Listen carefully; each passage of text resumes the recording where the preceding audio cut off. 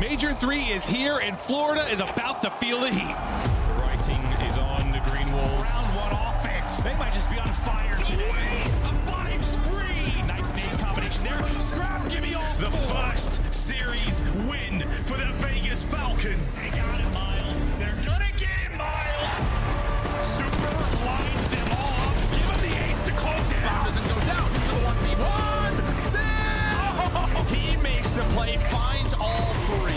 Seconds for game 5. Dachi, front line. We're going all the way. This has been perfect. They are cutting them down. Taking the 1v1. Oh, what a win!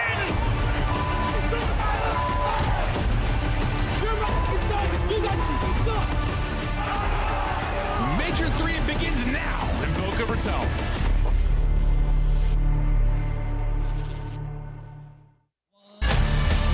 Welcome one and all to hot and steamy Florida, where we are getting things started. It is Major 3 of the 2025 Call of Duty League season, and already the fans are fun. We are loving the vibes here in Miami. And take a look at that bad boy. Oh my God, that trophy is beautiful. Yeah, they've outdone themselves. Woo. You know what else has? Production.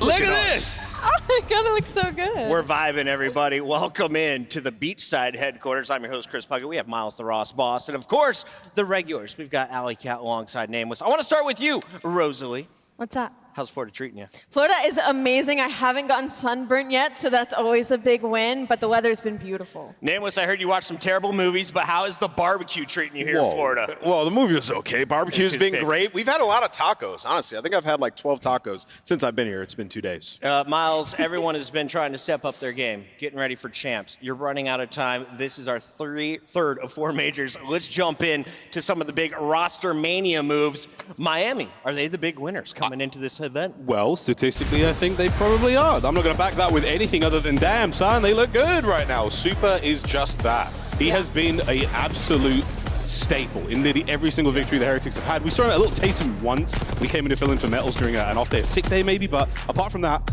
now he's in the roster. Things are really getting going, and as far as I'm concerned, one of the dark horses in the tournament. And he's the shot caller in Search and Destroy. Is what I found most impressive for a rookie. Yeah, and they're also undefeated in that game mode in this split. That's been the game mode that has hurt them all year long. And, you know, he's insane in respawn as well. And the difference that he makes is, like, this is a Miami team that loves to set pace. He's willing to pull out that SMG, get involved. Like, he sets pace as well, plays very aggressive. They're tough to take down, man. We saw that throughout this split, a dynamic team that's been working on control and search. And this could be their tournament. After a 12th place finish, they mix things up. Optic looking to do the same.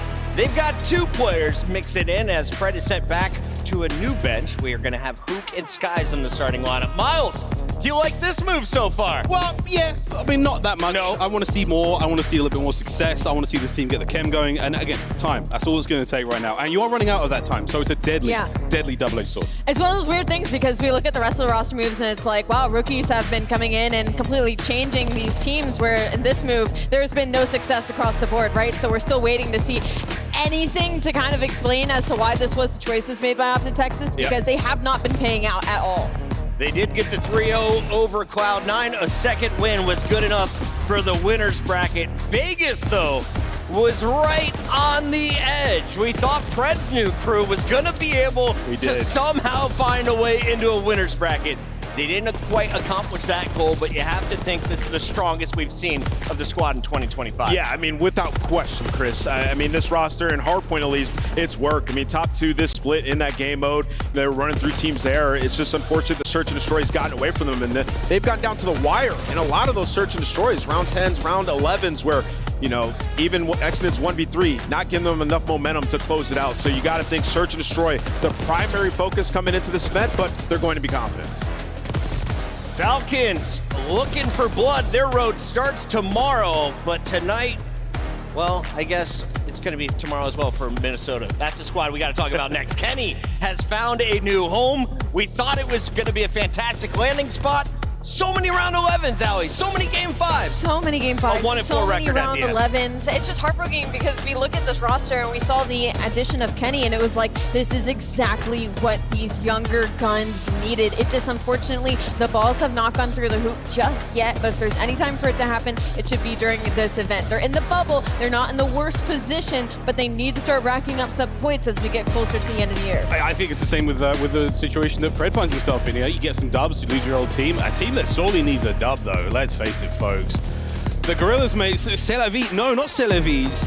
I'm not going to say it because I know the refrain listeners. It's tough, man. I mean, right now, this is a squad. We need to see some love here, man. I've got a good chance, man, to peek the players performing backstage, getting warmed up. Yeah. I did not hate what I saw. Johnny was smiling today. Oh, yeah. Fellow seems to be in a good mood. It doesn't matter their record. This is a team with some young guys with a lot to prove. Yeah, and we know the explosiveness that Johnny can bring, right? And that's what they needed. Is they need that extra energy, that extra front line. And for the sake of LA Gorilla mates, it's hard when you change half a roster. So if things are going to start clicking, there's no better time. Y'all sugarcoating it. This team sucks. But listen, they have nothing to lose, right? We've seen teams in this position before. They are just trying to play spoiler. They know what it is. They know that they've been outclassed. They've been thrown to the wolves. Now this is a time for players like Johnny, like Kismet, to play for your future spot and to turn up. And then also like Lunars, it's been a bad debut. Let's just keep it real, right? So you got to have a tournament down there and cause a couple upsets.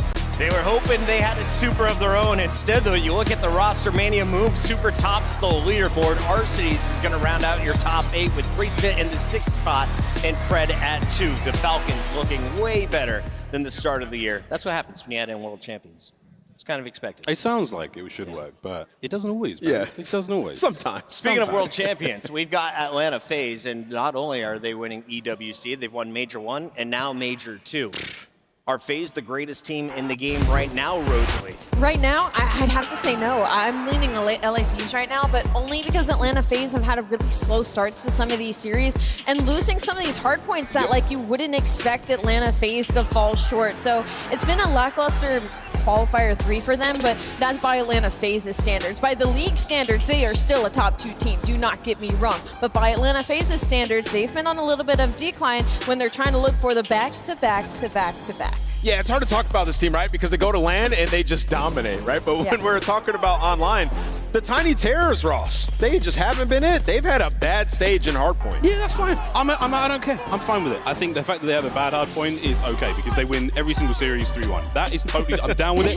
They're trying out the maps. They're trying to figure out where the weak spots are, and they are exploiting those. Well, they lost 2 series, though, to teams that have been getting better. That's fine. That's absolutely fine. You're still the They've best lost team. 7 matches on the year, 360 points for the top squad in the game. The next closest is 50 points behind in LA Thieves. And that's who we need to talk about next because, Allie, you just said the Thieves may be the best team in the venue right now, but we thought that at the start of Major 2 when they had a 7-0 record coming offline. So that's the issue, right? Is now we head into LAN once again, and it's like, all right, LA Thieves, are you going to literally not spawn in on day number 1 again? And I don't think that's going to be the case this time simply because of the ways the players have handled this following stage, being like, look, we haven't been put in those bad situations yet. Like, it's almost ironic to be like, yeah, we've been slamming everybody, and so when we're put in these bad spots, we don't have any repetitions, we don't know how to handle it. So hopefully throughout this stage, they learn their lesson, and they come here on day 1. And I saw a hot take in the chat. Yeah. Scrap can't handle LAN. The man still doesn't have a lot of trophies in his trophy case. Hey, listen, man, it's a young career. He will for sure. I mean, this team has made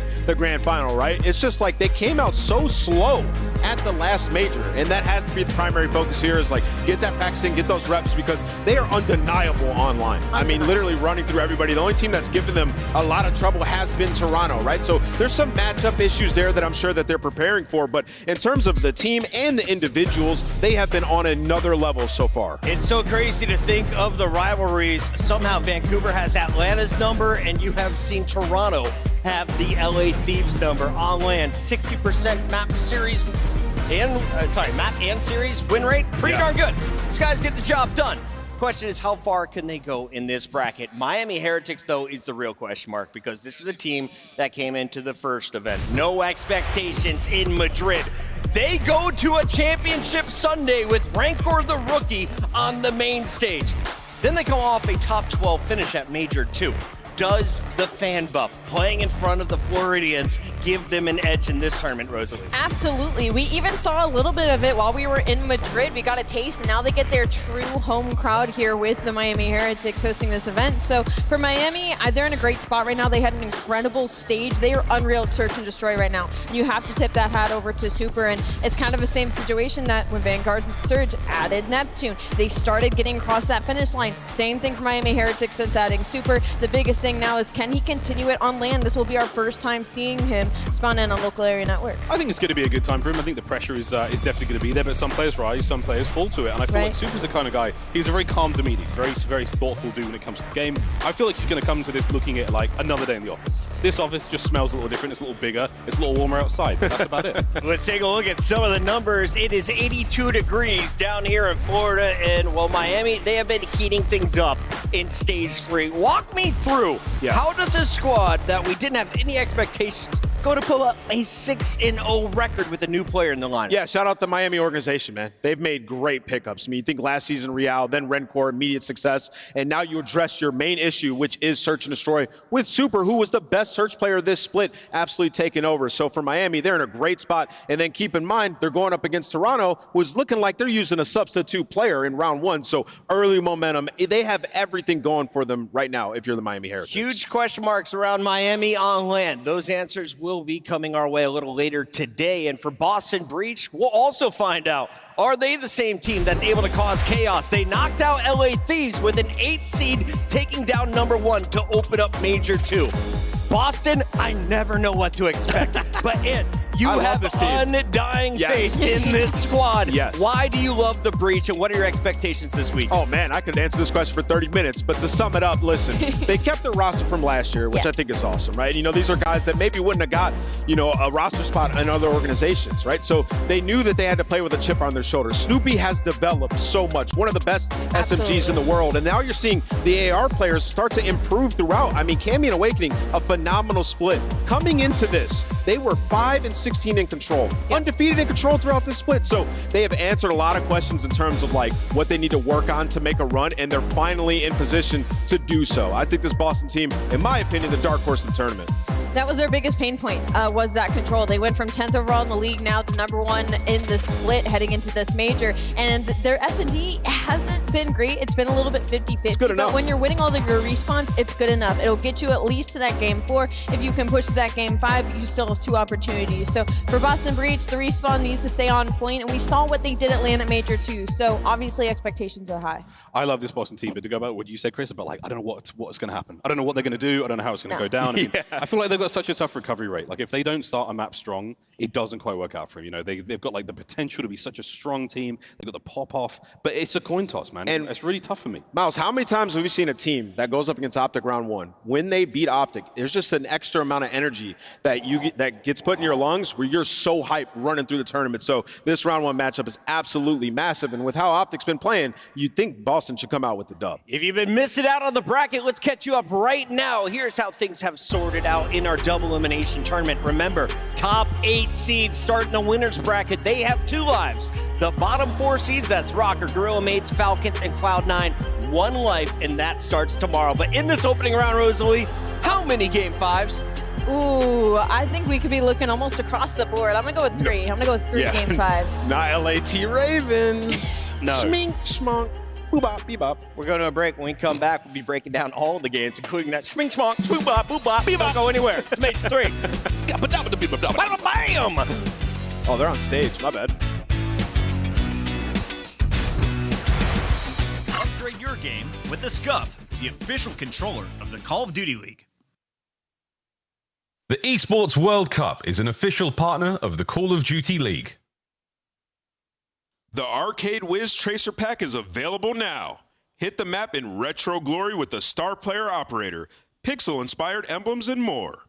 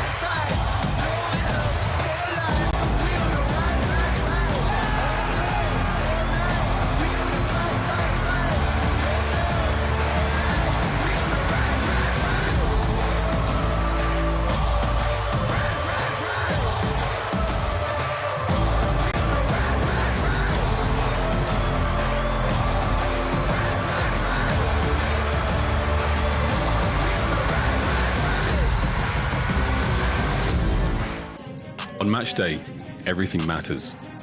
What you focused on the night before, how you slept, what you ate.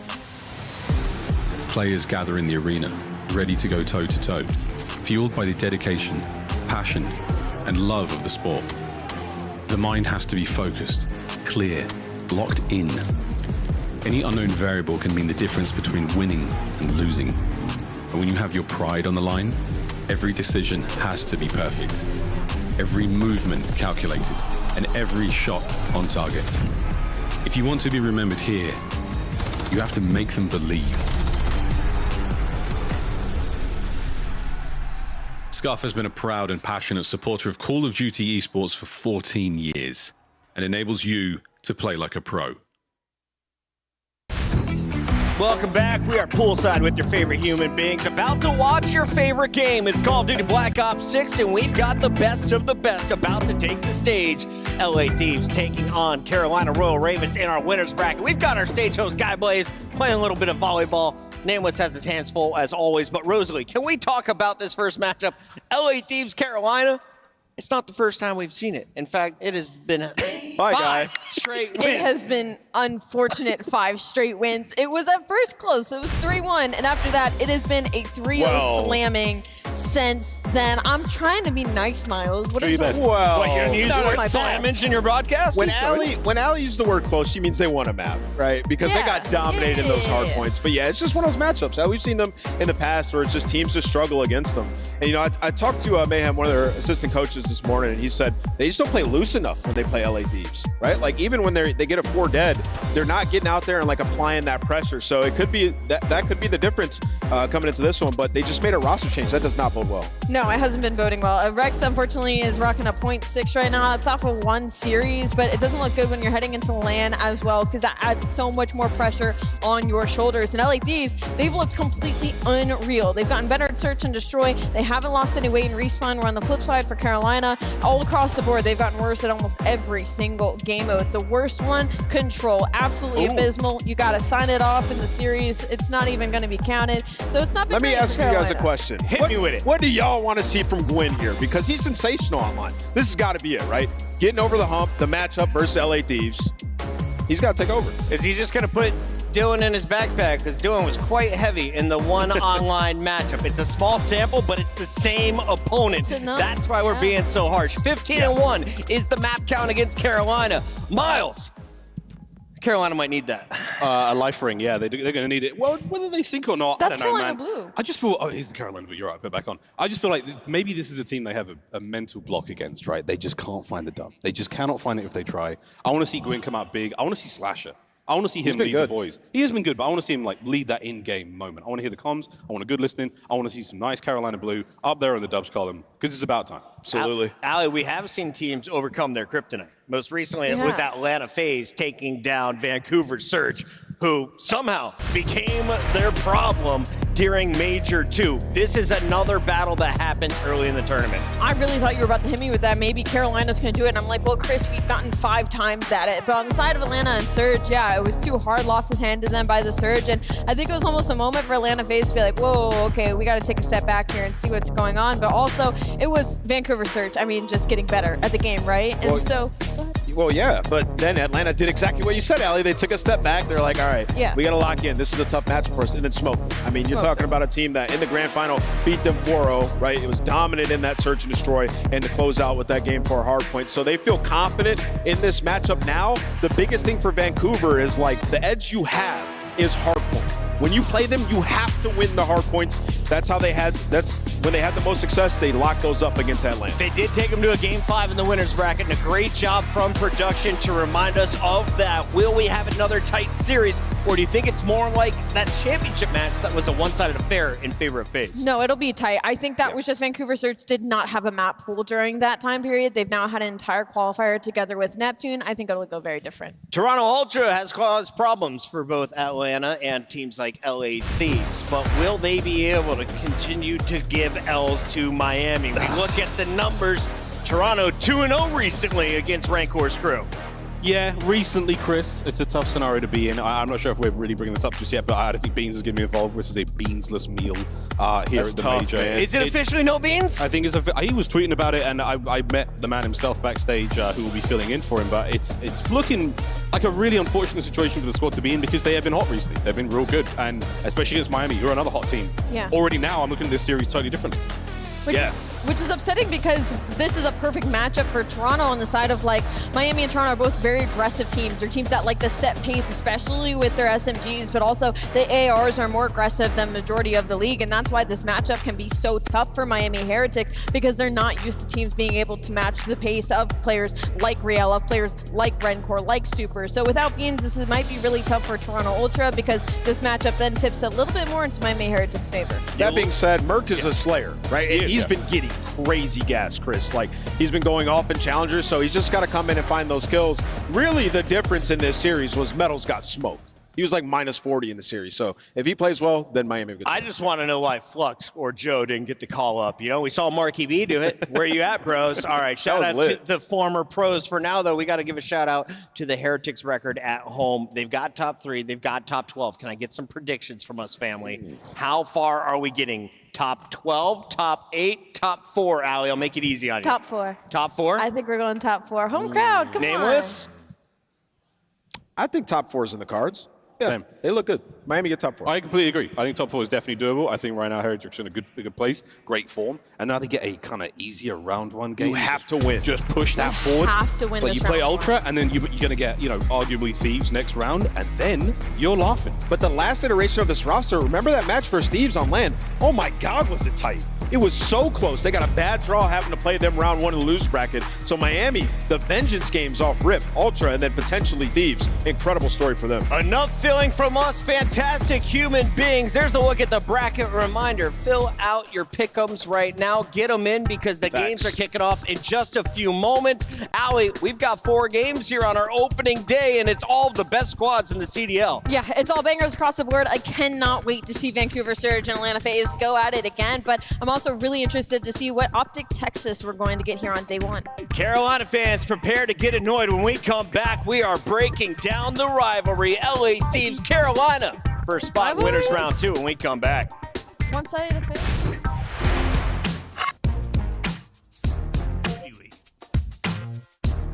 The Esports World Cup is an official partner of the Call of Duty League.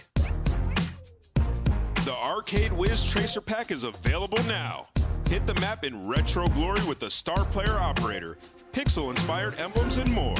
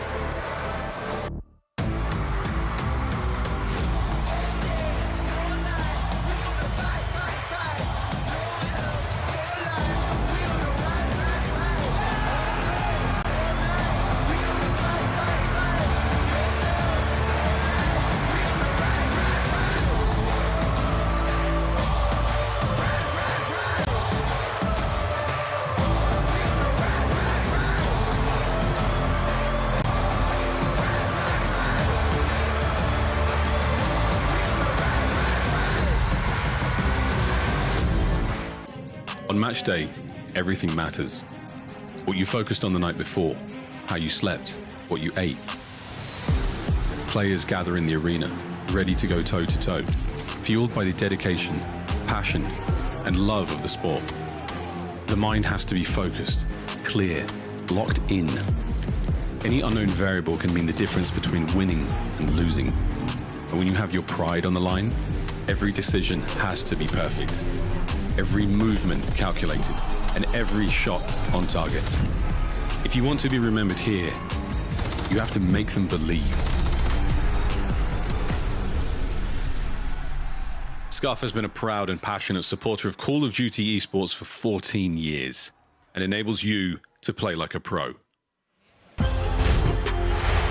Welcome home. Your moms and dads would be happy to know that your lifeguard Miles is on duty right now. We have our first match of the day. It's going to be LA Thieves taking on Carolina Royal Ravens. And Allie, Yeah. it's time to start this party. Are you ready to go? It is time to start this party. Specifically, one side of it, LA Thieves, has the heavy favor. I mean, they're 5-0 versus Carolina, and Hydra has just been unreal during this split. 1.22 overall, 1.53 in search and destroy. I mean, LA Thieves should just be on a roll, but we've seen them start slow on day number 1, so maybe some opportunity for Carolina. Now, we had a whole bunch of Carolina assets and numbers prepared, and I said, guys, listen, we've only had Dylan Rex in the lineup for one match. Throw away all of the data. This is a fresh start, their very first matchup on LAN, and I'm told the players are ready to go. Are they? So let's jump into maps and modes. Sure.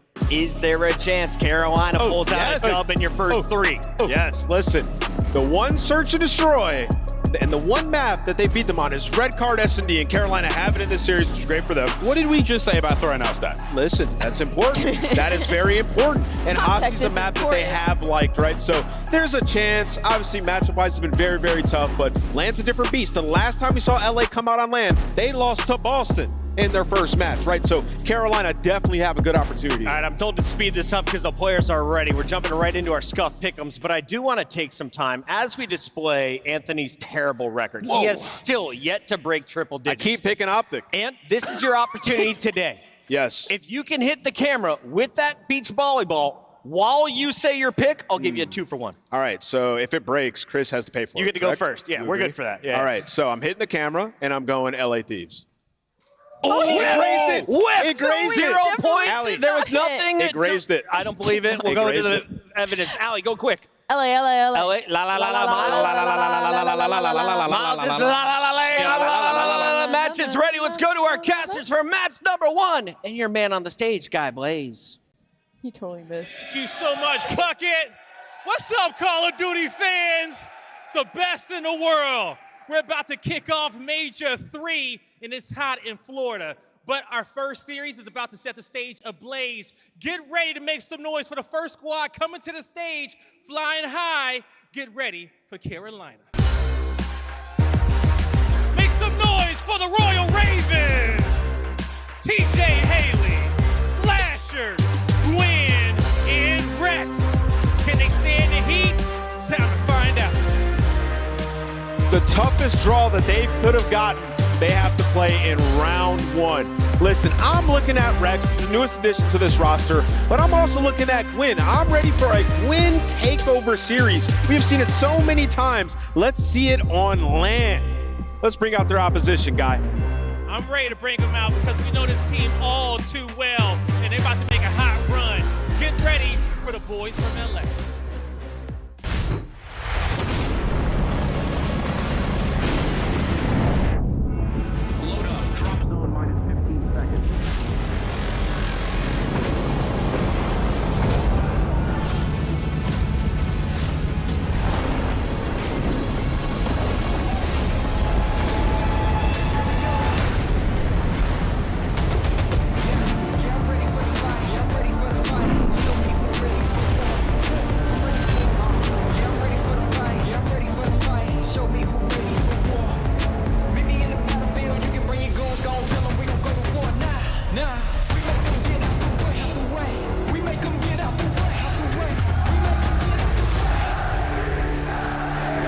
Spawns, make sure we're counting names, listening to each other. Listen. This time, we take everything.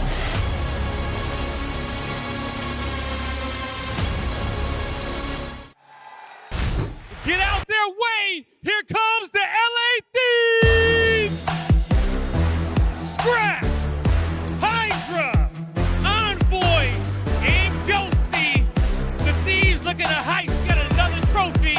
The Los Angeles Thieves. A lot of Thieves fans in the building, and just when you can't think they can get any better.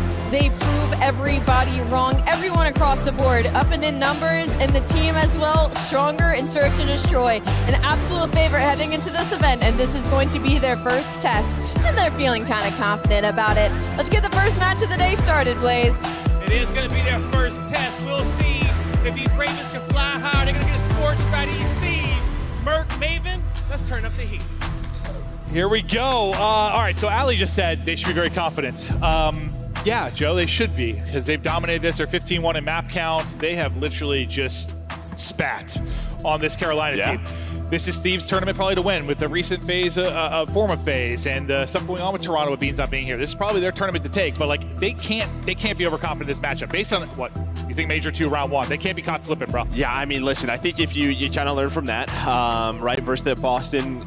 That happened. Everyone very surprised. A bit of a run, but then they run into Ultra, get top 4, and yeah, just a bit of disappointment. But it's like this is even more a trap game because this it's like is a trap game of all trap games. Yeah, because you just played them, you dominated them, you've done it all year long. You've dropped one map. When we talk about the Hardpoint, the most Carolina has gotten versus LA Thieves is 165 points, right around there. They haven't hit 200 versus LA Thieves. No, this has been as one-sided as it gets. They've had a loss in the 40s, in the 60s, in the 70s. Like, they have been slammed. It is David versus Goliath. Like, they have been absolutely dominated, but we'll see if they can come away with something for Thieves. Yeah, this is your tournament to take. I mean, I think maybe you could argue Ultra the favorites coming in. You could make the argument for FaZe, considering they haven't lost on LAN in however many months, but I think you make a really good case that this is their tournament to take. Yeah, I think stage 2 qualifiers, they just looked the best. Like, they really did. But then, like, you know, FaZe was there, and FaZe did what they do on LAN. They went undefeated in Search and Destroy. We never saw that matchup, that rematch from Major 1, right? Because of their slip-ups. But yeah, I think you're right. Just with the sort of, I don't know, FaZe hasn't looked the best. What is their Hardpoint going to be? And yeah, I mean, for LA Thieves, they've really worked on their Search and Destroy. That has been the key to them since that Major 1 loss. Well, Hydra is sitting like a 1-5 through the qualifier. He has been in demon mode in Search and Destroy, and they'll look to him for that, because that's, I mean, Ant mentioned that map 2 is the one upset, well, not one upset, the one map win you got if you're Carolina. That's all the way back to Major 1. When we take a look at the Hardpoint and where it has sat for these two teams, sitting in second overall throughout the qualifier, you've got Thieves looking to bring it here in the first series. And yeah, I mean, it's just, you have to have absolute, like, the mental advantage in this. It's just a fine line between confidence and overconfidence. Yeah, and their only 2 losses for LA Thieves are versus Ultra. That's 1 series, your Hardpoint losses. Outside of that, you're 4-0. And I mean, the last time they lost multiple Hardpoints was like first Surge, then they rebounded, started to smoke them. So LA Thieves are going to learn from that game, but they got to bring it here in this map number 1.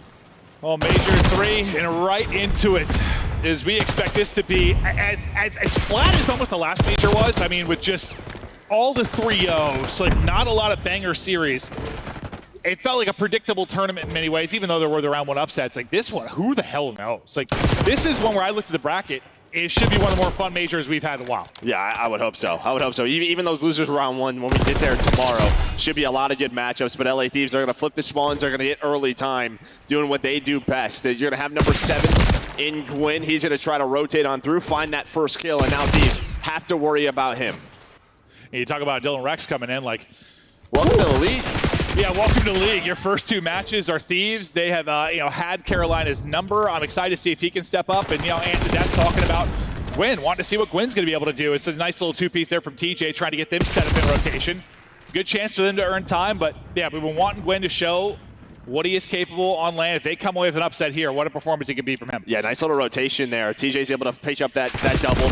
Gets him in the setup now. If you're LA Thieves, you're trying to break on through. Scrap through one side. It's a double hit through side door. But you're going to get the spawns, but you have control of the time. You're going to reinforce through. Trophies are down. You're in the power positions now. Can you hold from the front? So far, they are holding. Gwyn with a nice little double there as he gets out to 5-2, and you are in prime position. Got to pick up side door, though. As Hydra is going to be looking for an opening, and you just cannot let him get 2 and then 3. How does he get 3? There, he gets the first battling on the steps and then chains that into 3. Beautiful from Hydra, and there's the opener. Yeah, it's only going to be about 20 seconds or so, but he's out to 7-4. And well, you probably feel okay considering Envoy has only got 1 kill in this, and you're about to take the lead. Yeah, you're about to take the lead. I mean, it was a good P1, but you take this if you're Carolina. Just on rotation again, you're in a better spot. Number 5's going to spawn out, though. We do have 2 number 5s. But there we go. Scrap Envoy. They're going to find a couple of kills. And it's a little bit too easy right now for LA Thieves. Gwyn trying to do what he can, but there is the break.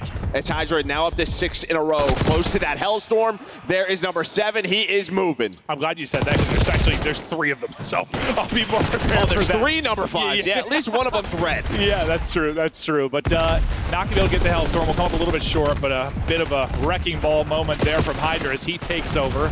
But to the battle inside of the point, Envoy trying to get heated up, but it's Rex with 2. Beautiful there, getting it done from his back.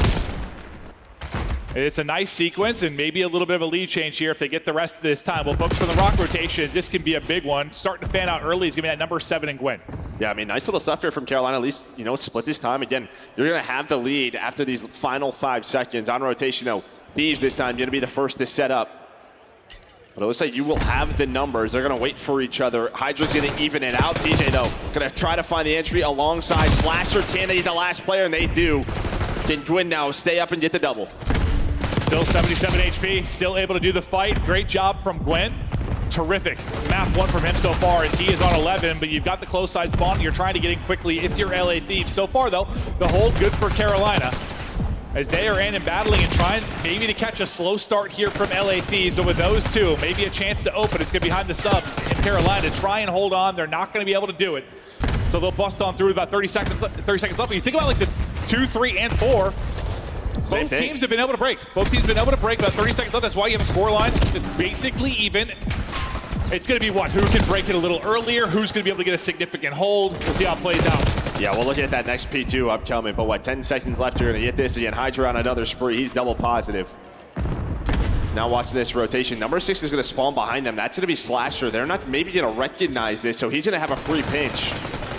And well, you're just waiting for him. If you're Carolina, they waited long enough. He gets gifted a double with the spawn out. So just like that, you have map control if you're Ravens. Map control and trying to turn this into time. But yeah, we'll certainly start to focus on the next 2, 3, 4 and see if it plays out similar to the first. But another lead change in as Carolina goes in front. And then, well, we'll lead change one more time. It's right back to Thieves as neither team able to find any kind of early separation. You got numbers around the point for Carolina right now, but playing from the point was Dan Ghosty. They'll finally pick him up. You've still got spawns right side for LA Thieves, but taking a route rock side. That'll be number 6. That's Slasher. That's going to be trying to get set up early. Now, they had early control of P2. What? It was a Thieves break around 20 seconds. It really worked out beautifully for Carolina. They're trying to do that again. Yeah, I mean, you have to stay alive here if you're Scrap. This is a big gunfight. Well, he's all on his lonesome. So, again, you find the kills with 10 seconds left. You're going to get into your setup here if you are Raven. So, over to Thieves now. Pressure to break again. I mean, Carolina, you said the most they've scored in Hardpoint is 165 in this particular matchup. They have been smoked. Chance to maybe set their PR in this one. But no, more importantly, can they walk away with the map win? Trying to catch Thieves slipping, maybe get a slow game out of Scrap, a slow game out of Envoy, and just capitalize on that. So far, so good. Ring around the rosy, though, it's Statue. They'll need to pick that up, and now you might have numbers here on the pinch for a moment. It's going to be Rex that has to go big inside. Difficult gunfight, not able to take it. But with the close spawn, they'll still keep numbers. You're up 20, Carolina in control. Maybe the best you've looked in a hard point against Thieves all year long. Let's hear the comps from Royal Ravens. Got him both. Nice. One more, maybe. Let's fucking go. Be careful, water. Could be water. Could be side door. Could be side door. Jonas, I don't see anything. Side door, Hydra, shit on. Nice, good shit, bro. I'm one shot, I'm gone. Side door, weak. I'm one shot. Yo, I'm not right. Yo, I'm not right. Yo, top teamer, I'm pitching him. Top teamer. We top focus. Top close on me, top close. Yo, I'm just gonna be back. Close that. I'm not gonna. Yo, Paco's gonna be well. I hear you. I guess you just wanna focus. I'm not gonna you here. I'm not gonna you. Shot him. You can be here probably, for sure. He's weak back time. One shot top left, bro. Take your time. We have to top left. He's gonna go dark. Ernie with left.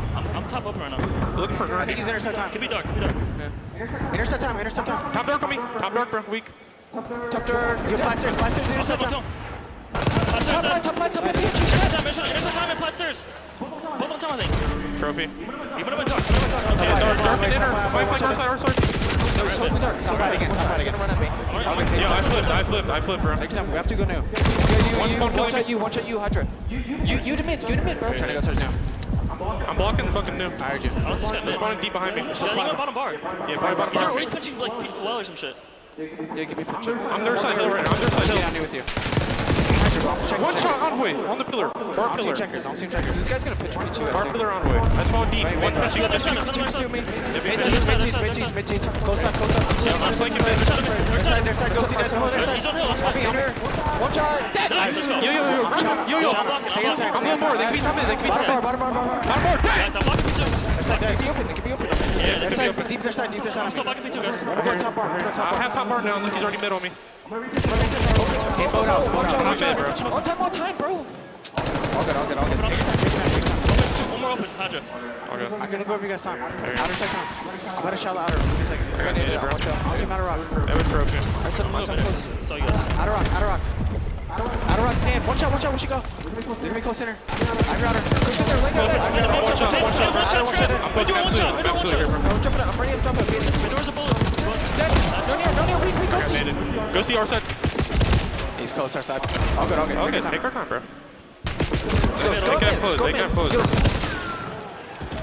Comms on point. Gwen is frying. They're 3 points away from the most points they've gotten in a Hardpoint against this Thieves team. Still a chance to win this one, but with all the good comms and all the good plays, still Thieves in front. Yeah, I mean, you know, went to the start of listening. P2 was fantastic for Carolina, but then you got that response right there at the P3, and it feels like Carolina should be in the lead. They've had some big moments, but Thieves always find a break. They did it once again at this P4 as we continue to have this back and forth battle.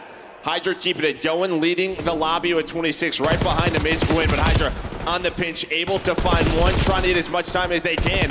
But it's actually Rex and Ravens who's gonna earn this P1 time, and again, control spawn sides for this P2. And you just gotta hope, Scrap, Envoy, the guys have been slow throughout this map one, don't heat up. It's really just been Hydra and Ghosty in that conversation as well. You've caught Thieves slipping, but you haven't capitalized maybe as much as you could. Up 14. Big moment here. To the P2 we go. Hydra trying to 180, not able to pull it off, but Envoy will get the kill from Statue side. They'll spawn 2 teammates with him, so they'll have position, but you'll have early pressure if you are Ravens. Scrap trying to deal with that early pressure, and so far able to do it. One gonna spawn out into the backside, though. It's gonna be rock spawn for all Ravens or try battle into the front. Yeah, Dylan Rex, I mean, he wins a big 2-piece on the pinch, but it doesn't matter yet. Got the close spawn in. And well, now you have control, and this was going to be the moment. Now, can you get a break? LA Thieves, they were able to do it a couple of times where it looked like Carolina were gonna run away with the game or at least take the lead. Now it is their turn to hold this P2. Woo. Scrap starting to shoot nukes. Negative throughout most of it, but battling back to even. Someone's going on a big pinch. Here comes the route. It's going to be TJ. I think this may be trying to take the route. It is. TJ's able to get 2. That should open things up on the other side. There's the break in. Only about 15 seconds remaining. You're hoping to really turn this into time. You're hitting it one more time for your LA Thieves. There's going to be a team kill through, but it's a double from Ghosty. And they'll battle for that scrap time. Now it's really off to the races. Yeah. Off to the races. Yeah, that's a problem, though. It's like you wanted to go maybe to stop them from getting to 230, but last time through, this P3 was fantastic for Thieves. Did you invest too much on that final push? Carolina, Slasher's going to find the first pick. So you're going to have immediate pressure here. But Thieves are just waiting patiently, trying to use nades, anything to their advantage. And well, a Hellstorm didn't help them out. This push, a massive one now for Carolina, but Hydra, Envoy want nothing to do with it. Split spawn coming in. Carolina gonna try and collapse on this. One to make a play through open, one hitting from well side. The 2 teammates trying to get in from garden side, but there is just nothing. TJ is lapped up, and where Thieves need to be perfect here at the final hard point, they're able to do just that. No margin for error, no opening for Carolina, and despite the fact that they fought the toughest they have in a map 1, it's Thieves that'll walk away with the win. I thought they played well. I thought the comms were great. You had a couple of players with slow starts, and we've seen that from Thieves, right? Multiple times at Major 2, where the map 1 hasn't looked great, but they always found that break. They just split a lot of the times, and that just kept them in the game, and then finally they win a P2, and they just take advantage of it. Yeah, it just feels like Carolina, they had to be the ones taking advantage of that map 1. You get slow starts out of really everybody but Hydra. Thieves, as you said, susceptible to it, but you had to take advantage. You weren't quite able to do it. I mean, maybe the fact that you battled them that tough built some confidence where you probably had none in this particular matchup. You're going to a red card search and destroy, which is the one thing you've managed to win, even if that's all the way back to, I think, stage 1. I mean, it's just got to be about building confidence for Carolina. Does that not matter to you because it's got vets? Like, is this not a big thing to you? I mean, I think, like, It is, but this matchup has been so one-sided. It just feels like so much relies on this map too, like on this search and destroy. Oh, yeah. They have to somehow just stay in this series. We'll see if they're able to do that. Yeah, you have to win this search and destroy. Because you think about Carolina, what, they go 0-5 in control. They haven't won any. They need to tie it up 1-1 here. They've got to do that. And Hydra on your screen, the guy they're going to need to slow down. He's been so good in search and destroy. He puts up a monster map 1 there, 36 kills, 4,200 damage, leads the lobby in both categories. You finally get kind of that like maybe superstar type performance. You want to get out of Gwyn on the other side. Unfortunately, it does not lead to a map win. No, honestly, I think you played pretty darn well if you're Carolina in this Hardpoint. I just think that there were chances where they had to lock out LA Thieves and they let a break come on through. And I think on the second rotation, you're going to see here, when you take that 41-point lead, look at the response at the P3. That was a massive moment. Because then you have a tie game right around 150. You continue to split. But then Thieves, they take advantage of that P2 rotation. Yeah, just a flat line at the end. The absolute flat line. It was who's going to, whenever you have a game like this, there's so many lead changes, so back and forth, who's going to be the clutch squad down the stretch, and it was Thieves that were able to close things out. No opening for Ravens to maybe come away with the play.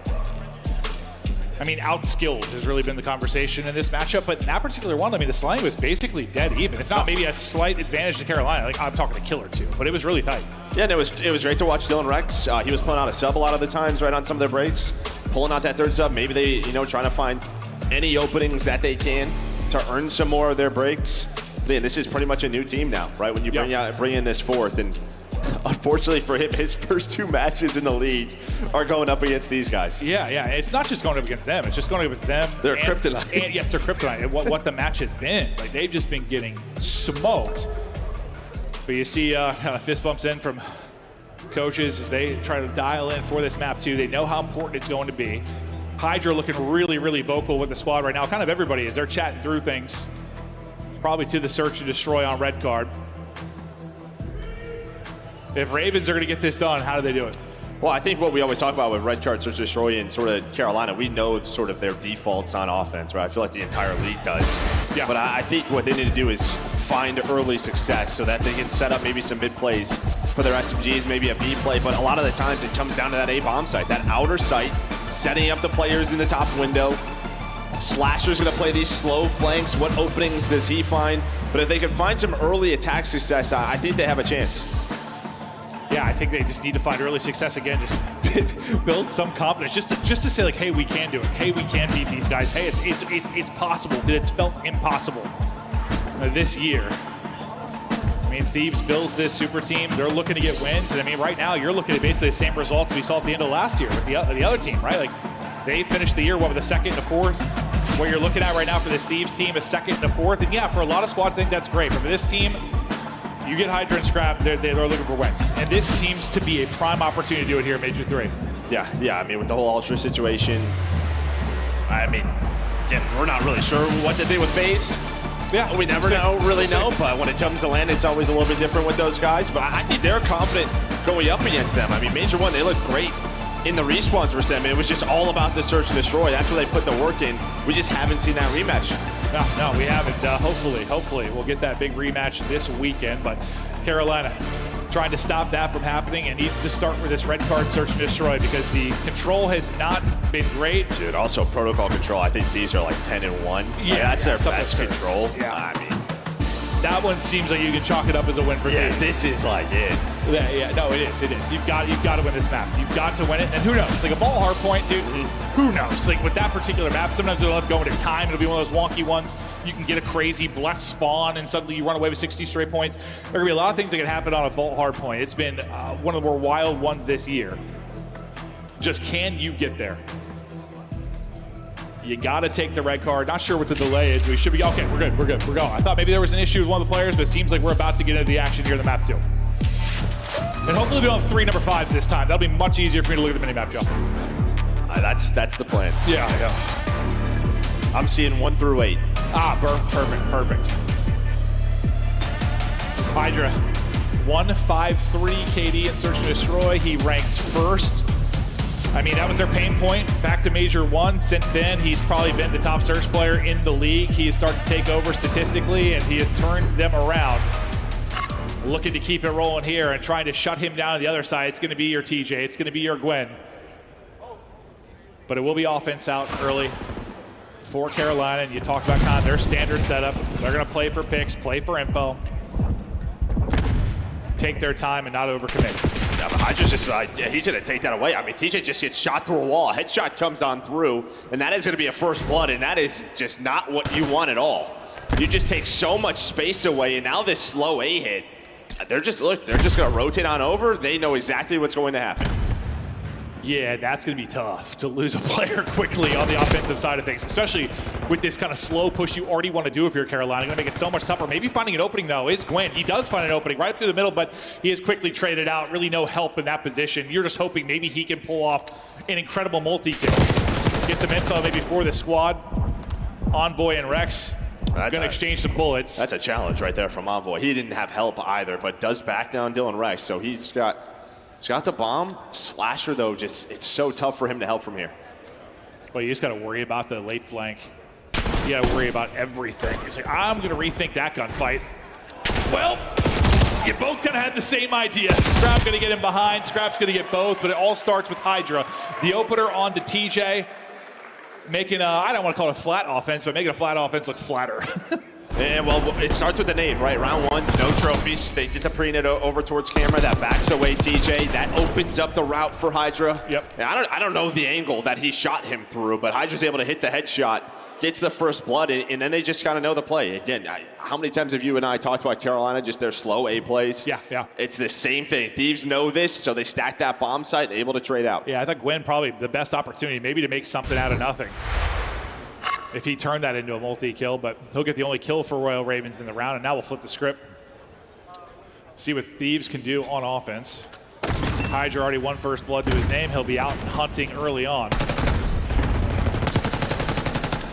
Some info into Ticket, just a tag into Gwyn as they start to progress the map.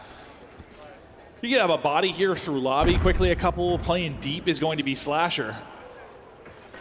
Yeah, watch that number 5. We'll see when TJ wants to go, or free ops to go, but you're just going to go through the middle of the map. And well, it's going to end up working out. Envoy gets the first blood. Scrap then gets the second from up top. So you have the 2 versus 3. Bomb now being planted. Wow, just shooting nukes is Envoy. TJ's head just ripped clean off, all on Slasher. Now to try and clutch, he's taking some shots, and now he's going to get pinned in. You can see the triangle starting to swarm in around him. Nowhere for him to go. And another clean and controlled around there as it's all elapsed right now for Hydra. And that just starts with prep, right? That's like just, pre-match prep. You saw Hydra shoots open the door, knows Gwyn is going to set up Ticket. All right, this is sort of their default. This is how they want to play. What are we going to do? We've talked about this. We're going to double hit these doors. Scrap's going to look over us, and they had all the numbers. Envoy, we know, is going to be a big X factor for this team. It feels like when he's in his best form, this team feels unstoppable. Maybe not the best map one. He started to heat up a little bit, but starts out 4-0 early in this search and destroy. Yeah, and he's had a couple of those, throughout the majors. Like map 1 just comes out slow, but what you can always sort of just deal with is him in search and destroy. He's going to put up great numbers. Doing it right now. TJ caught the last time they tried to make a play here offensively. A little bit different with the bomb setup, though. Bomb carrier is going to be over towards B. It's going to be Slasher. That gets blooded, trying to creep up towards A like he so often does, but the prep is in, and Ghosty able to shut him down. Ravens just hoping for a moment they can play with numbers. And now look how fast Thieves are to already rotate. They've already read this play. So you have the 3 versus 4 now. Can you trade out? So far, so good for Thieves. They're going to spot one more. Everyone else is going to fly. Now we're in a 1 versus 1. I thought effectively trading, but you're able to bring one back if you're Royal Ravens. Welcome to the league. Rex has to play Thieves twice. Now a big one-on-one as they're already in an 0-2 hole, and you know how important this map is. Ghosty has been kind of the clutch king this year, but he takes a couple of tags, a couple of headshots in as well, so he's low HP and tries to wrap out. Sub in hand for both players. Under 30 seconds to go. We take a breath. Yeah, so both players have both weapons. He's going to recover the bomb now. It's just a timing thing. Ghosty thinking he could wrap back, so he's watching both crosses. Not going to take the risk. Now he's going to know exactly where he's playing. Ghosty has been so good in these scenarios. Maybe in trouble. Hit down to 48. He's going to go ahead and reach out, and he will take it. Add another clutch to Ghosty as he'll catch him with the slide. 3-0 advantage to Thieves. Well, and I think Rex had the advantage, but then opts to switch to the AR. I mean, he has it. He's got the bullet up on him, hits some great shots. Ghosty just sort of waits for the reach out slide, then hits it himself. Jackal in hand, he's going to win that gunfight. You got to think, just Ghosty being in the league and all the clutch scenarios he's had this year, probably a little more comfortable in that spot. Rex, I'm sure, feeling the pressure. Still, yeah, had advantage. Probably should have won it, but the timing will go to Ghosty. The round will go to Thieves. Things unraveling for Ravens. 0-3 hole, and now trying to battle back. A little bit more aggressive this time on the defensive side, but they got blooded again. Slasher, back-to-back rounds. He's going to get blooded. They've had his number, and he can be so good for them in search, but he's found nothing. And this just sort of thwarts what Carolina wants to do. I mean, you do have a chance to catch this because the bomb's not there yet. But really, it was just Slasher playing for info, and then you were going to push A side. But now they're going to know everything. Bomb side is open. We're going to watch the play. Now it's a 4 versus 2. Good luck to Gwyn and Rex. And the only thing you can talk where maybe they'll have any kind of advantage or best fighting chance, they're just getting smoked. About to be an 0-4 hole, and that is exactly the case. Thieves running through them. And yeah, these bloods are coming. You're opening 10 seconds of the round, basically every single round. Not the way that Carolina want to play. It's not what sort of Slasher, the way he wants to play. I mean, he would love to get the first blood, but this is not a guy who normally has a couple of early first deaths. Oh, no. Like, yes, this is like, how do you counter what Ravens want to do? Yeah, blood them early. Slows down everything they're trying to do. No opportunities so far. There's not been a moment where they have player advantage. Well, it's maybe in the blink before that 1 versus 1. Gwen trying to get after it. He's going to have 2 to deal with. Slide again, getting a team shot into TJ, and uh-oh, things falling apart. At least a team kill's going to come in. Hydra's actually end up dropping to the nade there from Envoy. So you still have this one-on-one close. Well, making a 1-on-2 as the troops rally over to help out the Thieves member and Envoy. Oh, hello. Second one is there, trying to scurry away. Gwyn able to cut across, and finally you have man advantage. Yeah, 3 versus 2. Ghosty was in a car this entire time, but when he just sort of is distracting, so his teammates can start to work over towards the A bomb site. Well, he's going to find another one, just sort of lurking, being annoying. They have no idea where he is on the map right now. And Slasher's like, can I get my first? That'd be great. But bomb plan for Royal Ravens. Best opportunity to get a round win, but it is Dan Ghosty, Mr. Clutch. 1 versus 3. So much to clear, though, and not going to be able to do it. Ravens take the round. Gwen ends up getting 3, I believe, in that round. A terrific one out of him as he had a great map 1, but I think he's got like 700 damage. I mean, dude, TJ's got 150 damage. Slasher's got 160 damage.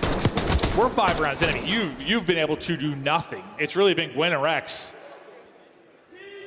But Lordy, you needed that one. And yeah, and even in that round, like, you kind of had the right read if you were Thieves. It's just the team nade that comes through, right? You had multiple players set up ticket booth, kind of ready for that aggression. They could have traded it out, but the team nade helps them. Then a quick rotation from Envoy, maybe to try to catch Gwyn, but it's the opposite. Gwyn already in that spot behind the door. Ravens now need a defensive stop. Envoy and Hydra not be scared to play this offensively. They find a lot of openers. Well, they'll be playing together again, and this time trading it out. The read is perfect there from Hydra. Takes out TJ, tried to finesse, knife out and dancing, and he's going to get out with his life. So numbers back over to Thieves. They're 2 remaining players for Ravens, both at B. Yeah, and I mean, you look at the bomb. Bomb's already being planted, so Ghosty giving his best Slasher impression, pretty much saying, hey, this is all a distraction. Bomb over towards A. Now it is set up as Hydra looking for the ace. 3 in the round, and while it is Slasher who finally gets on the board. On the board and no ace, but still a lot of work to do. If he can pull off the 1 versus 3, 2 more to deal with and under 30 seconds to go. He's got to get moving, and he knows it. Both weapons to work with here. Can he catch one? Not going to happen. He'll get put down. 5th round up for Thieves. 1 more to take the 2-0 edge. And so far, yeah, this series playing out a whole lot like it has all year. All year. Poor Carolina. This matchup has just been a nightmare. Yeah, no, yeah. Slasher might be having nightmares. He closes his eyes and just see Hydra laughing at him. Because it has been brutal. I mean, yeah, if you were going to pick any round 1 matchup, like what would the worst thing be for them? This is it. Yeah, they just played. They're like, oh, all right. Who do we play at the major? Oh, it's them again. Perfect. Got to win 5 straight now. Improbable. Not quite impossible, but round by round, we'll see if they can do it. We've had a couple 1-5 comebacks this year. They'll try to add another one in. So this has been the key, right? You've taken a lot of early risks if you are Thieves, and they've paid off. That time it doesn't. Gwen's gonna find the first blood, but it's a quick trade, you would think, but he's ready for Envoy, so Gwen shuts down the round himself. Yeah, I mean, he's on 9,000 damage. Gwen has been doing it, but needs somebody else. Now it's Scrap. As he's gonna need to get all 4. Uh-oh, hold up a second. Bob's not planted yet, just going down, so he's got time. This be what, 1v3 ace? 1v4, right? Was it 1v4? Yeah. Okay.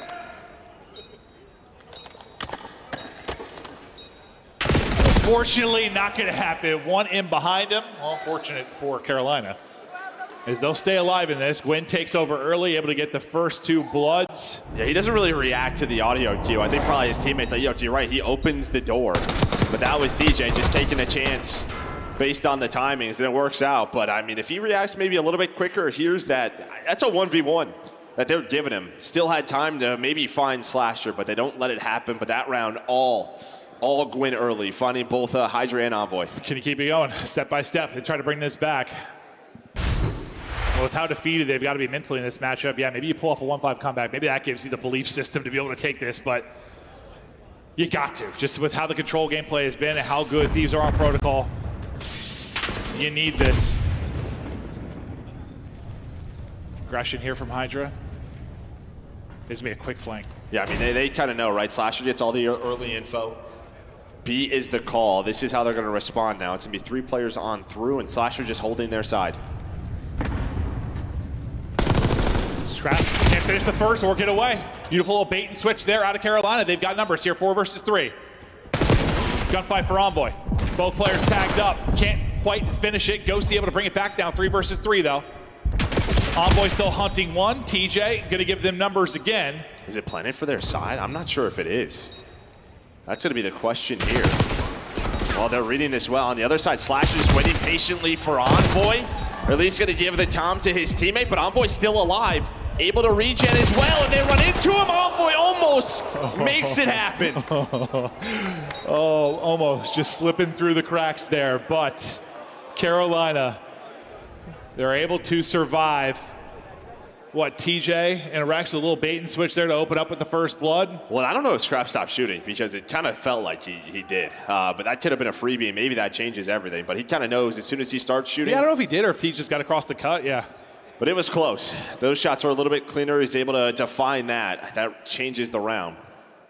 Yeah, maybe he just think I need to kill and reposition immediately. Just, yeah, leaves the bullet short. But that was the opening. Here we go. 1-5 comeback, still alive. But they need to get an offensive round victory. Can it happen here? Last time they got it because Gwen gets 2 openers. Can he do something miraculous again? Yeah, it's been a lot of early sort of risks from LA Thieves, and they worked out until last time. So you're gonna play with that same aggression. A little bit more standard here in the 2-2. Ghosty in that corner with Scrap on that crossfire.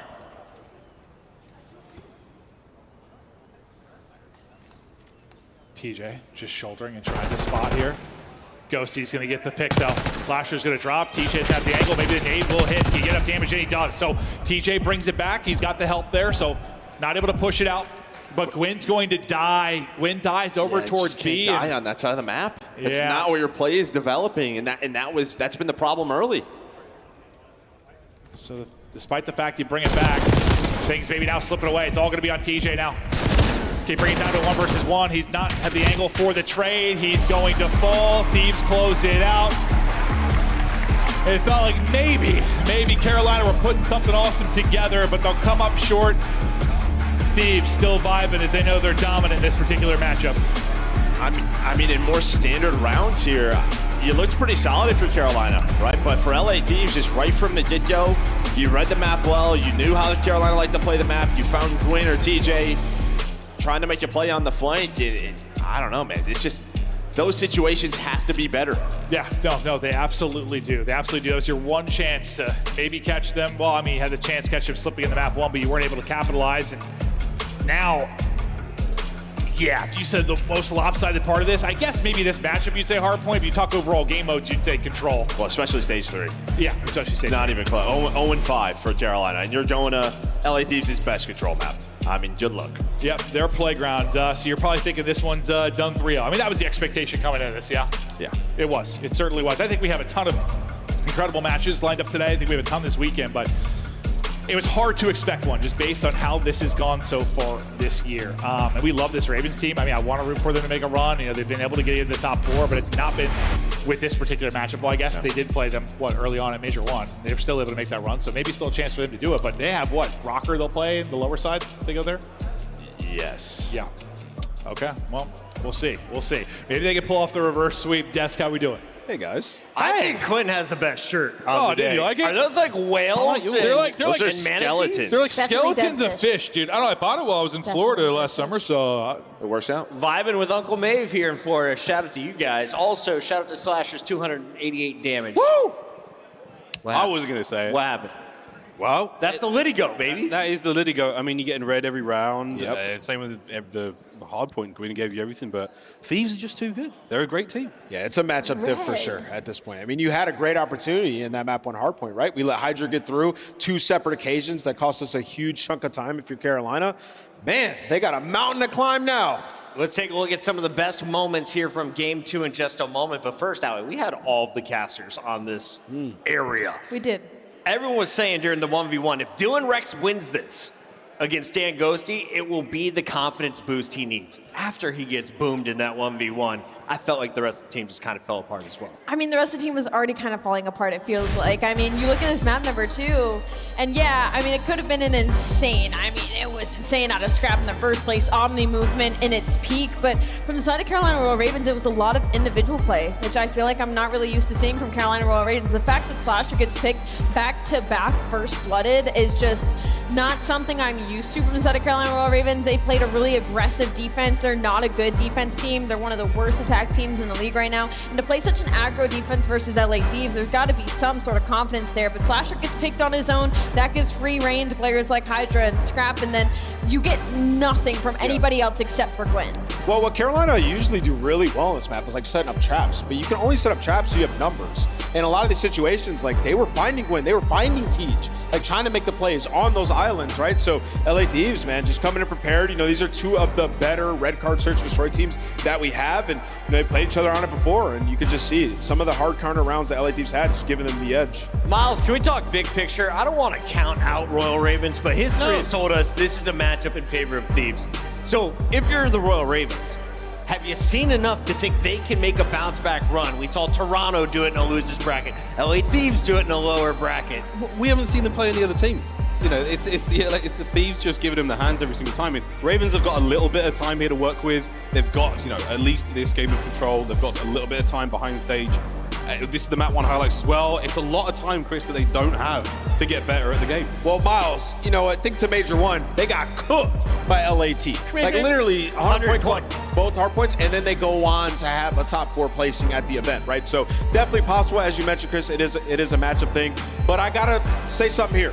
Gwyn fried on land. Thank you. An incredible finally win. They still lost. They still lost. They still lost. But it can be done, is what you're saying to me. And that was what we were worried about. Game modes. He did it in the first one. He went 33 and 26. He had the second most damage in the lobby, following Hydra's 35 performance. But then even in the map 2, when they were finding any sort of success, he is the reason they even won 2 rounds. It was all on Gwen. So we know that he can do it. Are we saying that Vivid shouldn't have been dropped? What are we saying here? What are we talking about? Hey, I think Squid played well enough. Early, but yeah, I mean, that was the question. Honestly, we were on the drop Gwyn hate wagon after Major 2. And by we, I mean Nameless and Allie, because I was I was not a part of that. That's those 2. It was only and Nameless. There was no one else on the wagon. I believe you, Chris. That's a straight up lie. Listen, you can never drop Gwyn because it's a matter of time. It comes with confidence. And this is the matchup that could give him his confidence. Even in a loss, playing well against Thieves is massive. Can you get fired for lying about other people's opinions and statements? I don't know.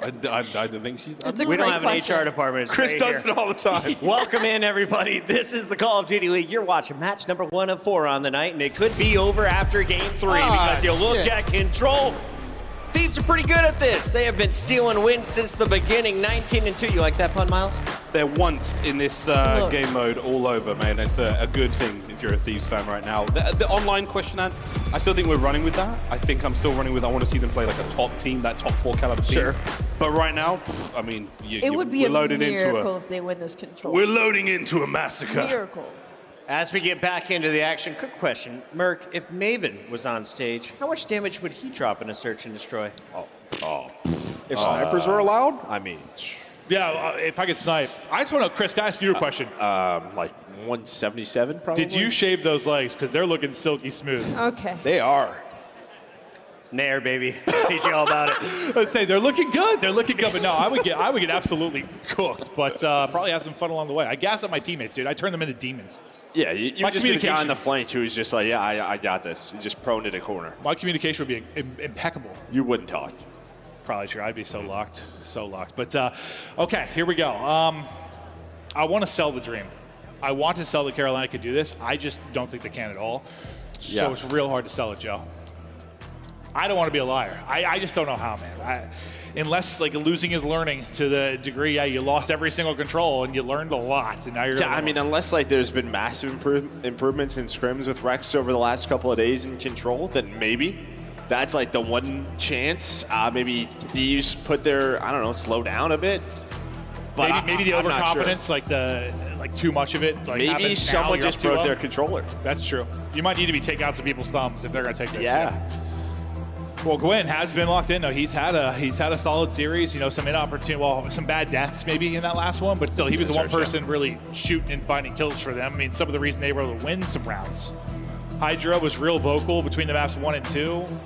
Similar here. I mean, they could not even be talking gameplay. I got no idea, but he seemed real vocal between both maps. No, I think we've seen that over the year, right? Like stage 1, maybe not as much, but especially in stage 2. And to me, that's just sort of his comfort in the game, sort of his confidence. Hey guys, here's what I'd like to do. Yeah. How do we do this? Yeah.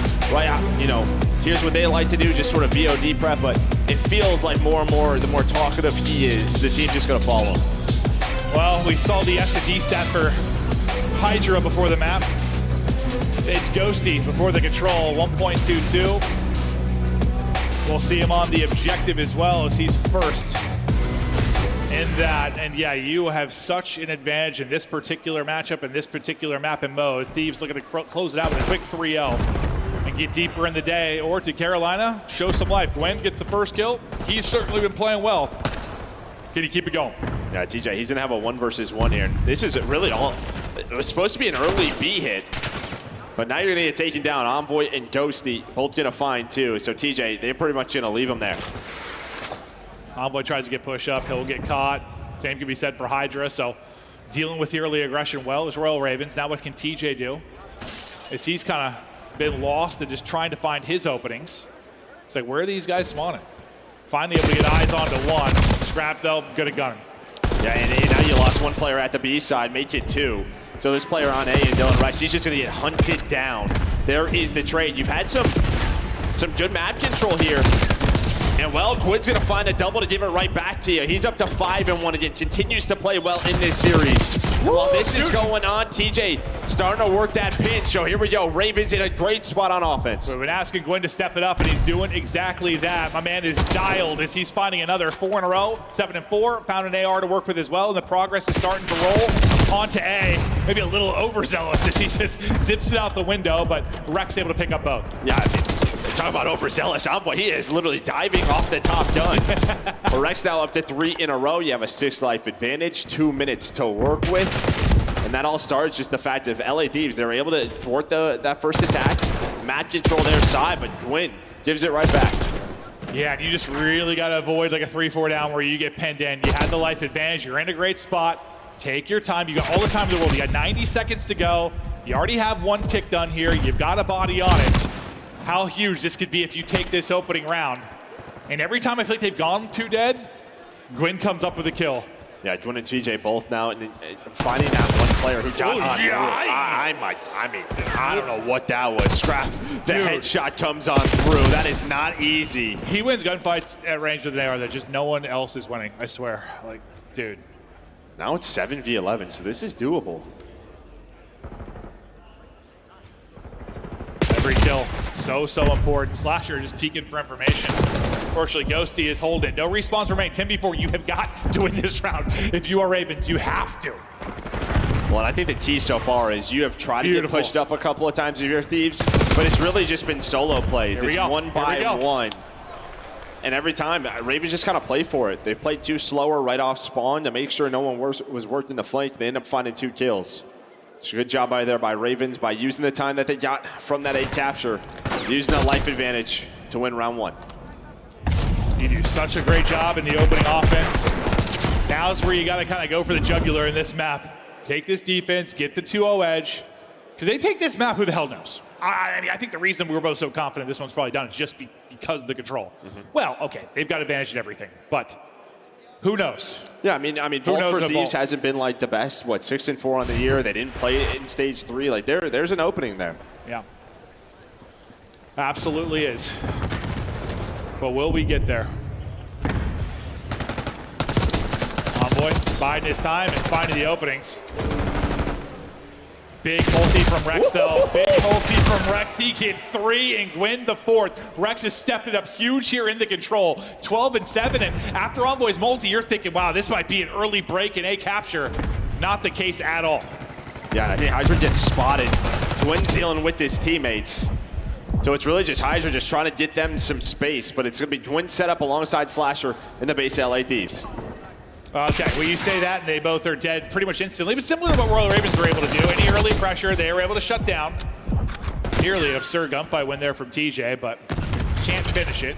Second tick now looming as Envoy is on it, just holding the window, relying on his teammates to hold above him. Second tick now in, minute extension. Yeah, normally you have someone pushed up, but Envoy, he just stays, and they get done with the point. So you didn't really even have an attempt at retaking that A point. And now the AR is looking over the middle of the map, able to find 2, so going to be immediate pressure over towards B. And this is pretty similar to what Carolina had, right? Like 5-6 life advantage, about 2 minutes to work with. This is going to be even better. This might be. Yeah, you are going to be in the blender. Royal Ravens trying to battle out of this, but coming off the spawn, and you've got 2 bodies, maybe 3 bodies on. This thing's really starting to move. Second tick is done. Moving and grooving is the objective for LA Thieves. Really the one opportunity to take this. Can they actually do it? Nope, 1 player remaining. That 1 player will get it done. So the skirmish goes the way of Thieves, and now that advantage for Carolina is gone. I mean, you had the opening with Rex, and you know, Gwyn pushed up, and then that was it. Yep. There was nothing else. You get the objective done, you get Hydra pushed on up, Scrap making plays from the B point, and now the problem for Carolina, as good as round 1 was, you did it through kills. You only got 4 ticks, so the advantage is back to Thieves, leading 6-4 there. True, no, good point. And yeah, that's sometimes I think just a sign of like a struggling control team, bro, when there's just no bounce back whatsoever. Like as soon as a team takes advantage against you, it just all unravels. You're never able to fight back. Like Thieves, multiple times battle back and at least try to make that round interesting. Stretch it out, maybe rely on like a miracle or a clutch moment, but Ravens just had nothing. Now Scrap's on 5 straight. Don't it be again, that same opener, and well, same result. This might be even worse though. Yeah, you still got 2 players pushed up. Hydra on one side, it's gonna be Ghosty on the other, and they're both finding picks. So how much time is this going to bleed? Gwyn trying to leak out and find an opening though. Can't really get far though until he's shot in the back as Hydra was still looming. Are still trying to hunt him down. DJ is trying to get out and win a gunfight on the point. Not able to do that. And Envoy shuts it down. What a sword fight. Ghosty able to come out on top. And at least last time, Ravens, yeah, you got an early life advantage. This time, not going to be the case, but Rex trying to bring this back. As he'll try to isolate the spawners. It's Gwyn trying to deal with players in his base on the other side of it. Hit the 6 HP, just trying to stay up for the help. Well, he guesses right. Thieves player goes left. Yeah, you had TJ again trying to work B just to distract. This is how they were able to work this 8-point last time through. Slasher doesn't lose that once. Now he's up top again, able to find a double with the knife. And now you have this setup. It's just Scrap. Well, I think he's going to go for it. He's going to catch Slasher off guard. And now he might have an angle to get these players off the point. I think you're okay for now. Second bit is done. Great job by Gwyn and Rex. And your extension about to come through. And you really did a great job. You were down 5 or 6 lives. And you've really brought this back. And yeah, you need any ticks you can get, because as you said, you got done through lives the first time through. Tick advantage is to Thieves. They're gonna hit this from every single angle. Head on a swivel for Scrap, but he's not able to pick it up. He's gonna shut down. That's gonna be 3 dead. Last player, really Envoy range. Say, leave him. Get progress on the point. Focus on the spawners. That's exactly what Gwyn is going to do. Now on 5 straight, 18 and 11. You want some Gwyn takeover maps? You're getting them here. Still have to shut down this round though, and his teammates are getting blocked. It's Ghosty with a string of headshots. And Gwyn just trying to find whatever opening he can. He still is going so close. Starting a cruise, not gonna happen though. I mean, it is 5 massive kills by the AR duo of LA Thieves. They lost all map control. You were pushed up over towards B, but it is Scrap and Ghosty that get you out of that tough scenario. Now 7 versus 7. Yeah, Ghosty. 3 just insane kills to make sure they don't drop this round, or try to make sure they don't, but back in a life deficit. Hydra working the angle for the trade. Not gonna happen. TJ gonna put him on skates. Ghosty still on that same streak. 5v6 now for Thieves. Scrap wants to go, and again, he's so good at winning the fights close range. Him and Ghosty once again on the feed in a big moment. Only 3 lives remaining. Last guy's gonna be Rex, and this is a statement defensive hold. That's a round Carolina should win, but maybe it's outskilled. And then what, it gets to 7 versus 7, it ends 5-0. But again, it's just like you had Gwyn pushed up, you had players on the B point, but the ARs find some insane picks that regain map control. They're able to find these final skirmishes. That is just all Ghosty and Scrap. Yeah, we're watching the plays from Gwyn. I mean, he gets out to what, 6-7 straight? Yeah, they found the one player pushed up in their base. He was just the only one really getting kills outside that other one. Then it was just Ghosty and Scrap. I swear Scrap gets like a 20% damage buff for gunfights within 5 meters. He just anticipates them. I think it's really what it is. Just sort of the slide outs. But yeah, he is so good at that range. Ravens. Now to hold the defense. Try and get this to around 5. Envoy's gonna get his body on the point early on. And that's the call for Hydra to go hunting. And hunt he will. TJ's gets chopped down, marching out of spawn. I think it's Rex still looking for him. He's gonna get sent packing as well. And we've rarely had this. You had this like one moment early in their first offense where Hydra's gotten lost. Now you got to deal with this if you're Carolina. There's one player push on up. That was Gwyn, but Envoy, I don't know if he hears him, gets a calm, just is able to recognize that spot. They are going to try to retake A, but Envoy again from the objective going huge. Yeah, he is just in the dirt, making plays on the objective. Scrap trying to help him fight here in top middle. Already got the mid extension, already up 5 lives. And this is where the wheels came off. Kind of you think about the last offense they're off for again. Thieves. They're deflating. They're deflating. Yeah, no, 100%. Maybe last opportunity for Ravens to break this back. They're coming off the spawn onto the objective though, multiple players. And again, the close range AR for Scrap is ludicrous. Just headshots in, 6 in a row for him. Second tick, working forward. He's the only body on it right now. Ghosty's gonna hop in, trying to help him. Hydra trying to hold top middle, and you have Ghosty playing from the steps. Envoy finds 2, last player diving, can't get there, and it's a 3-0. Thieves with 2 dominant offenses and a clutch moment on defense. And man, you had maybe a little bit of belief after that opening round 1 win. But Carolina, a little bit. Nothing after that, nothing. But Thieves, much better start here, I think, to this major than the last major. Yeah. What they wanted to do, probably what they focused on, was just coming out strong, changing that mentality to get them going early in a tournament. Yeah, they just needed that. Like you said, this was like the ultimate trap game. Like this, I feel like it's almost a good thing it happened to them last major, because otherwise this is one they maybe would have gotten caught, but they've already dealt with that. make sure they're laser focused, try to make a run to a tournament victory. It starts with step one with the win over Carolina. They'll move on. Don't have to do that loser's gauntlet like we saw last major. And yeah, they get it done in convincing fashion. The map one was a bit of a battle, but they closed it out late. Red card, they were in control pretty much at all times. And yeah, outside of the round one, dominant. Yeah, I think that's probably like your only critique if you're an LA Thieves fan is like, I mean, we saw it at the last major, even in, you know, Sunday versus Toronto, like that map one, a couple of the players always start off like very slow. And as the tournament progresses, you just can't allow that to happen. Did you ever have titles like that or teammates like that? Like what would you do to try and avoid I mean, that's just, it's a, I don't know, it's a mindset thing. No doubt about it. It's gotta be, right? Yeah. It's got to be, because we saw, I mean, all the teams were warming up beforehand. I mean, we were a little worried about Ravens because we saw Ravens warming up and they were playing, what, LAG? Yeah. And we saw they were like down like 120 in Hardpoint. I'm like, oh, God. That was Hacienda, too. Yeah, so this might be a long day for them, but obviously things improved for them. They got the most points they've gotten at a Hardpoint in this particular matchup, but not enough. I just don't know. It's one of those things, like, it just has to be almost like Thieves at their worst and Carolina at their best. Well, I mean, this has been the Carolina problem all year. It's been these top four teams, right? You look at stage 3, that's who they lost to. They lost to FaZe, Thieves, Surge. That's when they make the roster change because we have to try to beat these guys. At some point, we have to, or we're just going to stay stagnant right in the middle. Yeah, well, Thieves off to a strong foot there to start. No chance of them getting caught slipping there. We've got Dan Ghosty on stage. Florida makes some noise for the LA Thieves as they come out with a big win and kick off this tournament. And what an insane crowd we have here to kick off the day. I got Dan Ghosty with me on the main stage. Ghosty, 3-0 performance by you guys, going up against this Carolina team. You kind of knew what you was coming into, but, you know, they kind of contested you guys pretty hard that first map. You know, took the first offensive round under control, but what was the game plan? How did you guys wrap this up in a fashion in which you did? Just making sure that we're sticking to the game plan. We know that the first match on LAN, especially being the first series of the major, is going to make you just a little bit jittery, maybe a little anxious, but we came out and handled business, stuck to the plan, so that was good. Definitely did. Focused up right there, okay? And, you know, we're in beautiful, sunny Florida, okay? How have you been enjoying the weather here, okay? What's some of the fun things you and the boys been doing since you got here?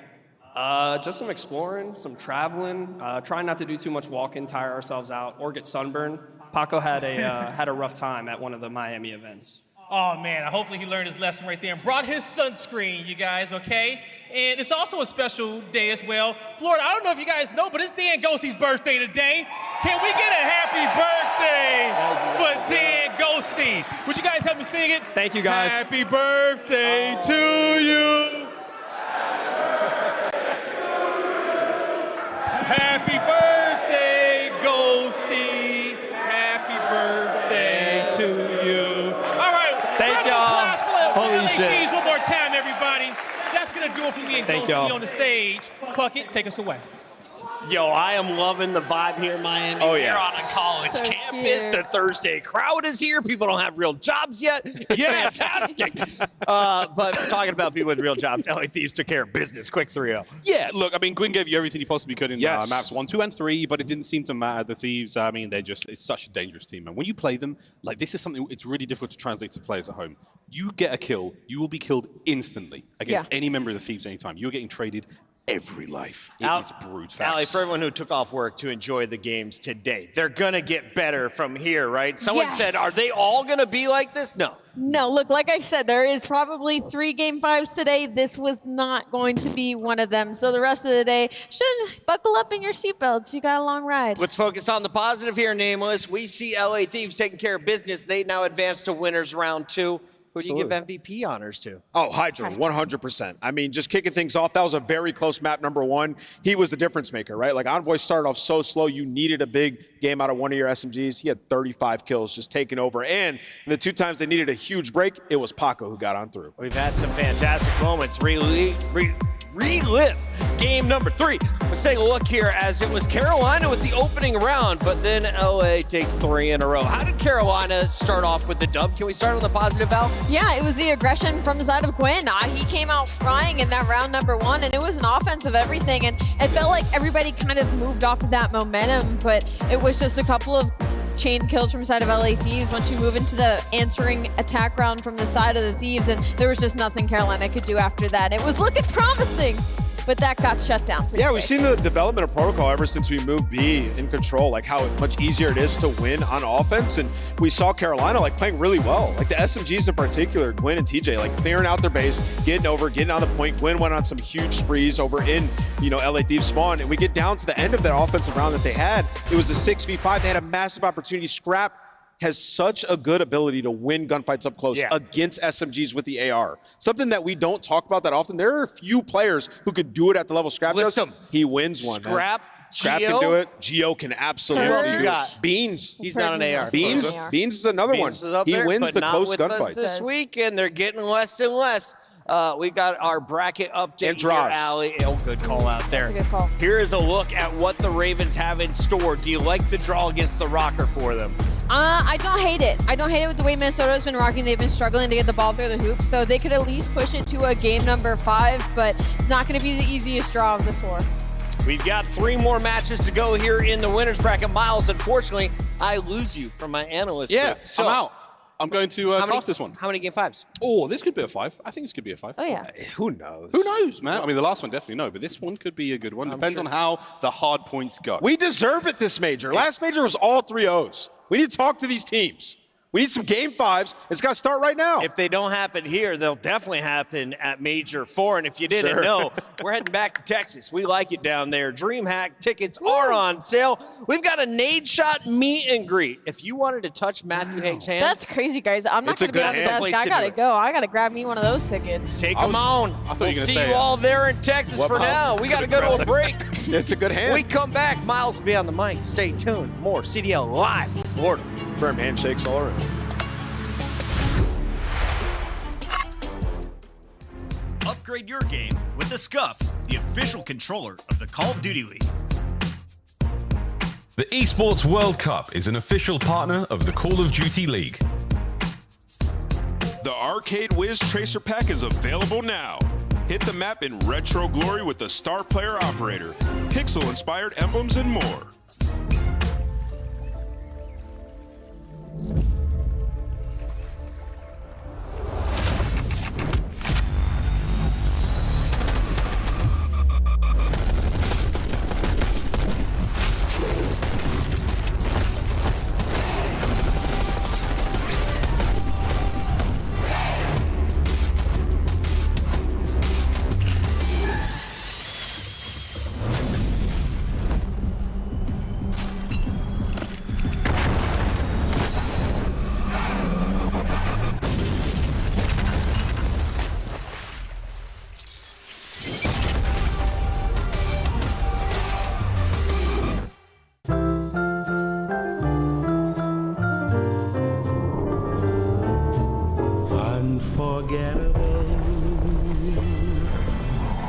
That's what you are.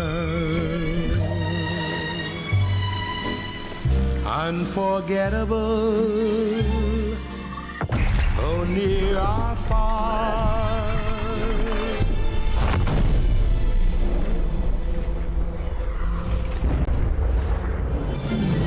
That's why, darling, it's incredible that someone so unforgettable thinks that I am unforgettable too.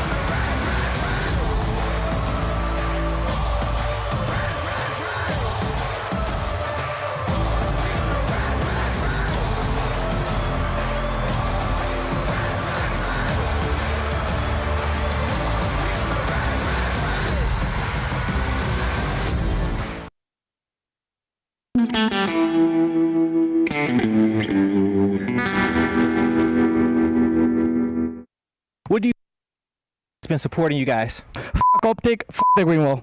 Vamos! And that's gonna do it for me and Vico here on the stage. Sky 3v4 effectively. New York Subminers slid on through. 2 seconds. You see him? God, he did one bullet. Both of them. God, he did one bullet. I just shot the ball. Good try. I didn't know it looked like that, bro. Bro, I saw the guy on the left and I just tweaked. Hop and look over him. You can see everything. Are they planning for us? No. Back circle, weak. Back circle, weak. Yeah, back circle, I'll get both back circle, two loads bomb. I ran ammo. So weak. No. Thomas, go. Oh my god. Let's go, man. Let's go. Oh my god, my bad, bro. Oh my god. Hit it. I have the door push. Okay, wait. Stay alive. Long. I have the door. You two front door. Let's get front door. Let's get front door. Watch your front. Nice one. Let's get late. Stay alive. Get down. Oh my god. Man, let's go. Baby. We're sweeping him. I promise you we're God. Oh my god. Holy fuck.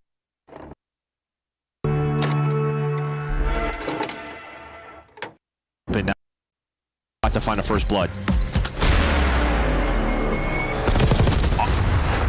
That was insane. Oh my god, why did he just do that? Joe's face was comedy in here. Second tick is done. Abizi is cheesing. Abizi is cheesing. That is filth. Series isn't over yet. FaZe now a chance to smile.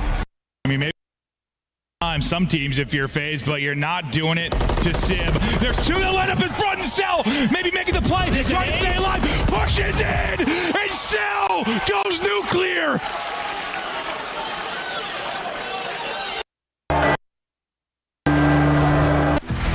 Welcome back to the game that'll never die. It's Call of Duty, this time around Black Ops 6, and we are in Florida for Major 3 of the Call of Duty League season. There's a look at a very handsome champion, turned coach, Mr. Replays, behind the team. What a guy. FaZe, best team in the game for multiple years. If you're looking at the regular season standings, that championship has been eluding them, but they've now won 3 straight lands with this bohemian music rocking. We welcome our favorite local dad, Mr. Merck. How you doing? I'm great. Yeah, great to be here. I love the set, by the way. It's a vibe. We are vibing. Thanks, we hand built it. Shout out Crystal. Yeah, did you? Right? Yeah. I don't believe you. Chat GPT doing wonders. Let's take a look here, Joe, at what we've got on our hands here as we start with Atlanta FaZe, because this is a team that has been dominating since you transferred over to the mic full time. So tell me about these kids. I mean, I don't know. Sip and Abizi, they just don't go away. Celium as well, you throw him in there. They're just a team you expect to make it Sunday. And I don't know, 98, I don't know the number, but they're always there. It is ridiculous. But here is the big thing. I think they have shown a bit of a slower qualifier. Their hardpoint has been 50-50, and even when they're winning by very close margins. But that's what they were doing before. It's just the record was a lot better. They've got 2 L's this stage. We're not used to that. A team that can go perfect throughout their online qualifiers had a Game 5 and a Game 4 loss. The most recent one was to Miami 3 matches ago. What went down for Atlanta, and is that just a one-off? I don't think it's just a one-off. I mean, with Atlanta right now, we talk about how, like, their hardpoint, it's not always the biggest differential. It's been pretty bad this split. I mean, they're second to worst in the league in terms of differential, right? And the Tiny Terrors have really been struggling. You're talking about Abizi with a 0.8, Simp with a 0.9, right? Like, those will be okay numbers for most SMGs when you add in the damage. But this is the Tiny Terrors we're talking about. So, you know, for them, they've had world-class search and world-class control. If you can't dominate those hardpoints, though, it's going to be tough versus some of these teams. Rosalie, let's talk about the Vanguards of Vancouver. Surge has been able to storm into the top 4. They were in the grand final. They took out Atlanta in the online matches previous to that. So what do you expect in the rematch on LAN? So that's going to be the thing for the Surge right now, is that they've gotten Unreal to Search and Destroy, which makes them much more formidable in this matchup versus Atlanta FaZe, simply because Atlanta has gotten worse at Hardpoint, meaning that they're going to have to come in swinging in this matchup, because for Surge, they just have to try and force a Hossie in this series. It's Atlanta's worst hold map in the league, and they're a top 3 break team right now across stage 3, so if they can play around kind of that break decline from the side of Atlanta, they're looking at a good opportunity in these map 1s and 4s. We've talked quite a bit about the front line and the impact that Neptune has had coming over with 04 on Vancouver. On the other side, you've got the Tiny Terrors. But today, I want to talk about the ARs.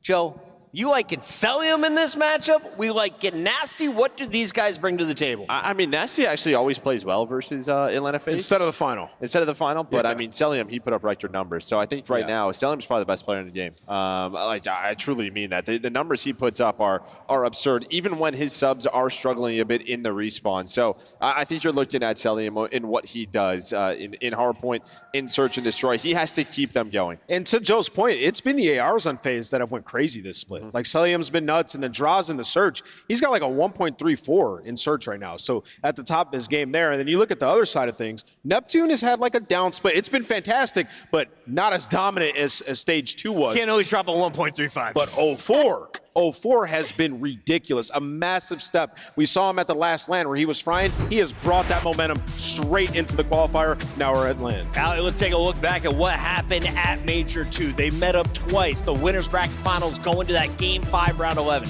Yeah, no, and the first time it was rough, right? They went all the way to a Game 5, all the way to round 11, they fall short, and it's the first time for Vancouver Surge making it to that grand final, and it was just a Simp and a BZ takeover series. And unfortunately, that might kind of be what this team needed. To go back to the point Ant was making, when we first started the season, it was the ARs that were in Atlanta FaZe that were struggling at first, and that was the reason some of their series were so close, but they were doing better then than they are doing now. So maybe looking at the SMGs right now and waiting for all of them to be on the same kind of firing range. Joe, what do you think Draza said to Abuza and crew after that grand final? You got 4-0. Are you serious right now? Like, get off the stage. But yeah, the guy was chirping. I mean, listen, I think the key here was just that winners bracket final, right? I think if Surge win that, maybe things are a little bit different, but it was all about the Search and Destroy. And, well, you see the Search and Destroy here. Red Card and Dealership. One that Surge has worked on a lot is that map number 2. Yeah. There's an opening here early. FaZe, a Red Card Hardpoint team that they've played it a good amount, but it's one where it always looks very sloppy. Allie, do we get to a dealership?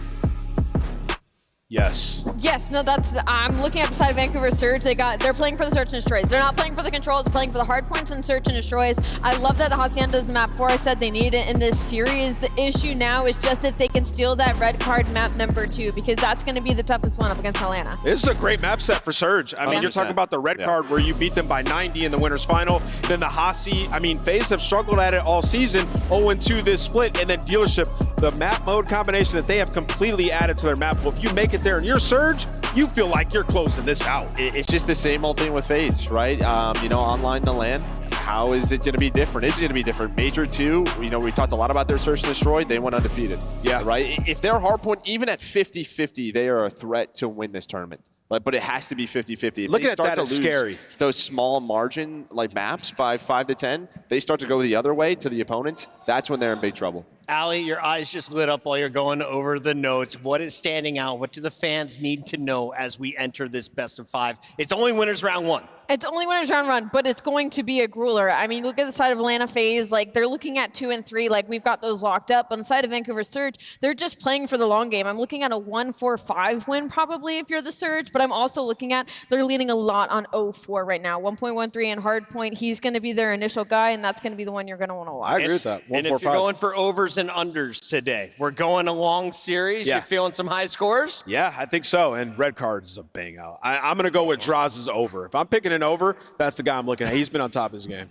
Joey, who's your player to watch in this one? What are we feeling most confident in a prediction? I'm going to go for FaZe. I'm going to go Simp because he has struggled a bit, right, throughout these qualifiers. So I'm going to go Simp. A prediction, I think probably FaZe in 5 if I had to predict, but it should be a close one.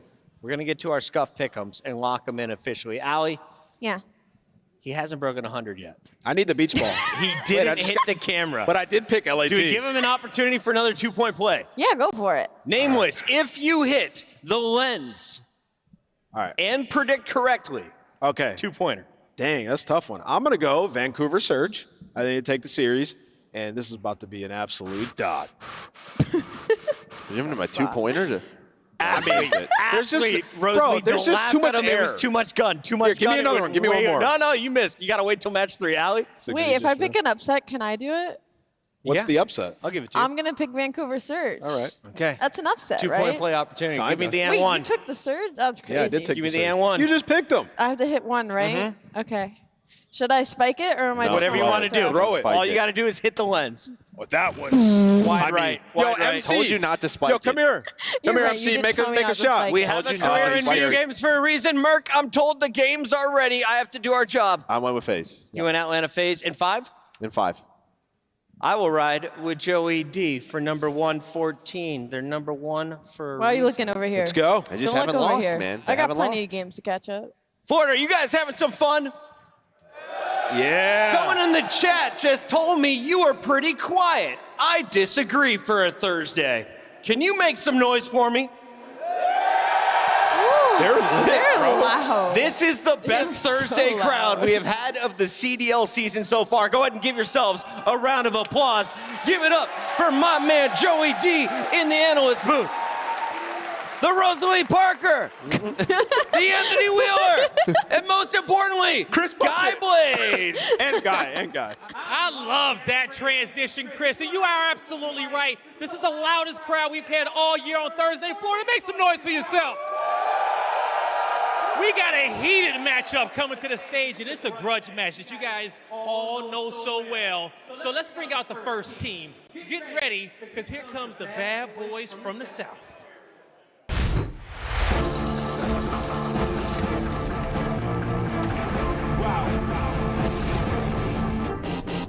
Who really stopping me? I did not come for apologies. I am not here for the politics. Your confidence started with common sense. They gonna cry for acknowledgement. I got the team to conglomerate. Give it to Austin, not stopping it. I am the one, they not stopping him. No.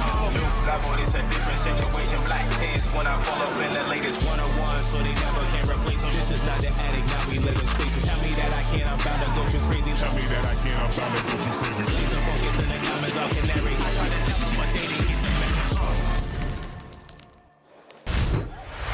Ladies and gentlemen, get loud for Atlanta FaZe!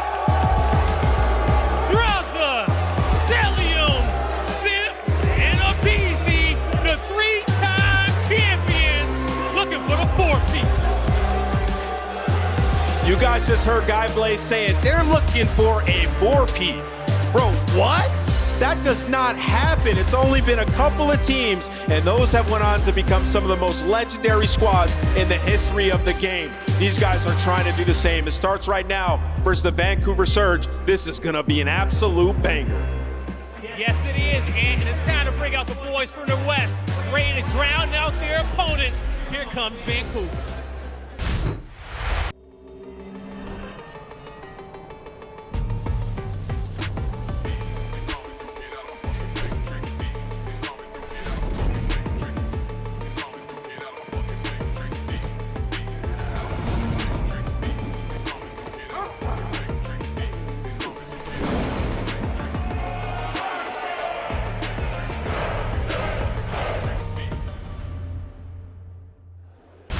Ladies and gentlemen, show some love to the Vancouver Surge! Neptune, Pixie, 04, and Abusa, ready to drown out their opponents yet again as the storm has hit the stage. The Vancouver Surge. This is a team that's done nothing but make waves throughout the entirety of the league since a singular roster change. A bunch of underdogs now looking to make their way to another grand final, and they get a rematch nice and early up against Atlanta FaZe. This should be a banger, and it is only Thursday. Lock in, it's time to start this match. Definitely time for them to lock in. Alley the waves and crash the stage. And Vancouver looking to heat check Atlanta. Let's see if they can get it done. Casters, Miles, and Chance, take us away. Thank you, Blaze. Thank you, Florida. You have been loud. Chris wasn't wrong. What a start to our tournament here, and what a delightful Thursday we have. And hopefully not a 3-0. No, I'm thinking of Game 5. We got a dealership for the final map should we get there, and I'm very excited to see it because Vancouver on that map have been on point. It is a matter, though, of getting there, and the Des already touched on it. In my mind for Atlanta FaZe, Hardpoint is going to be like deciding the fate of their tournament. Fell off just a little bit throughout the stage. Now they need to show up on LAN, which obviously 3 in a row, they've done so time and time again. Yeah, right. We're worried about the hard points, but not that worried about the hard points. But we're going to be seeing how Surge go up against them because, of course, their HP game has been pretty clean since Neptune joined the roster. It feels like a lifetime ago, but Search and Destroy should be fun. If we have to go to the dealership, I'm licking my lips ready for that one, folks. What a good start to a tournament already. A long weekend of COD. We thank you for traveling. If you come far and wide, real appreciation. It's gonna be a great weekend, and I cannot wait to get rocking into this one. Here we go. Map number 1. No waste of time. Fist bumps out and about, flying through the map, and we're kicking it off with a red card as well. Both of these teams fiending for it. Atlanta FaZe hunger for the 4th beat, and Vancouver Surge, they want revenge. This is 4 players down the line that want to prove they have what it takes to win in competitive Call of Duty. They came close. They played Atlanta FaZe numerous times throughout this year, and it has been a tight matchup every single time, except for the grand finals. They want that revenge. Hey, you've done it once, you're never going to get 4-0'd like that ever again. Surely not. 2 Reds, 2 Haciendas in a dealership, hopefully to get us through this series. But here we go, straight into our first hard point, folks. 3v4, run it up, baby. FaZe, this is not the advantage you were looking for. Okay. Didn't want to play against Cell anyway. Yeah, all right. Crack me up, nameless on the desk when MC is selling him, goes by MacArthur, but he's walking by and Nameless is like, hey man, come take a shot. Nameless, he's at work right now. He has to go play. Let this man plug in. Well, he hasn't plugged it clearly. MC in the corner, low right there. He had a little giggle, something happened. I do think he may have actually not joined. There may have been a world where he wasn't. Ricochet finally caught him. He's been getting away with it for years. See you, bro. All right. Well, we're going to load this back up, boys and girls. Going to get ready to do this take 2. As Surge, we're ready to go there, but all right, back in we go. A couple of settings. Come on, Cell. You've done this a few times. Talking about a 4-peak. Guy can't get his settings right. Honestly, unbelievable. Now, he has one of the most unique POVs in the league. The only player that, I mean, genuinely, you'd assume that he's hacking, can see through walls, perfect aimbot. He's insanity with an AR. Feels like he plays almost low to the ground as well. A very unique player, a very unique person. If you ever get to meet him, throw FaZe up. He'll be happy to reciprocate. Anywhere in the world, he'll do it. Also, unique settings. Cells, what, 20 horizontal sensitivity? 2.1 and then 1.65 for vertical, I think. Yeah, that one's sinking. Impressive stuff, but now he is in the lobby. We can see a fully populated squad. In the meantime, a little bit of love there for the FaZe boys going up against Vancouver. The last time they met, Chance, another Game 5. Again, every single matchup has been incredibly exciting. They've played Vault Hardpoint over and over again. It's always nail biters. Finally, teams mixing up for this one, so you're trying to look through the pick and bans, and I think if you're Vancouver Surge, you're happy to see the 5 maps that we're going to be getting in this series. I think Surge, especially if they get to a map 5, going to be excited to be going toe-to-toe against them. I think they have great odds.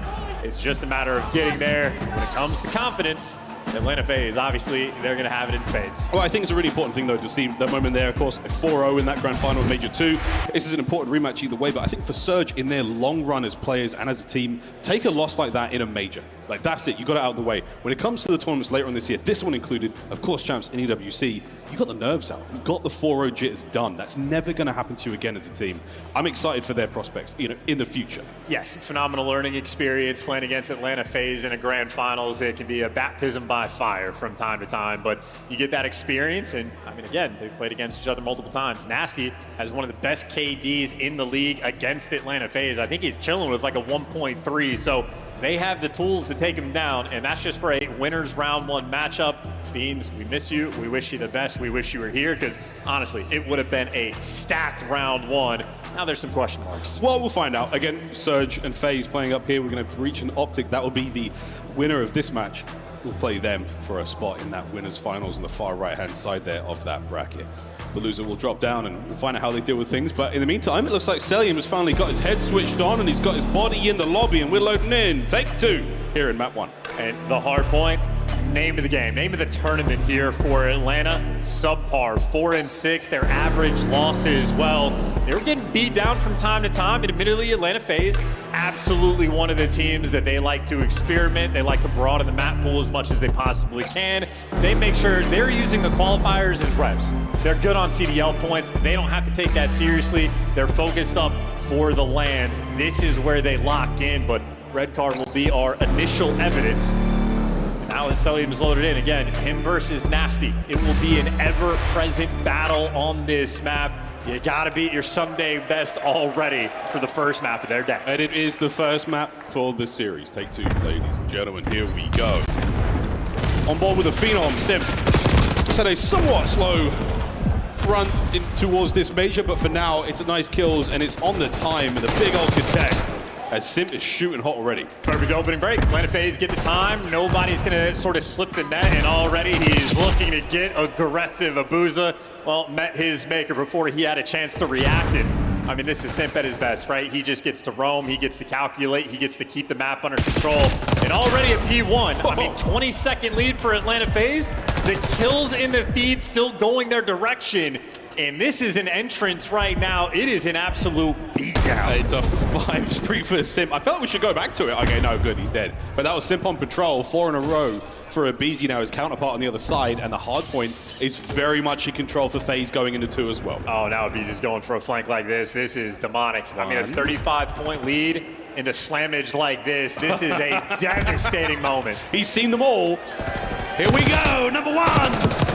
Nearly 2. His ideal positions though, but not for his teammates. 0-4 for the side of Surge. He picks up 3 in a row. We're going to put that one down on board still with Abizi as he makes this run happen. But hey, in the shenanigans, in the fun and games, you got Surge in the time for a few moments. There's the break. FaZe back in. And you see what's happening for FaZe on the minimap. They're leaving the back spawns open just so you can try to force them towards the back. But all things considered, Nasty just did an incredible job on the time staying alive. So Abizi might have calculated everything out, but his teammates did not get the kills. Vancouver right back in the map. Absolutely. We like the look of that. And now the battle towards New, which should be a big win there from Nasty. Stays alive as well. New Hardpoint's up. Spawns good for Vancouver.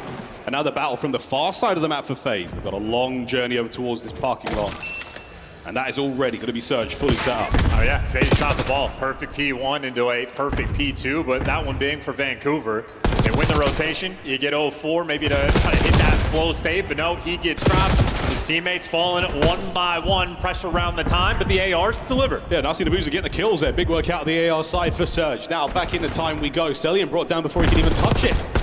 A good work out of Abuza. This is huge damage on the cross now. Can anyone make it forward for FaZe? Yeah, Draza crosses the line. Pressure now still. There's no one able to really get in there just yet, and a long gunfight now working out. Abuza still on it. Looking to get the break as late as possible here, FaZe, but Surge have done the job. And they flip the spawns. I mean, this is clean work. You don't want to give away the final 20, so 0-4 is going to be jumping all over it because Atlanta FaZe broke late. No trophies. FaZe there for the damage, but that is a triple stack inside of the time. Atlanta FaZe wanted it, and they will retake the lead. Yeah, great work, Surge. Good stuff. Over towards stage we now go, and you have a very, very naughty setup there. Abuza with a tight corner, Neptune on the inside of the map. 0-4 now picking up pieces around the place. Lead change for a second, folks, but Surge poised to take it back. This is the perfect spot. Yeah, absolutely guaranteed for number 1, and Abuza nearly has a wicked gunfight to take down the 2, but now his teammates on the time. All the pressure's coming, and all the pressure is gone. Celium ripped 2 players at a time, and he's on a 5 spree. He's very close to a hellstorm as well. Can Cell get it? For time, he's going to accumulate points every now and then. That really helps out indeed. Neptune, good shots, not enough to bring down King Cobra. A pressure now towards time. Can 0-4 get in there for the contest? Yeah, he sure can. Oh, what a win from Cell. One more. Should get him the streaks. Can you stop it? No, you can't. Celium, 10-7. Hellstorm in the back pocket. He's just so difficult to kill. The positioning is perfect, and now a 20-point lead. You want to fight for the final bit of time, and Abizi can't get it done. Vancouver take that away, but they're not going to be winning this rotation. Celium posted up, and they got the spread. Draza pushed out towards BS&D, and the reinforcements funneling through to get towards this time. Atlanta FaZe right now in control. Draza looking for a couple here on BS&D. Can't get it done. Open avenue now to work with for Surge. Simp next man up. Good work there on taking care of these players on the approach. Oh, looks like one member of Surge can get through. Neptune. He'll be dancing with the devil in a moment. But Sim absolutely knows these moves. Still 2 streaks in the back pocket there for FaZe. They'll come into play later. And finally, he gets overwhelmed, but that was still great decision-making from Simp just to try to keep that BS&D control. But now the opportunity for Vancouver. force them in the spawn trap. You blender them in these moments. Neptune wins that entry, and now it's just food for fodder here from 04. Okay. He at least gets one, but his teammates still set up in time. We're having another one of those weird FaZe games. Draz is 3 and 12. They still have the lead. As soon as he starts picking up kills, this could get real ugly for Surge. I mean, we've seen a slow start from Draza before, and he walked away at the end of the series with like a 1.6 overall, so make no mistake, he can make that bounce back, but as tight as this game is, you cannot afford to have a player triple negative. Draza has to show up. Going into set number 2 now, all tied up at 109. FaZe with a slight lead. Abusa with a couple of kills in the feed. He pulls himself out of the negative. Now intervals time. Simp though picks up a pair on the cross towards V1 once again. It's a stalemate here with FaZe with positioning. FaZe with the time. Still holding down. I mean, if they don't get this break, Vancouver might end up losing this map off of P1 time on red card. But there you go. Abusa for 2. You're at least making a dent now in this setup. And with the final few kills there from Neptune, you can get some time of your own. Spawning in the good side of the map though for FaZe. That's where Neptune's going for it. He's now starting to get things under his belt. 15-15 in the KD department. Not very characteristic of the man who is a very hot hand indeed. Snaps in from Cell. Coverage across the entire map right now for FaZe. There's not a whole lot Vancouver can do, and no one on time. And look at this, man. It is still just a neck-and-neck game, effectively tied up going towards this new time. This is what I'm expecting in this series for these two teams, a grand finals matchup, for it to be a battle.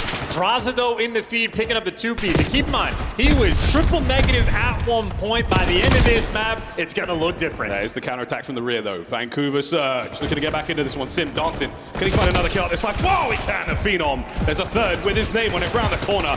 Reinforcements arrive, and FaZe don't let go of time. And I love Sim's game. So patient, so easy, doesn't tweak, no over challenge, just picks the corner, and him and Abizi happy to be terrifying from inside the time to collect it. Let the pressure come to you. One of the best Call of Duty players that we have ever seen, one of the GOATs in there, and by the time he falls, it's easy for his teammates to pick up the rest. 23 seconds to go here on time. FaZe looking to pull away all of it, but again, you've got to make the rotation towards the third. And that's what Simp is playing for this time. Nasty had his number in the first go-around, but this time, the Phenom cooking as he rolls towards new time. And this is the advantage. The P2, they slaughtered him. They're going to go up by 50 going into the new time. There's only one man to beat. Neptune has to make this impact play. Oh, they're busy. He's fighting for the old ones. And he's fighting, and he is winning these gunfights. Spawns up in the back, though, for 04. He's going to be close to new. So that could be a massive turning point here for Surge. Oh, that's actually super interesting. Yeah, they were gifted back spawn, so Neptune didn't even win the gunfight for them to get through. Just every single spawn ended up being blocked, but now Draza is done with it. He's like, I was not having a good time with the AR. Pulls out the Jackal, the God gun on land. Immediate 2 and immediate time. And back spawns right now for Surge. Can they get themselves in or towards time? Nasty start things off. Abusa picks up one of his own. Aid from upstairs as Abusa keeps the kills going, and that's all down for FaZe. A little bit of fight. Now you need a little bit of time. Trying to read the back spawn. Salim's keeping the pressure on one side of the map. That's going to split the reinforcements. This is a tough bill to hold. Crazy situation, and a big win there from 04. No more of that life. As FaZe now fighting across map. Only man up now for Surge. Nasty playing for new. And he's been gone, dealt with. There we go. FaZe once again keeping the momentum in their sails.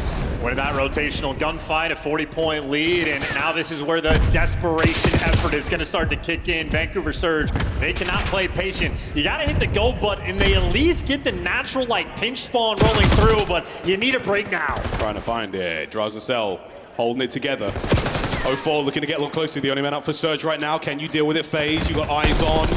A little bit of shots in, but no one to get the kill just yet. So he's still fighting for this one. His teammates now making their way forward. Wait a minute, an unfortunate moment right now as FaZe trying to stabilize. They've got time, but again, Neptune fighting for the front. I mean, look, you need it. It's the pinch. It's roll through. Got it when the gunfight's down low, and finally, Vancouver find a little bit of life in this map. But I think Atlanta FaZe maybe have answered the hardpoint question. Granted, red card was their pick, but so far they're looking good. Even with Draza's slow start, still have a 40-point lead. Yeah, this is not over yet, though, folks. Contest 1, scrap time, incredibly important right now for Surge. Coming up on our third hardpoint set. It's a moment of quiet. We'll cross over the map. And somehow Abusa winning that one against Cell. Final set. Here we go, folks. FaZe once again win the big rotation over towards the last point. And Simp in time. B-bomb control once again from Draza. He wins another fight. That's a great moment for FaZe. And Booza got traded as well, so now you're getting gifted that dagger spawn. Atlanta FaZe, they want to end this game on this hill. They have to set up to make it happen. No one's getting through Celium right now. 30 and 18. Still has streaks to use. Nasty over the top. Anyone able to get into this time? Can anyone from Surge get close? The answer is no. Cell's going to be there once again, looking for a boozer next. They're going to find that kill, and over the top, though, it comes Neptune, who finds 2. Finally, Neptune strikes first impact he's made, and he gets traded out instantly. You're vying for control. The battle's going to be there. Vancouver Surge maybe continue to fight, but I'm just looking at the score. It is a 60-point gap, and Atlanta FaZe has simply never been the team to throw a lead like this away. Not like this. It'll be easy, man. What a two-piece. Towards time again we go. FaZe close to the victory. Surge, you've had a nice comeback here towards the end of it, but it's not going to be enough. Last chances here. FaZe are on time. The counterattack is on. Abe is going to read it. Fight for the win, and FaZe should be in position. I just don't. I mean, they walked out of some boos, and this crowd has been dead. Nameless's tweet wrong, because Atlanta FaZe are back in action on land. Undeniable. And that answers a big question we had about their hard points, about their map 1s. That's a very good-looking red card against a good-looking team. Outstanding performances there from Celium, from Sim, Aim in there as well. And Draza, even with a slow start, he pulled it all together towards the end. We said it, once he finds kills, this is going to look real bad for Surge. And sadly, it did just that. 1-0 FaZe. Yeah, I mean, that was your best opportunity there in a hard point. You certainly feel like with that opportunity, and it just simply never felt close. Literally from the jump on the P1, Atlanta FaZe, I mean, had a 36-1 lead. And that's just, I mean, nearly insurmountable. Vancouver Surge turned the momentum down just for a smidgen, and then the flip got switched. The switch got flipped. Either way, you'll take it. Celium completely on point, had the Hellstorm that he simply did not need. Well, same with the Beezy. He had one as well in the back pocket, and there you see it from P1 onwards, second set onwards. No looking back for FaZe. I think that was when the time Draza started picking up kills, and once they got going, man, it was done. Look at the assists for FaZe. Yeah, I mean, obviously the teamwork on point. Neptune not really getting involved with his teammates there, so they couldn't kick anything up. And meanwhile, the objective kills rolling through from Atlanta FaZe. The bottom right of your screen, 3 players in the double digits. We had Simpid 32 and 22.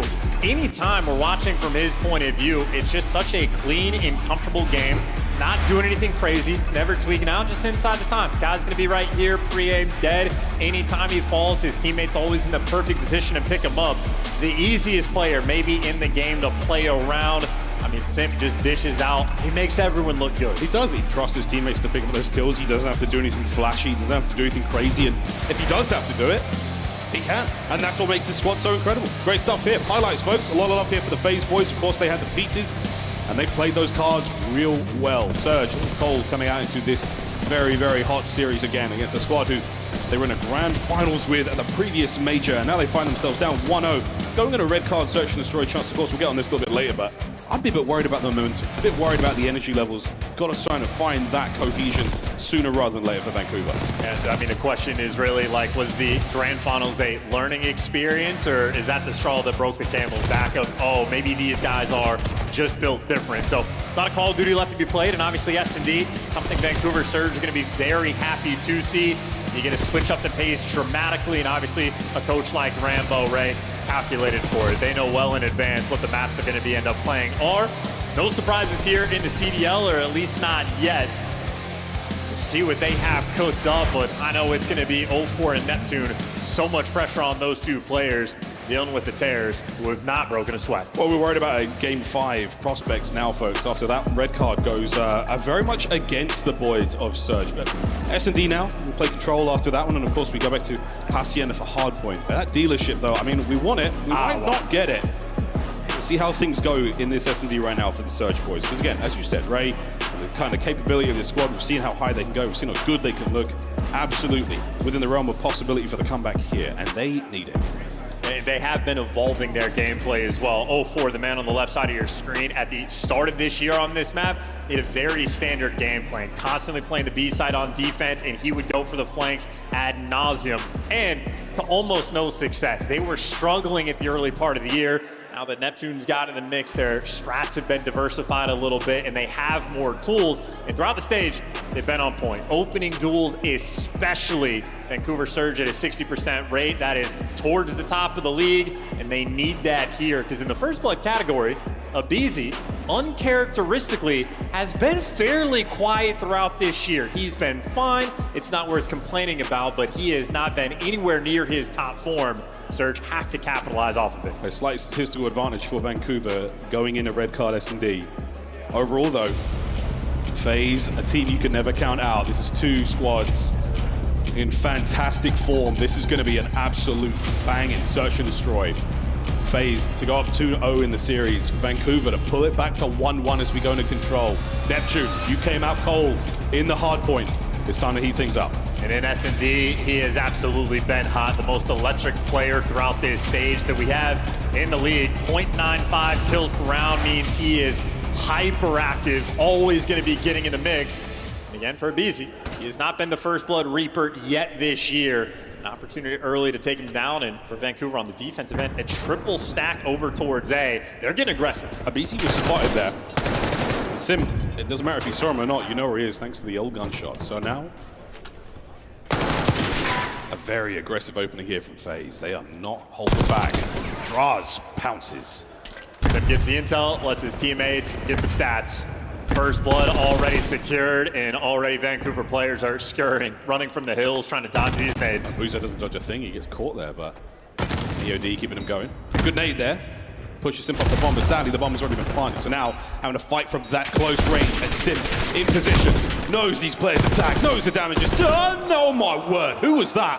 Draza just escaped the clutches of Nasty, and now it's a 4-0. God, look at how hopeless that round was as well. I mean, they just flooded through the middle of the map. Sim gets up top, leaves the kill there from Draza. Abuza's getting double naded. He can't do a thing. Player that was P2 just gets isolated. And then poor Nasty in a 1 versus 4. There is nothing you can do. That is overwhelming dominance in round number 1. Even that POV from Nasty. He's like, yeah, I've got at least one here. And then Draza just vanishes, jumps over his head, escapes. And the teamwork prevails once again for FaZe. Half a second too slow on nearly every moment there for Surge. FaZe beaten to it, but here we go.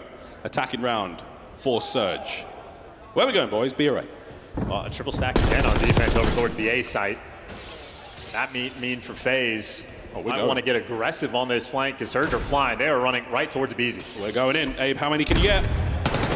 The answer is none. Great stuff, 0-4. He's looking for his second straight away, but Selim's now going to try to empty his pockets on the approach towards this site. Trophies in play.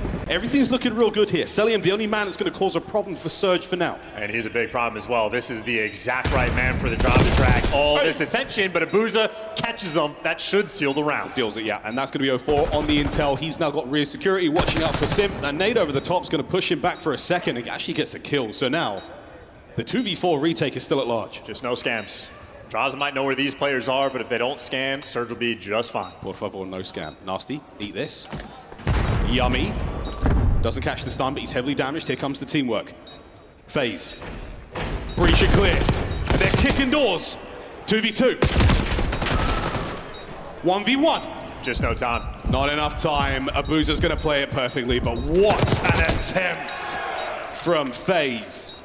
Surge tie it up 1-1. Yeah, keep in mind though, long-term Simp already has the RC car, and with a 4-0 start, he's also going to be creeping close towards that Hellstorm as well, because he also has a bomb plant. The crazy side about FaZe is that Simp is the bomb carrier. That's how you know the team is godlike. Even gods can bleed here in the league. Going into round number 3, FaZe will be back on attack. I will see if the RC cars come out, because it's a hot topic right now in the league. A kill streak that can give you a ton of information, can blow your teammates to hell. Sip is one of like 8 players I trust with it. 8 isn't generous. Here we go. No stun checks, no nothing over the top, so Simp's going to go into this fight with heavy pockets. Everything's still to be played for here. A lot of presence here out towards the A side of the map, over by Abuza. And Nasty has a nice angle there with those 2 doors wide open, so anyone who crosses that will be spotted out. But here's a gift. Connects with a trophy. You know, players out by ticket, you're just slowly playing the round, you're looking for the information. Again, 0-4 used to love these flanks through B, so they're taking their time. Taking their sweet, sweet time. 50 seconds to go on the round. And Sim checks everything, and he's made it. He's in behind these players. This could be a first blood. Oh, for Draza. 0-4. Does what he can out of that life, but a man advantage now to FaZe. Yeah, easy trades in the bomb. Immediately going to go down. 0 time wasted in the first blood there. Neptune looking for the clutch. Oh, Abuza traded. tries to get a clutch of his own, but now it's all down to Neptune. Can he get himself on the board in this 1v2? Both the players of FaZe are close up, but Abizi at the long range. Now Sim pressing forward. He is in the goal, and he is the goal for FaZe. Back of the net. Atlanta take the lead. Yeah, just being kept away, and now Simp is 7-0. And again, we talk about how intelligent Simp is as a player.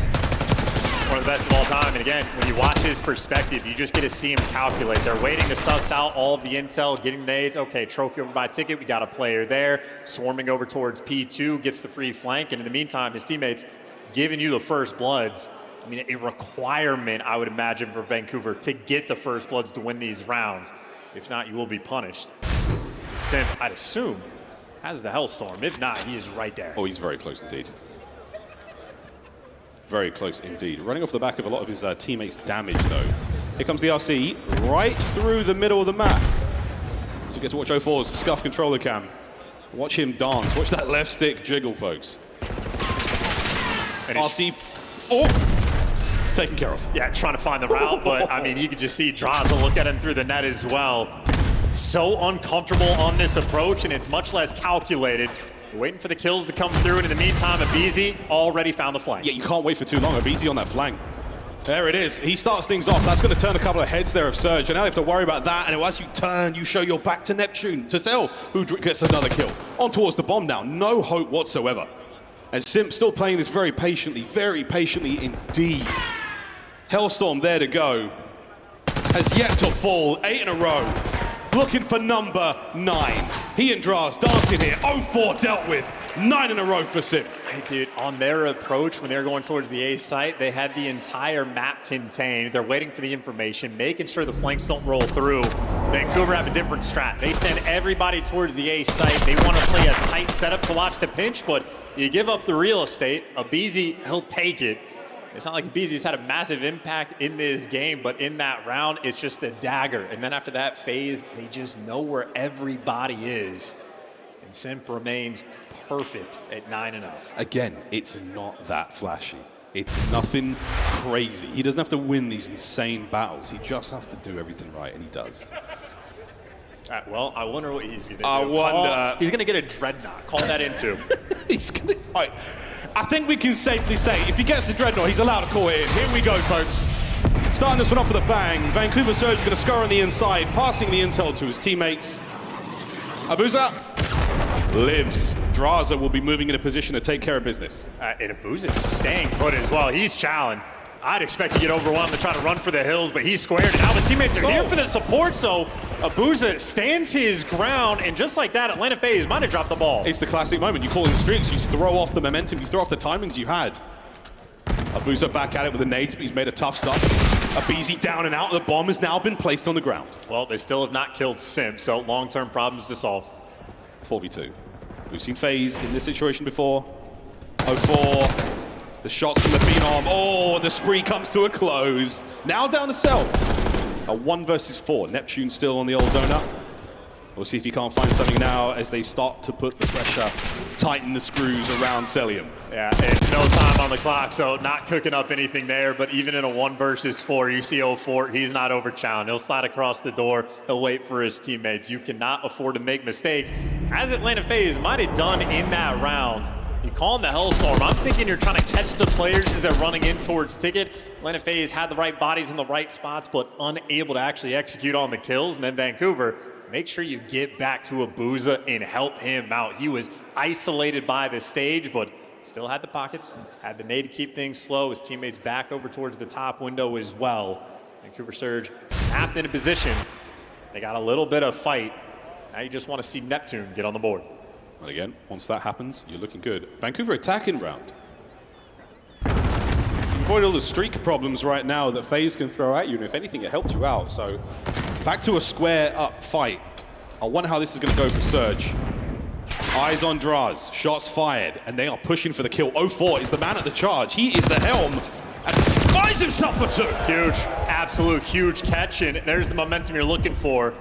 Still just execute. aBeZy and Celium are the 2 most clutch players we have in this league, and they get offered nothing.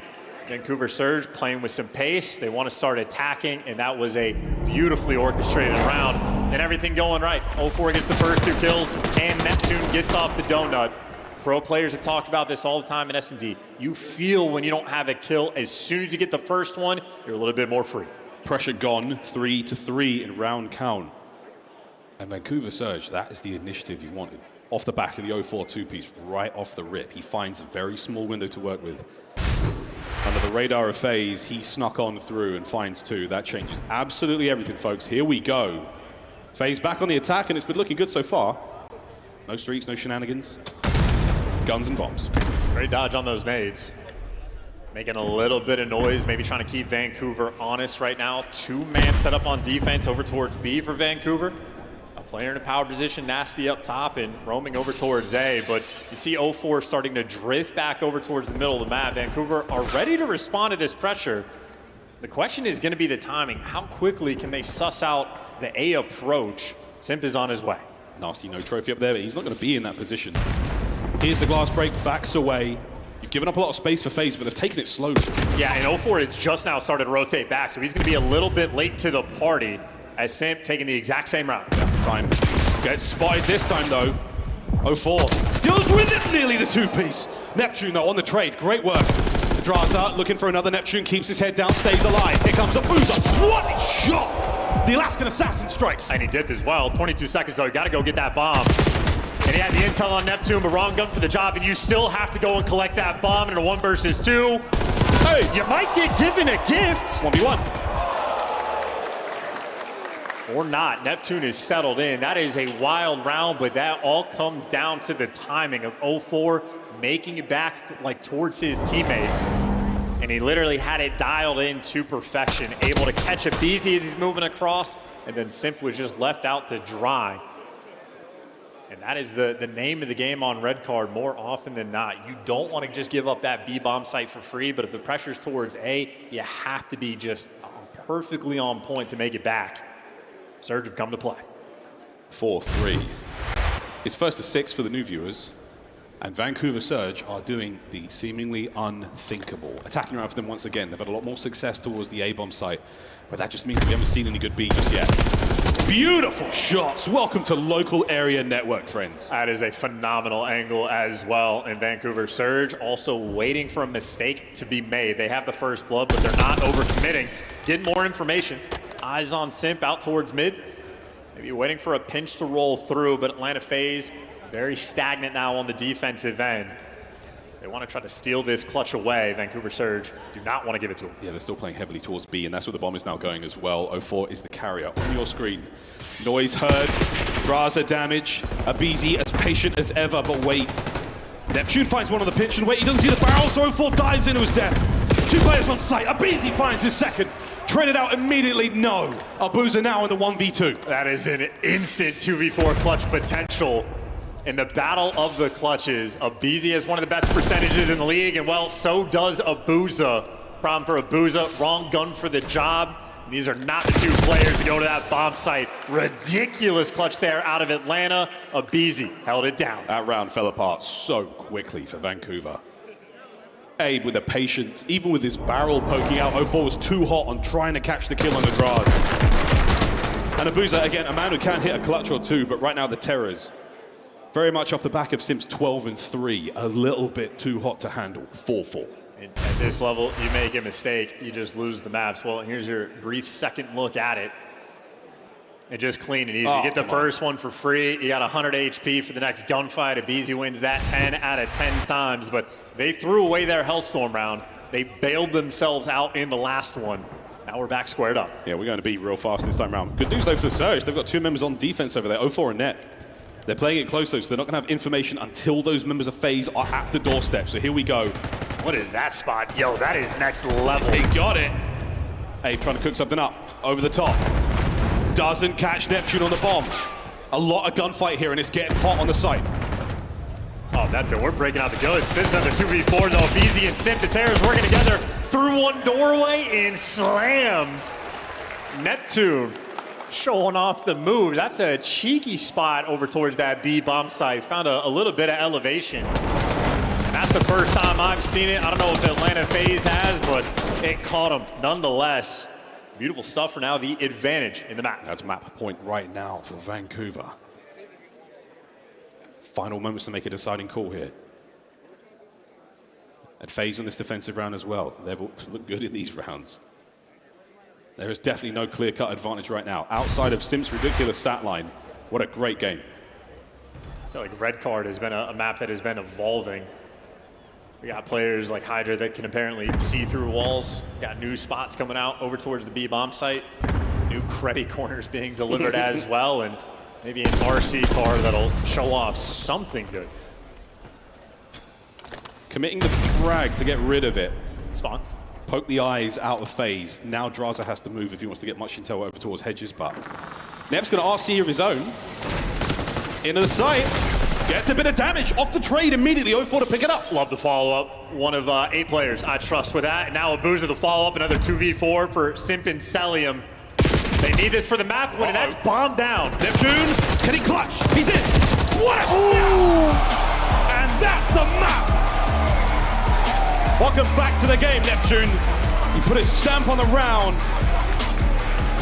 We're all tied up 1-1 going into control. The difference maker right there between a potential cell burst or 1v4 he could have had, but a snap like that shuts that door. And that's a massive comeback as well. Simp just gave you a 14-5 performance. Started out 9-0 and has to hold that L. Vancouver Surge happy to see that Search and Destroy. Again, in my mind, this is a team that they want to see the map 5. They want to go to that dealership. Well, they delivered on map number 2. The opportunity is there. They could arguably trade the Haciendas.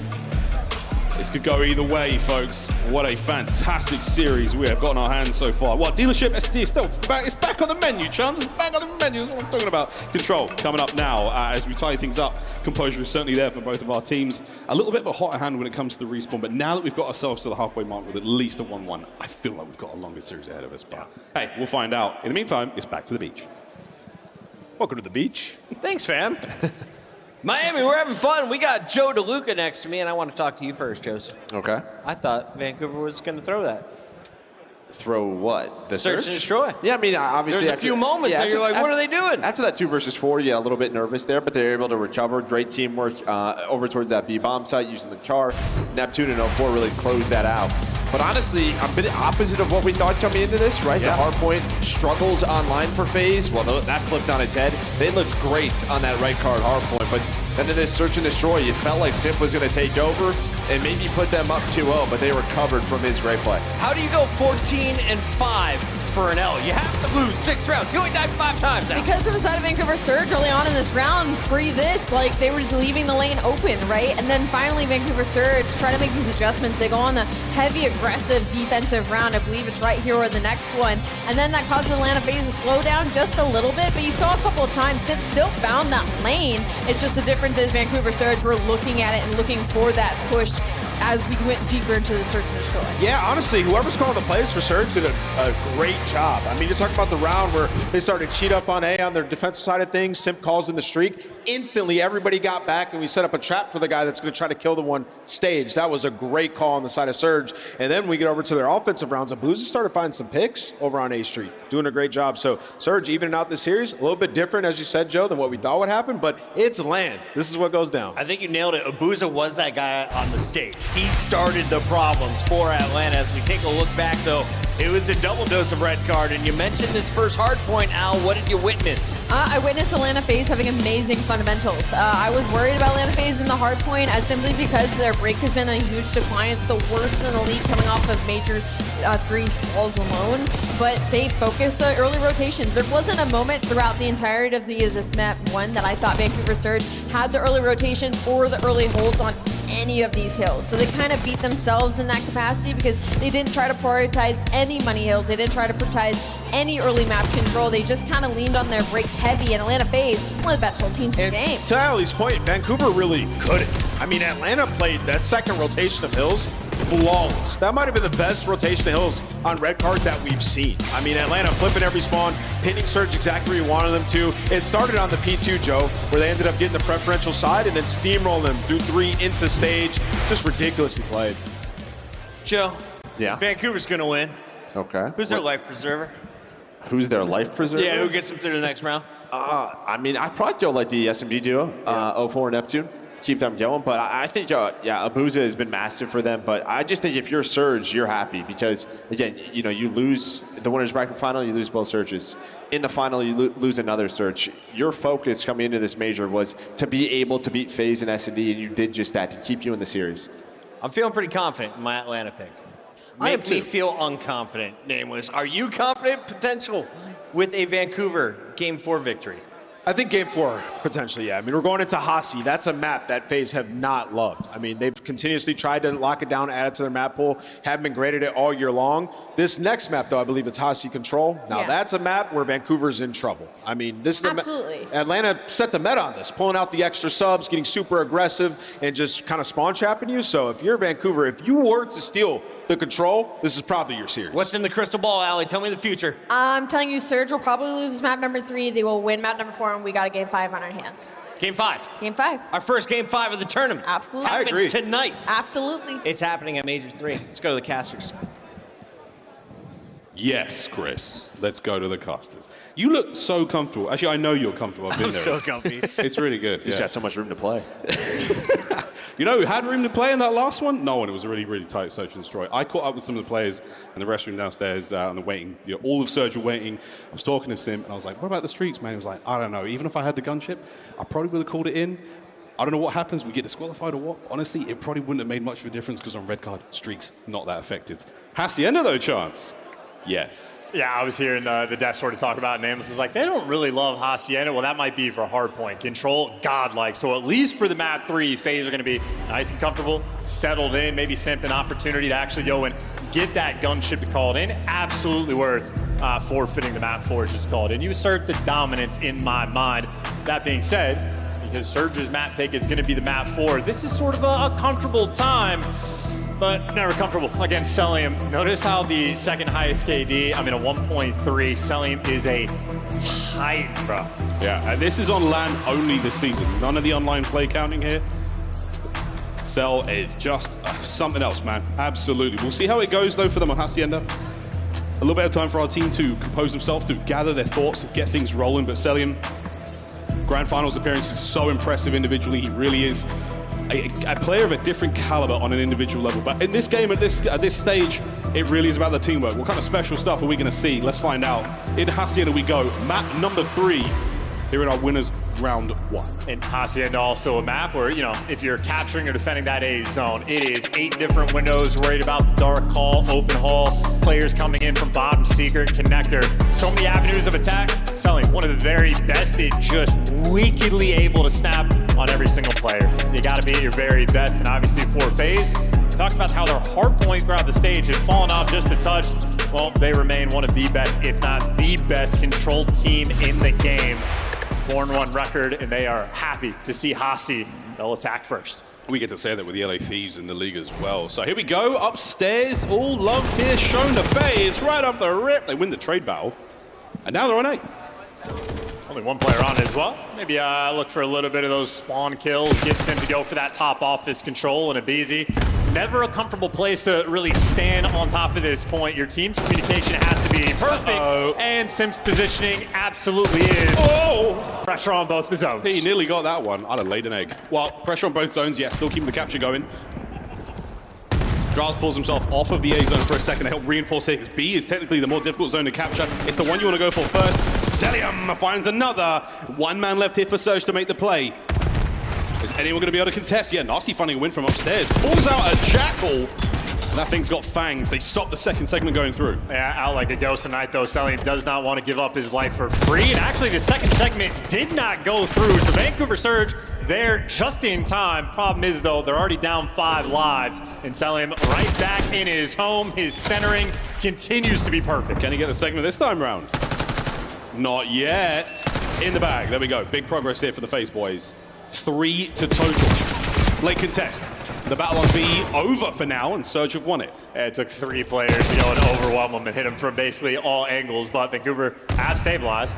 The life lead is basically going to be tied up near even, and now Atlanta FaZe trying to reposition. They have plenty of progress now on both of these zones. Problem is for Abizi, he doesn't have any teammates for the reinforcements. Wants to go for the spawners, and successful so far. Catches 0-4 with centering in the air like that.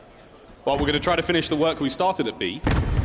Abizi now doing it alongside Sim. There's a bit of a pinch here from Abuza, who's going to be able to catch both of them there for free. So that's a couple of lives going the way of the guys of Surge, that they sorely want, because again, the pressure on this map is seemingly endless. Final 30 seconds. Now you're actually maybe a little bit desperate. Sound's going to get baited into death, so he's going to get traded out. And now for Atlanta FaZe, you have great progress, but if you're forced to go to the A zone, so difficult to stay alive, and now getting back to B looks like an impossibility. So Surge, honestly, might be able to pull off this round. Only 10 seconds left for FaZe. All 10 seconds left for FaZe. No players there to get on the zone.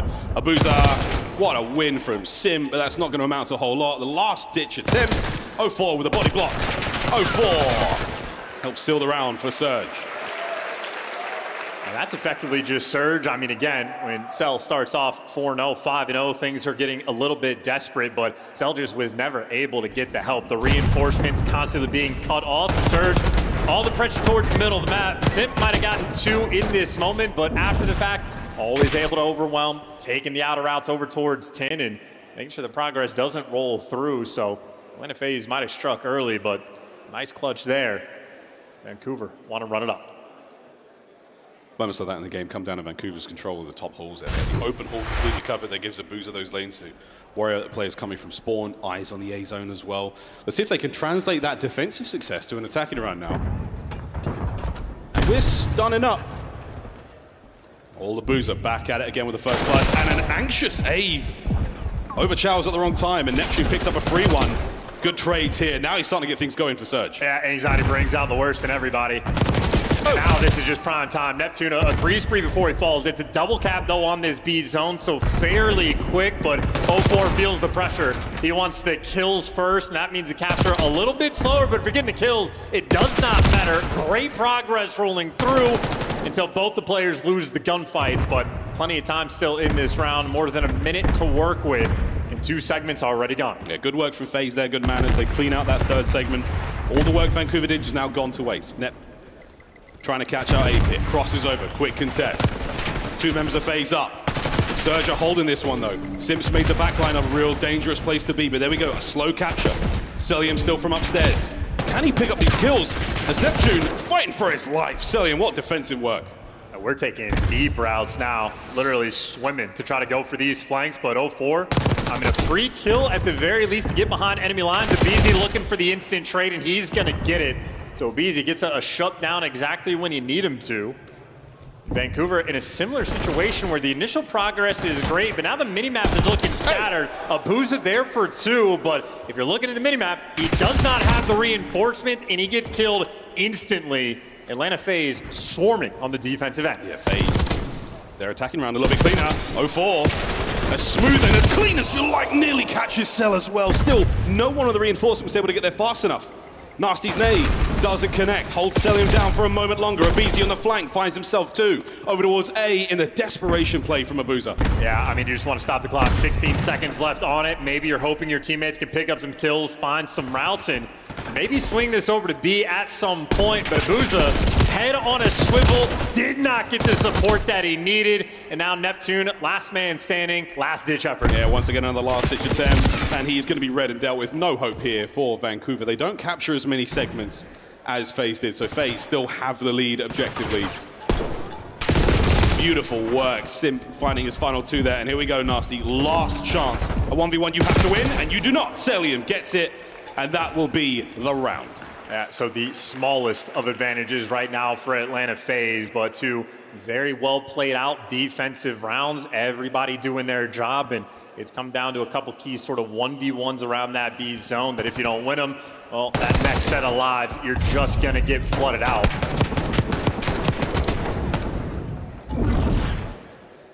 So we turn our head on the stage. Atlanta FaZe will now be back on the attack. And now that you got trophies from the jump at the start of these rounds, maybe an opportunity for a B flood initially. We'll see how Atlanta want to approach. And everyone on FaZe right now cooking in the attack.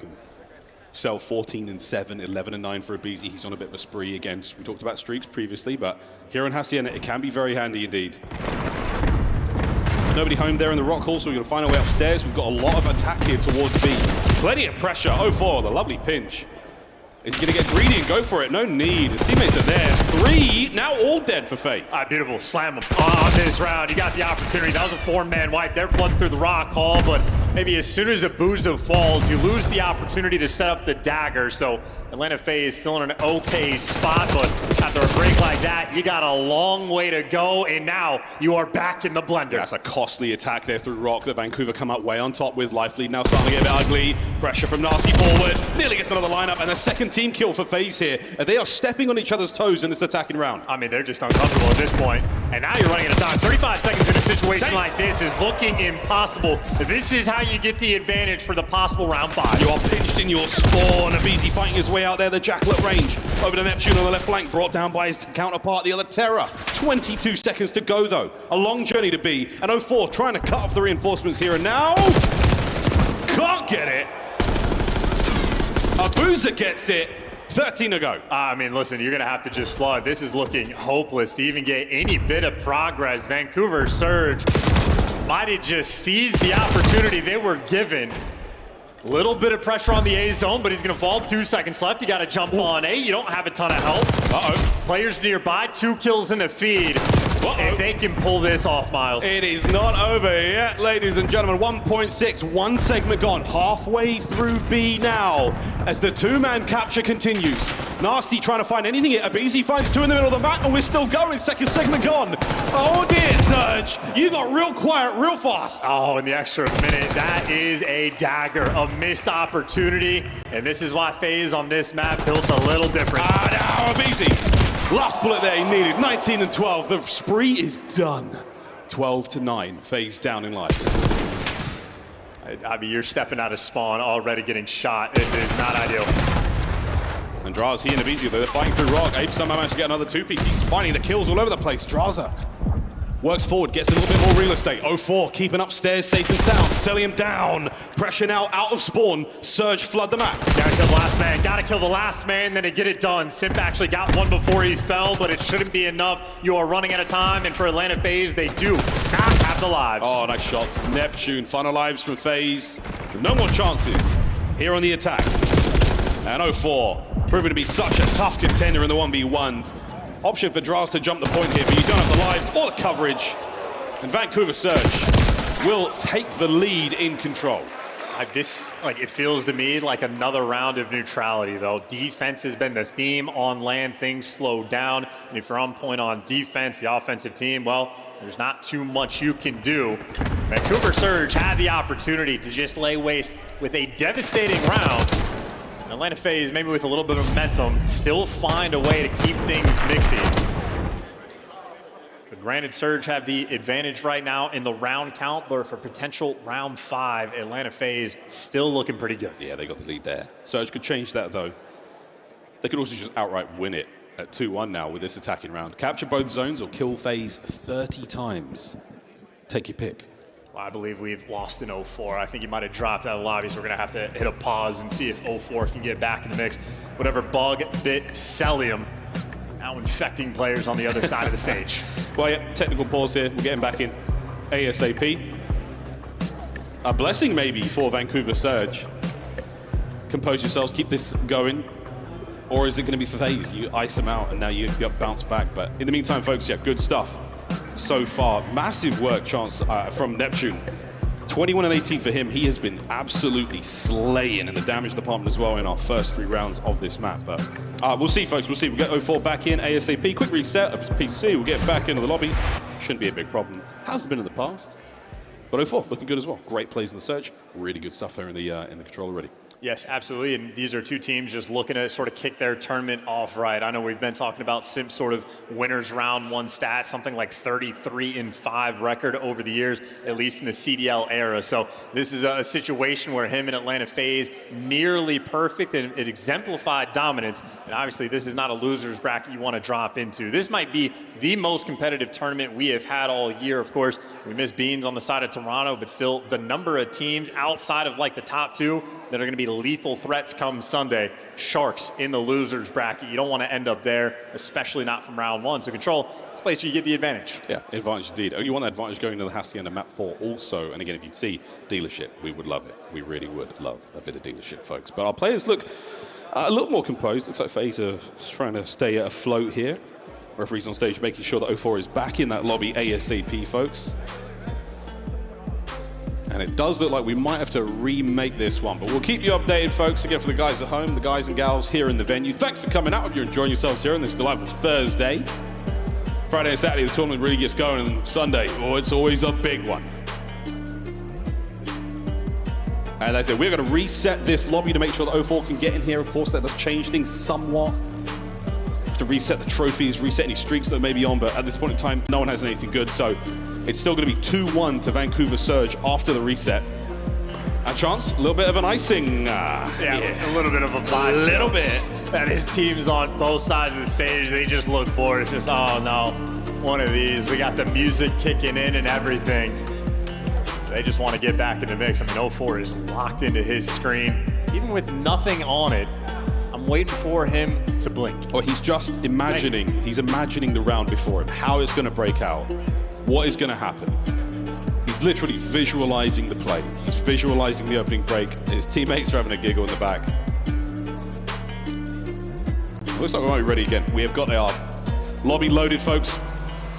Reloading this one, 2-1 again to Surge here on Hacienda Control. Hacienda Hardpoint come up to this one. Chance to set our minds forward. Whoever wins this one, irrespectively. How are you feeling about the Hacienda Hardpoint? I mean, Atlanta FaZe's Hardpoint hasn't been good, but am I really going to doubt them when it comes to land? No. So I would expect to be a battle. If you're looking at the map records purely, it's the one Vancouver Surge wanted to see. They're happy to see it for the map number 4, but I will never cast any doubts on the right side of that stage. Atlanta FaZe continuously deadly. Either way, you're looking for one of the two Hassies just to force the map number 5, and Vancouver Surge. This is the way you prove that you can win a tournament. If you want to win a tournament, you literally do have to beat Atlanta FaZe. It has been that way for years. Wow, Surge have come close on land. They've done it online. Game 5 in the winners finals, and they get 4-0. And FaZe obviously coming into this one with a tremendous amount of confidence, but again, a slight icing just as our players get this lobby set up once again.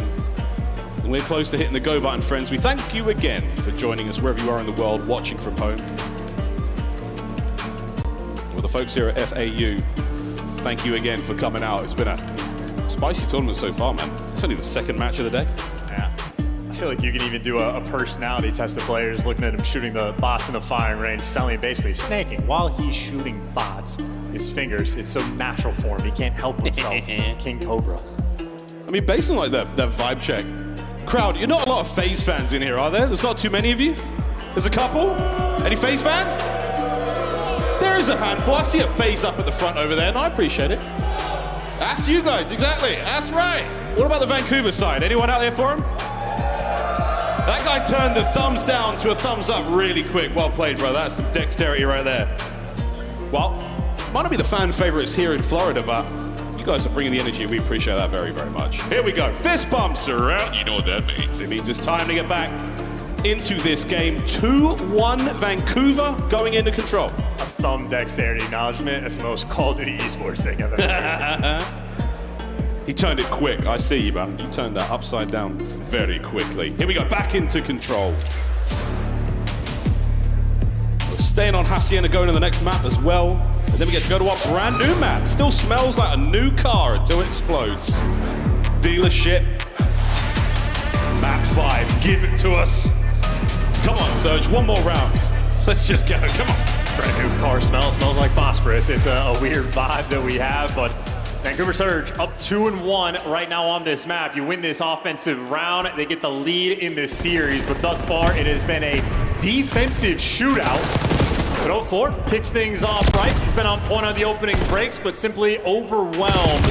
See that open side right there, close side rather. Atlanta FaZe put all the pressure. Yeah, they really played that well. Also, 04 with the naughty angles, and here we go. Coverage from Neptune. How many can he count on the cross? No one. They drop. Oh, brilliant work from Sim there. The trades are out, and Nep off the reset right into the feed. Yeah, but 35 seconds already burned off of the game clock right now, and the A approach is always the most difficult. The spawn kills, though, the easiest thing in the world. So 3-0 off the break. Nice little play. He's going to continue it. FaZe forgot to shoot back. Neptune, whoa, he finally gets brought down in the spawn, but the second segment A long gone, folks. This is going to be closed out. FaZe have proved it. They have to go to B. This is their last chance. And that's the harder zone to capture, so this is quite literally as good as it gets. How fast things can happen, and welcome back from the break 04. You didn't make anything icy in this one, you just made them colder, Celium. As Neptune keeps this run going, 4-1, draws there up close. What a play from him to stay alive. Can't win the battle against Abizi. A single bullet, the difference maker. Abuza now alone. Oh, but he is fighting with a might of 10 men, keeping that zone going. Might have been tweaking just a little bit there. Neptune just needed to commit to any of the 3 gunfights, but it's still a good position on the map. Still got plenty of pressure forward, and now it's Nasty's turn maybe to go for the spawn kills. Atlanta FaZe, I mean, they have nothing going for them. Maybe a single flank rolling through, and that's a flank that has to require you to get kills. Here we go. Final segment. You have to get in there, FaZe. You got to get going, or the map is over. Celium on the contest, and he's still alive. Oh, wow! Saves the day. Pulling out the Jackal to make that happen, but a team kill rolling through, so you just lost your most important man, and now you still have the pressure. Neptune, maybe waiting for the flank to roll through. You got Nasty up top. All the like pressure and aggression towards him, but you see Nasty lost the gunfight. Atlanta FaZe have stabilized. They're secure, but they're down 4 lives. Deep breath, tighten your belts, pull up your socks, boys. This ain't over yet. 16-12. FaZe down in the life count, but they've got positional advantage now. Oh goodness, 04 fights his way forward, looking towards the zone once again. Drastic doing what he can from top dark. He's got himself positioning now. Sim from Plat.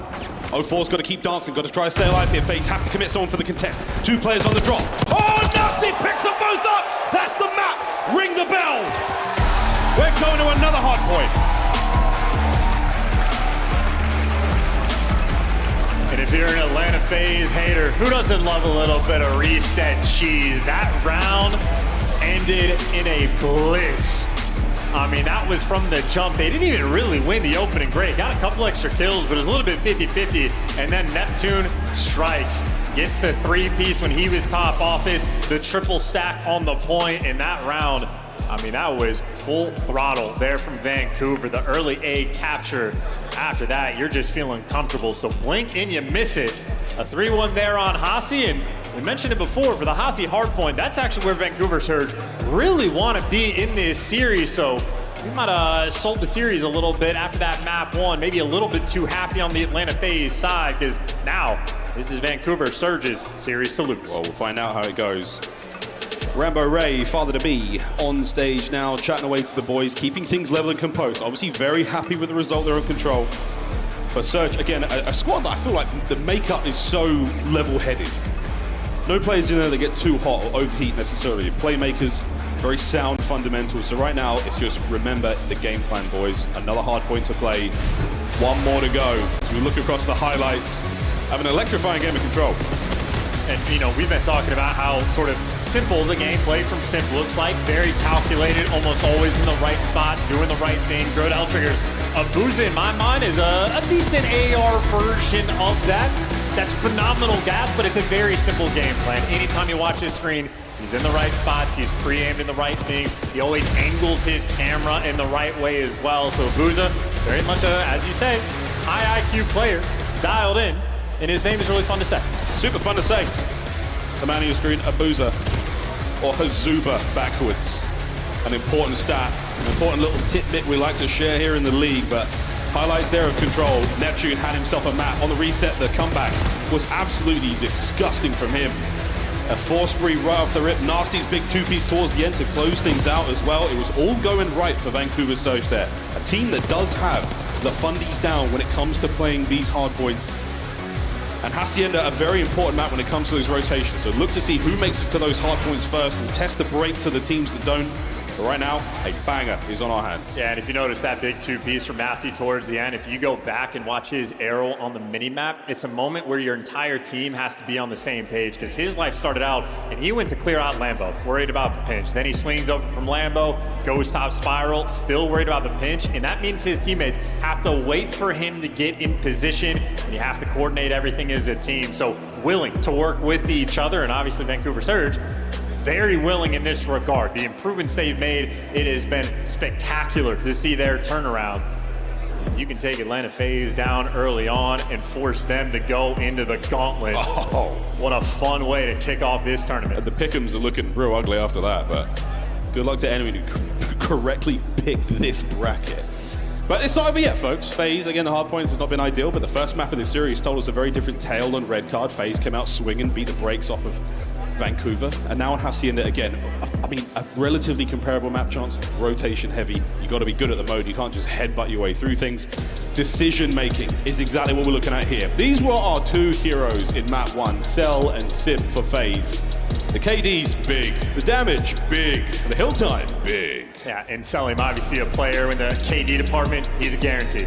Always take the over, he's gonna get it almost every single time. And Sim maybe fell off just a little bit online, maybe a question or two to be solved, but for anyone that's paid any attention in the past 5 or 6 years, you know this man is godlike when it comes to land. Sim, one of the greatest Call of Duty players of all time, and honestly, on the ascension towards that top spot, but a lot of Call of Duty left to be played, more tournaments that need to be won. You certainly do not want to falter here in a round 1 matchup. A Vancouver Surge, from the first interview they had after they took Atlanta down, Nasty was talking about it. I really like playing against these guys. They're going to be in the right spots. We know how they like to play, and Nasty was talking about a little bit easier for him. Has a 1.3 KD against this squad, and now an opportunity on Hacienda specifically to light that kill feed up and dagger them from the jump. Here we go. Match point for Vancouver Surge for FaZe to get us to a dirty dealership game 5. So close I can taste it, Chance. So close. I do want the dealership. I like the underdog story. Like, I'm cool with Vancouver win. Like, it is fun, but I want that dealership. Give me that dealership, baby. Here we go, folks. A big one here for Vancouver. Start their campaign right. A little bit of retribution for what happened in the previous tournament, but for now, here we go. Map number 4. The most punishing map we have as well. You make a mistake, you will get daggered. In both of these teams, we've seen the gameplay. They're dialed in. 04's corner. There are many like it, but this one is his 2 dead off the rip. No time, though, for either side. And a flank already rolling through, so Abeezy's thinking long term. He does get red, though, so as soon as I call it out, get those players snapping. That is what we're talking about. No mistakes made. No one slips through the net, and now 04, you can just wait for contact. When the noise happens, go for the flank. You hear the shooting, freebies. Hello! It's another 3 dead for FaZe. They have not come out swinging so far on Hacienda. Again, the hardpoint time, nothing ideal for either side here, but Vancouver making it work in the right time. 10 seconds to go before we move over towards B2. A Nasty in position already. An open lobby play now, though. A FaZe could go big here. I mean, a 27-point lead, though, from P1. This is already massive. You have a Booza with the bigger responsibility. Nasty, if he can get any kills, that's great, but that is 4 players to overwhelm him. A Booza has to live to keep these back spawns, which, obviously, Atlanta FaZe is still forcing the spawn out. You need to re-break this quick. How are they going to do it? Trophies are at play now as well. Draz throwing shoulders. Draz down. Up next going to be Sim. Sim, oh, the chow. And again, the trophy's now gone, so FaZe holding on. The very edge of their seat, but it's not going to matter. It's another 3 dead. Surge, ineffective. I mean, you can go back and, yeah, 04's arrow on the mini-map just is something insane. So, yeah, he might have been bitten by the bug again. And if we go to a game 5, we're going to have one of the longest series of the year. Well, it might be a different issue. Something else is going on now. Well, I mean, he might have just been, you know, someone lags out, he's spinning in circles, but that is, once again, painful. Reset cheese, never a fun thing. We're 2 in a series. Come on, man. Give us a break. Give us a break. We just want a dealership.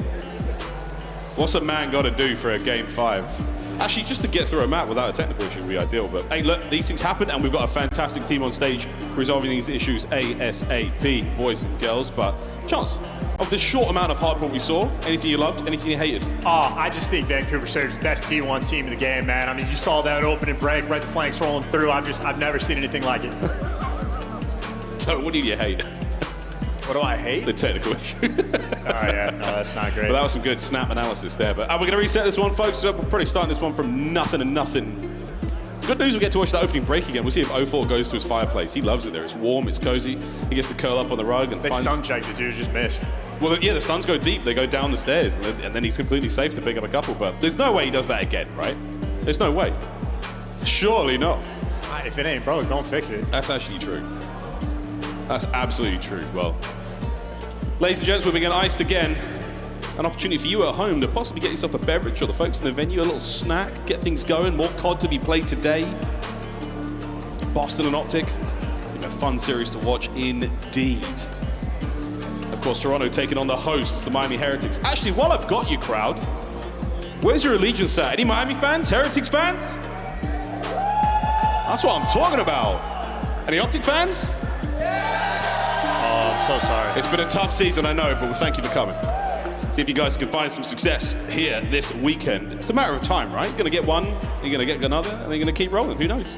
When we talk about the storylines, even in that regard, there's an opportunity for, Fred in round one to get them, depending on what happens in that Boston series. But just to acknowledge, like, the lethal threats that we have, vying for a potential championship or like a Sunday run, Ultra in that conversation, Heretics in that conversation. Both Breach and Optic have the potential, but you need to see just a little bit more. Obviously Vancouver looking good, but those teams at the bottom, I mean, Falcons do not have the record to back it up, but some of the maps they've played, they're looking ferocious. LAG low-key in scrims in the back. They've been, I don't want to say making waves, but they've at least done enough for me to acknowledge, okay, we're going to have to take this team seriously when it comes to land. So maybe the piece of how scrims have been going for that squad going to be there, but arguably the most competitive tournament we have had this year, at least for the full spread across the board. It's just a matter of resolving the issues so we can get through the gameplay. And we have, here we go, folks, take two. Here on Hacienda Hardpoint.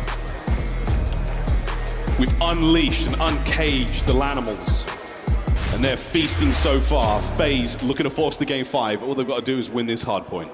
Here we go. Nobody puts 04 in a corner. Except himself. Yeah, here he goes. Oh, come on. Look at him. There you go. Look at the same opening break. It's a two-man hit over towards Sim as well. And again, a very successful opening break here. Abizi right back on his BS, and he's been red once again. Yeah, I mean, this is the exact same thing. Now it's just about the timing. This time, yeah, Abizi actually strikes in the perfect way, and that's going to be a little bit of a slaughter moment. So you're not going to have that 27-point lead going into P2, but good news for Vancouver, they at least have the rotation still. But an opportunity for Atlanta FaZe. Any kills they get right now, gonna get more time on the clock. Vancouver not gonna have a ton of pressure, but if you fall out of time, it remains 50-50. Surge, they just want to keep these players contained. And they're doing it.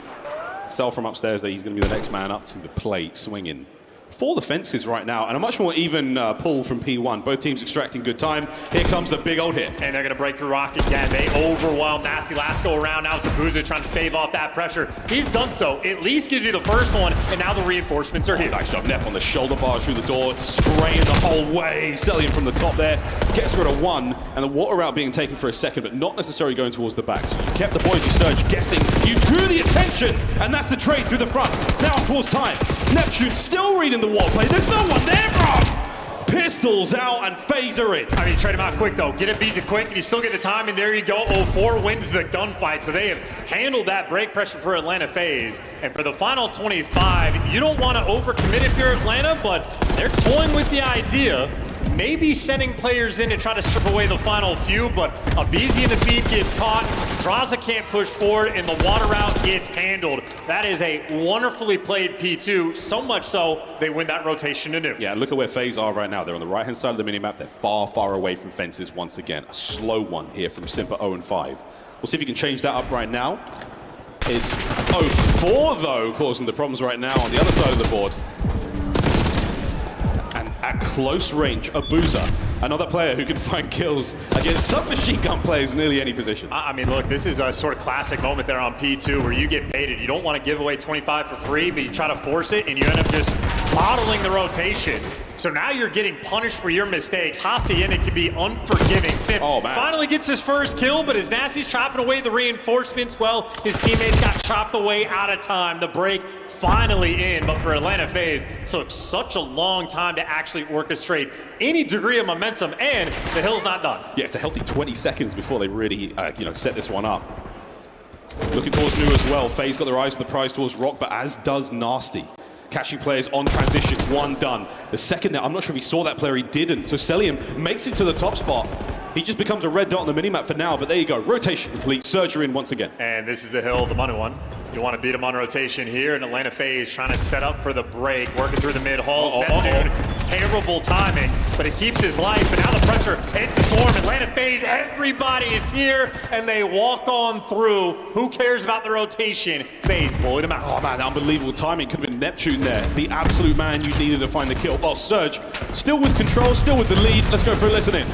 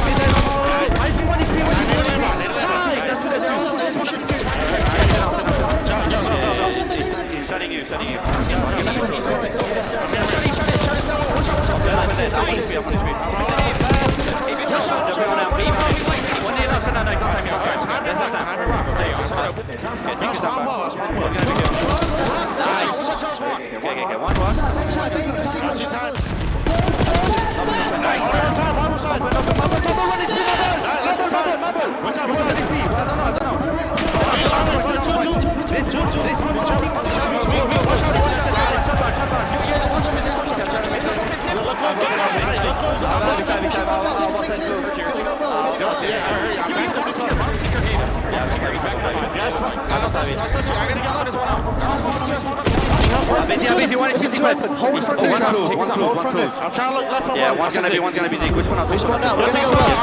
By time. Yeah, we can be faster. Two of you guys are here. Leave shit is smart out though, maybe.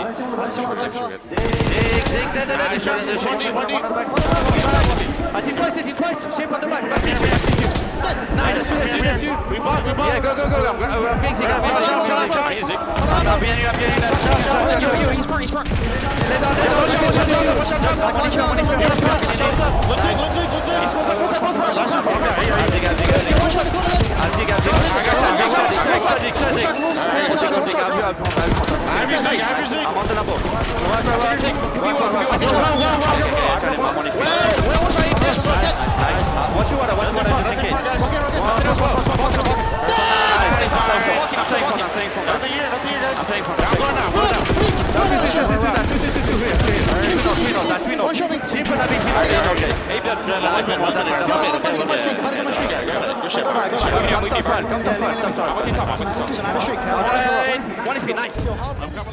Nasty loves playing against FaZe. 21-7, 5 spree, and a minute 25 in the bag. Best KD gets them, and he is roaring in the comms, and it's not just noise. Their communication, genuinely one of the best listen-ins we have heard all year. These guys are flowing, and they do have the Hellstorm in the back pocket that they might need. Atlanta FaZe getting a little bit of time on this B3. Good time, but great contest.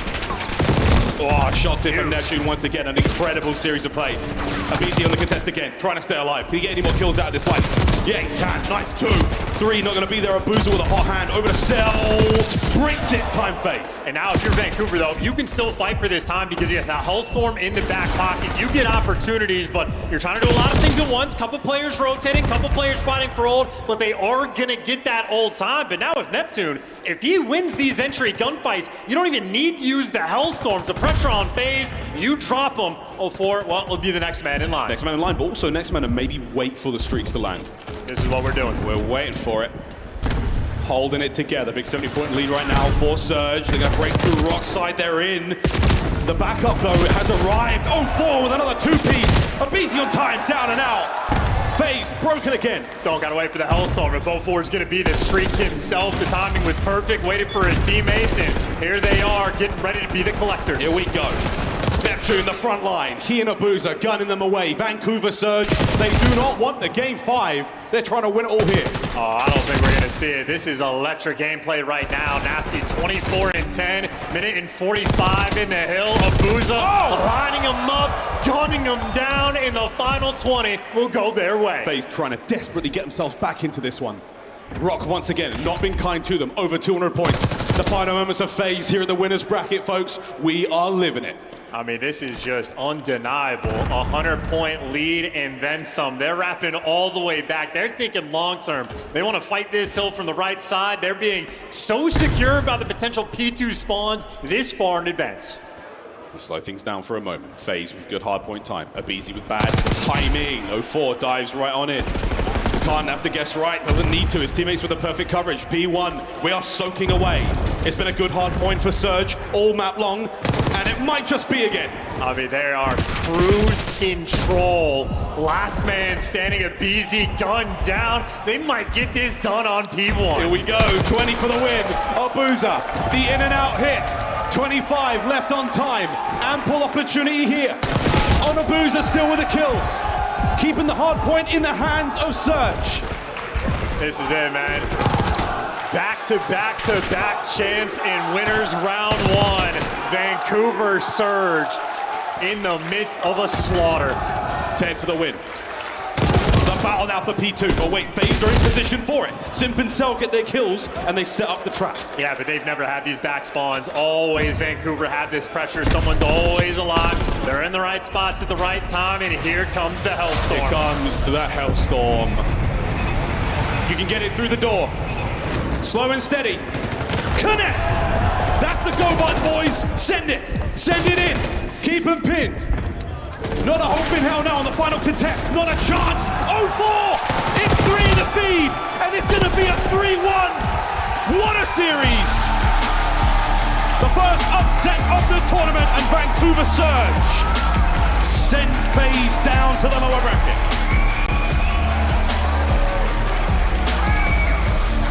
A matchup between these two squads that has been a battle all year. Grand Finals, last tournament, Atlanta FaZe picked them apart. A learning experience for Vancouver. Handle them in a 3-1 fashion, beat them down on the Hacienda. And then the Control, just well-oiled gameplay. The red card, well-oiled machine-like gameplay. Everybody dialed in. And then this, it was just a pop-off. Post-reset, they came out and slammed them. Nasty 32-14, 0-4, picking up 3 feeds like that. And I gotta be honest, Neptune hasn't even had to ascend to that final form. We have been accustomed to seeing a comfy gameplay. The comms were incredible. Vancouver Surge, Major 3? Major 3-1 final score outside of the red card. FaZe, a lot left to be desired there, but what a brilliant play from Vancouver Surge. It was impressive enough to see them make the finals at the previous tournament. Now to see them on the bounce back after that, even more so. We'll keep a keen eye on their story and their journey through winners bracket that we'll be playing again on Saturday. Well, for now, the man who absolutely ran the show in that final map, it's going to be Nasty on stage with Blaze. Thank you so much, Miles and Chance. Florida, make some noise for the Vancouver Surge as they take down Atlanta FaZe 3-1. I got Nasty with me on the main stage. Nasty, right now, in this moment, how do you feel to beat them yet again and to be able to do it on land? It feels great. You know, we got our revenge from Major 2. They beat us twice there. I was just happy that we won the Hacienda Control. We've been working hard on our map pool, and it paid off here, so. It definitely did pay off right there, okay? You guys played phenomenal on defense, been playing phenomenally on defense all year long, okay? And then on your offense right there, what were some of the things that you guys wanted to do on that map to be able to win it as cleanly as you did? Honestly, it's kind of like bait the point and then keep pinching off the point. Honestly, we took some stuff from their playbook, to be honest, and Thieves, okay. Yeah, they're pretty good at that map. We've been working hard at that map for a long time, so I'm just glad we won it, honestly. Hey, Florida, has the hard work been paying off? Definitely has been, all right? So now you guys got to move on in this bracket, but what do you want to say, just about your teammates and how they've been playing this tournament, and what do you want to say to the fans? Yeah, I'm proud of the team. Those guys are great. They all want to win.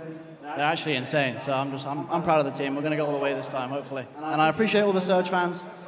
Some of you guys, I saw at the meeting, you guys said you were flying out here. We appreciate you so much. And we won't choke the final if we get there this time, promise. You heard it here from Nasty on the main stage, everybody. One more time for the Vancouver Surge. Puckett, take us away. Whoa, whoa, whoa. We won't choke in the final this time. yeah. Joe, can you make comments like that? I mean, he's feeling good right now. He's feeling good, but it could be one that backfires later on, but it's fine. I it's like fine. the He's feeling confidence. good. Come Did you out see swinging. Rambo?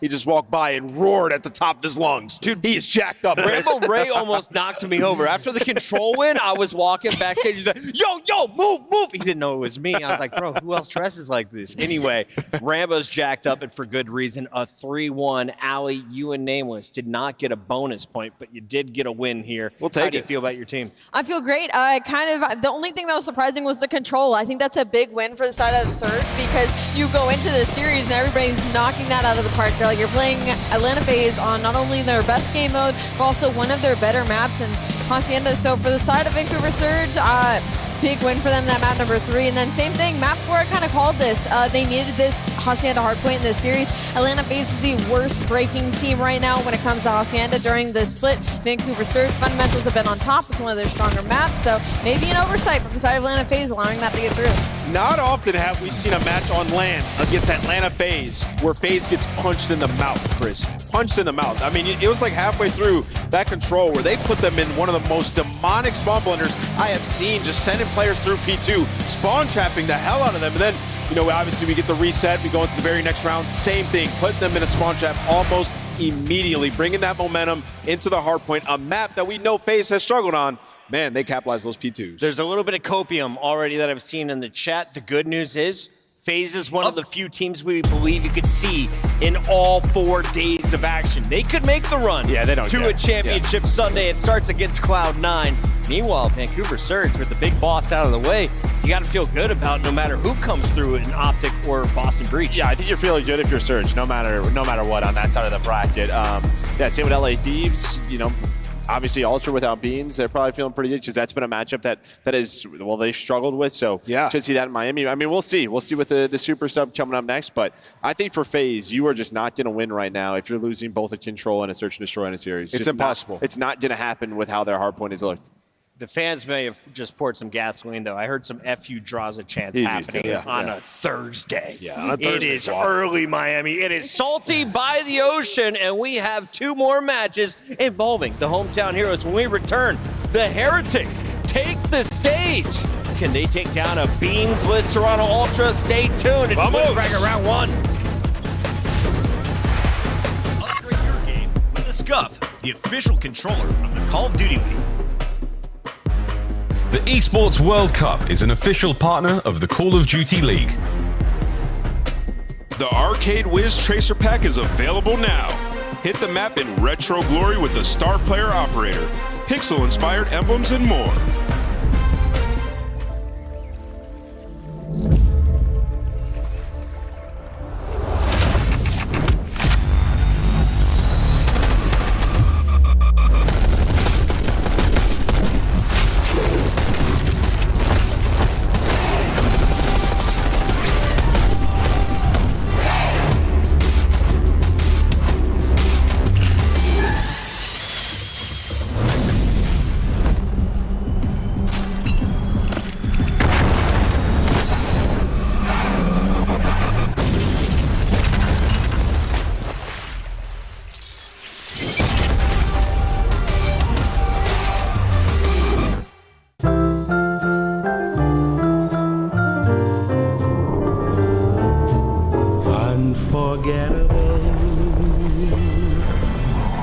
That's what you are. Unforgettable, oh near or far.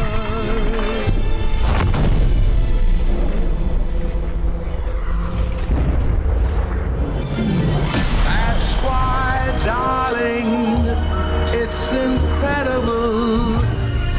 that someone so unforgettable thinks that I am unforgettable too.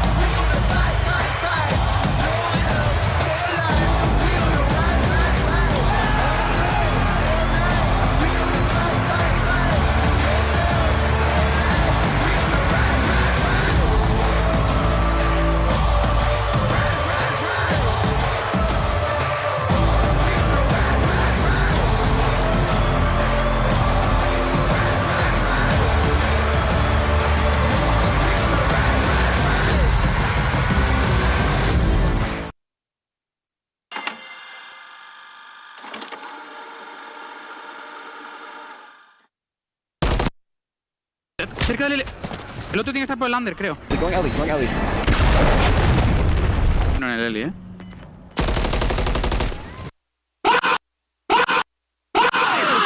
Let's go. Eso es, joder. Bueno, Javi, coño. Madre mía. Nice try, man. Oh. Calm down, dude. I said, like, wait for the... I know what you meant. I know what you...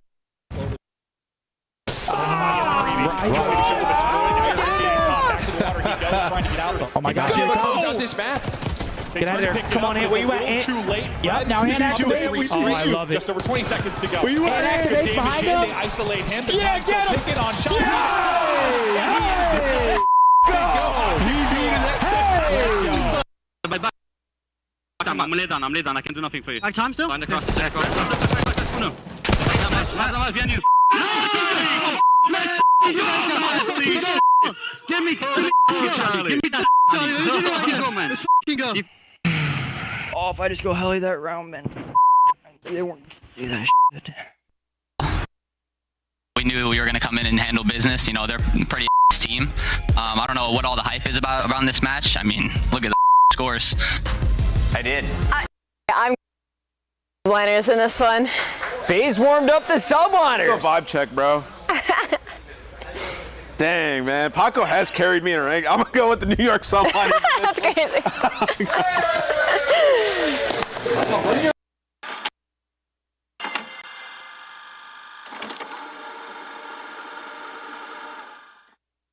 Come on! Hold the line! Oh God, they're still second. They're on the other side. There's no respawns remaining. Oh no! It's all falling apart! Yeah, there's still time left. Oh, if they get the minute extension, it's done. Oh. Oh. Oh. It's done. Well, you said it was the law. It is the law. No, this is literally, it's literally the law of control, though. It is, man. It doesn't matter how. Get your tweets in. It's time to party in Miami. We're down in Florida for the Heretics home major, and the Heretics are ready to take the stage. Believe it or not, even without Beats missing, they were the favorites coming in here. The number 4 seed taking on the number 5, and name what you were saying during the break. That's a huge difference. That's the same seed. I mean, let's be honest. And if you look at it, Toronto did beat Miami, right? So they're sitting in this matchup. They're feeling pretty confident. It's going to be tough. It's a little different without Beans, but Mercules, he should be a good shooter. That was without the Miami crowd. Let's take a look here at the Heretics squad because they've had a lot to celebrate. Chance is joining us here on the desk. And Chance, how good is Super and Rancor? The best duo of rookies we have seen? Absolutely, honestly, that's a great call, and one of the best AR duos that we have right now in the league. Granted, a low super sample size with Super so far, but he's been incredible in Search and Destroy, and he's been super solid in the respawns as well. So they absolutely like two fantastic players. And you know, mentioned in the last cast, I think Heretics is one of those teams that they are going to be a lethal threat come Sunday. However, you do have to get that. Game 5 against Falcons, a Game 4 win over Optic, and more impressively against Atlanta FaZe before falling to Toronto. Allie, what has the Heretics shown you leading up to their home major? Just a lot of tenacity. Athletes. Everybody's caught up besides Chance. Surrounded by athletes. Continue, Al. You locked eyes with me. I definitely did not. You got glasses on, bro. That's true. And my eyesight sucks. Here, go ahead. Hit me with it. You're okay. You know what? Focus, Allie. What do you got? A lot of tenacity from the side of Miami Heretics. I mean, talking about a team that went from top 3, then kind of bombing out at the next major, and now they bring in Super, and they've gotten better, right? They're a team that sets pace, and that's something that you think would throw Toronto off guard, but with the likes of the addition of Beans and Joe Deceives, it's kind of made them evenly matched. So that's why I'm interested, because Beans not going to be here today. Good call out. Let's talk a little bit about Toronto. And by the way, that is the most Big Brother comment of the day. Okay, you hit me with it now. Yeah, go ahead. Sorry I hurt you. You can hurt me now. Bro. Don't tell Mom. Go ahead. Let's take a look at the team who is looking to find success without their lead slayer. At least they're slaying AR. Talk to me about Toronto. What do you see? I mean, it's heartbreaking that they're not able to play with Beans. It's sort of a tragedy, and this is a situation that, like, 98% of the time, someone that has to substitute in, like, that team loses quite often. But I think Toronto might literally be the perfect team to sort of be able to, like, handle that damage. The last series Ultra played, Beans actually did get slammed just a little bit, and because Joe Deceives and Kleenex popped off, they still got the win even without it. So now Mercules, a guy with a lot of talent, heard good things about him in Challengers. He's about to experience the best comms of his entire career. Oh, yeah. He's playing with the best players he's ever played with. Everything is going to be very clear and concise to him. Admittedly, super tough. It's a day's worth of practice, which at this level is basically nothing, but it's best case scenario for the worst case scenario. It's worked out for Neptune instantly. It still hasn't worked for Lunars on LAG. And it might work for Dylan Rex later. It's not working for Carolina. It's a little different. Those How are much pressure on this Challengers player? I think there's a decent amount of pressure just because of the spot Toronto's in right now. Is they're right at this cusp of trying to break into like the top 2 conversation. So it's not an ideal situation. There's definitely a lot of pressure, but also so much opportunity, right? Because this is a player that maybe hasn't been on everybody's radar, now given an incredible opportunity to play alongside a good team versus some of the struggling teams that make these changes. Cough, like Opta Texas, like on the side of Minnesota Rockers. So he's in a better environment to show out Case's skills. Give me the vibe check, Ant. When you see this kid on the other side of the stage, are you saying, I'm squashing him? Oh, yeah, I'm standing up. We got to look out for him. I'm standing up, and I'm absolutely yelling at him. But, I mean, when you look at this Toronto team, they just play good COD, man. I mean, the only guy above a 1 in Hardpoint is Joe Deceives the split. They're 7-2 in the game mode, right? So just playing good fundamental COD. If you're Mercules, you just got to come in, get calm early, and just, you don't have to go out there and be a hero. You have amazing players around you. And as we're watching Joe Deceives, this is the last matchup that they had. It was a masterclass on Joe's side. One of the plays we use in drawing conclusions where he just has so much influence on the map. A little 12 streak. Yes, you just got to play off of him, man. He's your star. Joe Deceives is going to be the star in game today, but do you think there's more pressure on Insight and Kleenex, the core of this group? A little bit. I lean a little bit on the side of Kleenex. I think he's had an incredible stage, and I would love to see that continue as we move into LAN. So I'd say maybe put some pressure on Kleenex's shoulders. On the flip side, for Miami Heretics, there's a lot of pressure on Metals right now, 0.6 in this last matchup. So we know what his ceiling is, and I think that's why we give him so much grace. Is like we've seen him have takeover maps. It's just like, how do we get his bar to raise to an above average rate to allow Miami Heretics to release some pressure off of likes of Real, off of Rencore, off of Super. So it's a tall task. Bro, he went neg 36 in the last series. And in the interview, in the last match, Metal said, this is the team he wants to play. Yeah. Like, he knows, like, if he plays even marginally better, like, they are going to beat this team. And now, with them having a stand-in, this is your best opportunity you're going to have. Yeah. What do you get if you win this matchup? A date with LA Thieves, who look ferocious against Carolina in that opening round. On the other side, we will see Optic and Breach in action a little later tonight. Talk to me about the elimination bracket, though. If you fall here, if you're Heretics or Ultra, you land on Gorilla's mate. You're pretty comfy, right, Chance? I would say you're very comfortable, yes. I've heard good things about Gorilla's mate sort of in the background, but both of these teams I would still have a high degree of confidence in. And this is a very interesting tournament because right now, like the bottom 4 teams in the CDL point standings, it's not a good spot. You have to have a good major to sort of ricochet yourself up, and it's perfect opportunity. Toronto's taking a hit, they're losing a player, and now some of the teams in the loser's bracket not looking too good.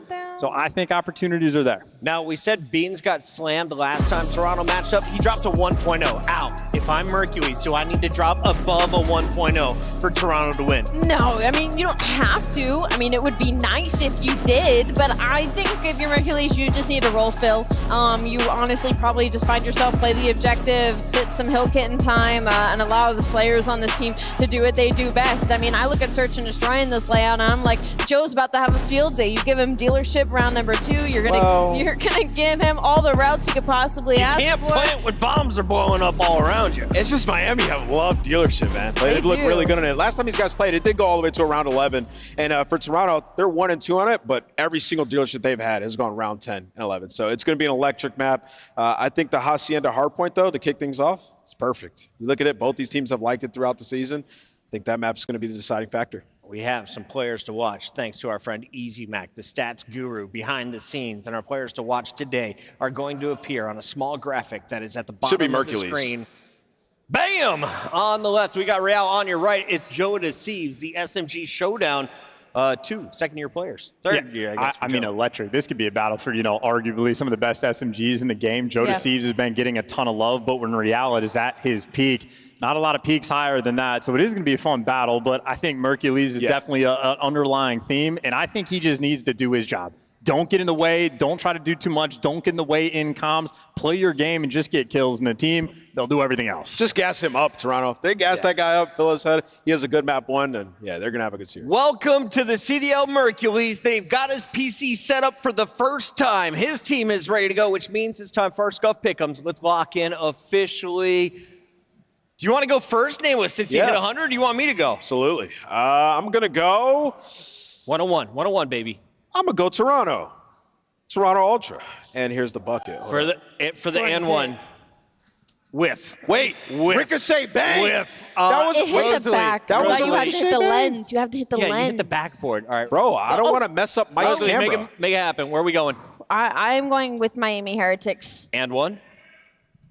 Let's go! Oh my gosh. He hits it. Wait, Chance, where are we going? I'll take the team that has their full team. I'm taking Heretics. All right, 2 will go Miami Heretics. The game is ready. The stage is ready. Make some noise, Miami, for your home team, the Heretics. They don't believe in you, Mercules. Yes, sir. We're about to get ready to enter into a big matchup here on the main stage. But before we bring out the home team, we got to bring out their opponents. So you can love them or you can hate them, but get ready for the boys from the north.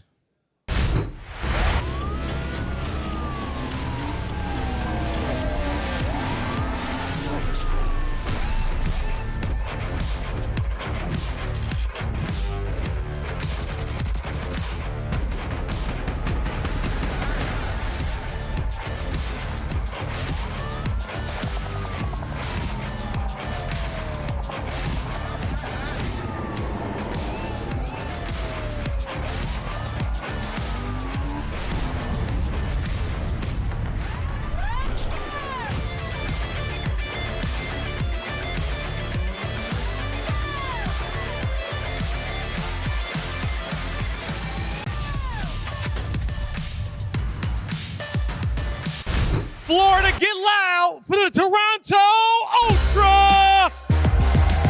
Mercules, Joe Deceives, Insight, and Kleenex. With Beans and Spirit in the strength of the North, they're ready to bang out their opponent.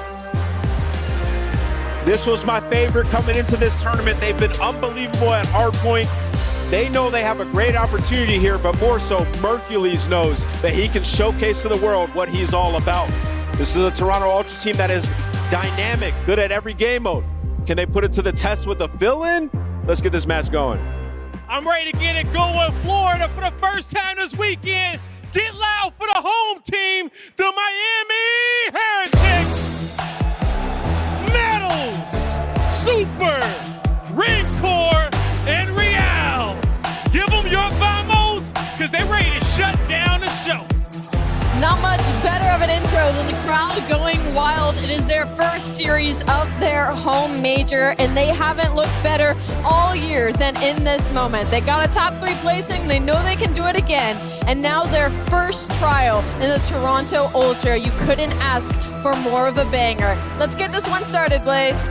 I'm ready to get it going. So without further ado, Let's roll out, Boca Raton. This is going to be a fun one. Last time these two teams played, it was a really electric series. Went to 4. Toronto held the edge, but Mercury's in. I think the biggest thing here, and we know this guy now well after casting him at Challengers, 4 straight elite appearances, most recently a dominant championship victory in Season 3. Yeah, with Omen Brooklyn, and he was like one of their best players on that roster. He's been able to figure it out with his AR game plan in such a short time, too, because the kid's career basically started last season at the end of the game. He walks in with a brand new lineup, a lineup with like 18, 19-year-olds, but he's just been able to level up every single elite to put himself in this position, which is probably his best position he's ever going to be in. Yeah, I think when it comes down to like newer names that are really kind of taking focus from maybe some of the other players that were in the CDL, dropped the Challengers, like this is a fresh look for what was that Stallions roster that you were talking about with Abe and Merc and Lurks. You know, now you've got the first of those 4 guys getting a chance to debut and show what the youth of Call of Duty is going to look like. Now, it's just really funny because he is 20 years old. He looks like he's 16 up there, but it should be one of those interesting systems that he's working his way into, because with him at Brooklyn, he was running more of that lockdown, stable AR, which I think puts a lot of focus on Insight to really be more flexible and try to actually fill Beans' role. Yeah, Subside is going to have to make a couple of appearances. We know when he does it online, he usually goes on 3 or 4 streaks before he gets taken down. But to talk a little bit more about the young rookie, to end at the Elite Stage 3 playoffs, he was unreal. A 1.23 KD overall. Slaying rating was up there with the best of them, and then that S&D KD was massive. A 2.13. He found a lot of success in his opening first duels, and then when he also was put into those clutch rounds, it looked like he was a vet. I think the thing too was, you know, we talked a lot about that event Brooklyn squad, about how, back-to-back championships in Challengers Elite, but it came with 3 distinctively different rosters. So there was a level of plug and play when it comes down to the system that Ricky Atura and the rest of that management group were able to put together. And I think the desk hit on it. This Toronto team has that same level of system-based planning that you look at. But let's talk about the other side here, because for Miami, they have that little bit of magic when it comes to playing on land, especially when they're playing in a major that is labeled as their home major. I know. We saw that major 1 in Madrid, a couple Spanish fans rallying behind them, and now they're at their home major here in Boca Raton. And they want to start the tone off on the right foot. Love it. Spawning into a Hacienda Hardpoint. Ever since the addition of Super, they played at least 3 out of the 5 series so far throughout this stage. It's been a lockdown for them, man. They are the best team on rotation because of what their ARs can do. Just hold down these lanes, allow my SMGs to roam free.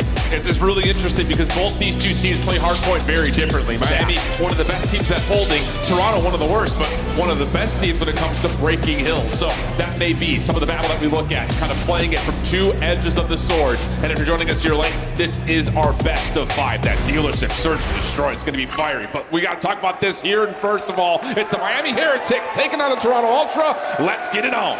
Vamos, mi gente. Let's get into the Hacienda Hardpoint to start this one. Red Core and Reha already combining for 2 kills. Whenever I like to watch Miami Heretics, they usually dominate every single P1. And you can already tell with 2 kills going their way, all we got to do is continue to soak and hold down the lane. Looking really solid. Super with the extra AR also in play. Looking really nice to lock down this open lane. Not even playing for the P2 side of the map yet. Just letting Real run routes over that direction. Ultra trying to set up their next break attempt. Insight Joe. First 2 kills are good. Hercules trying to look over the top of the Hardpoint. Also takes off the contestant, and an opportunity here for Toronto to stabilize. Yeah, even though you haven't really got a lot of time off of this P1, you're still in control of the map for that P2. Final 15 seconds here, and now Miami, after soaking up a lot of that P1 time, are just going to cut their losses early on, hit the long route. Real working his way over through well side, but all of Ultra, they backed up. Insight gets a read that Real's playing over towards well side. Kleenex right there with it. Oh, follow from Super is solid. Looking for more and decides instead of playing for the spawns to try to get into the hardpoint early. Not going to work out. And now maybe a 1v1 with Mercules and Metals, and Mercules able to lock things up early on this P2. You best believe the guy's got a beamer on him, so let's sit on this POV for a little bit as that's 3 dead. Miami has to try to work their way through lobby. Kleenex is already going to be contested, and Miami are setting up a very long pinch. You got one going through the front, everyone else do well. Every kill that they get spawns them all the way across the map. Insight had the read on it, called for help. Kleenex right there to assist. Now Joe locking things over the middle of the map, and that's absolutely perfect from Ultra. Able to re-slip this lead back into their name, and for Miami, now you just have to hit from the front last 20 seconds. Yeah, thankfully Rencore opens up with that first kill onto Mercury, so you have a little bit of pressure through the front door. Now that opens up the gap through the side, but trade after trade. Metals last one standing. He's able to walk away with 3. So now the spawns for Ultra, still at the old HP. Miami have a free rotation over towards new. And look at this line of scrimmage that Miami's setting up in the mini-map. You've got contest over at old. You've got Super backing up over towards mid to watch this cross, although he's hindered from being able to hold the position and actually finds himself in a little bit of trouble. So just when you thought Miami had the perfect setup on rotation, now the test is already here for Toronto. Yeah, they're already in your grill, trying to contest you over towards top flat. Thankfully, you take care of Joe Deceives. Now you just got to win the gunfight to the front. And the team shot's good enough to take care of Rencore. The nade, good enough to take care of Real, and that's a team kill as well, but you still have the numbers if you're Ultra. Yeah, Super's just hanging on to the high ground.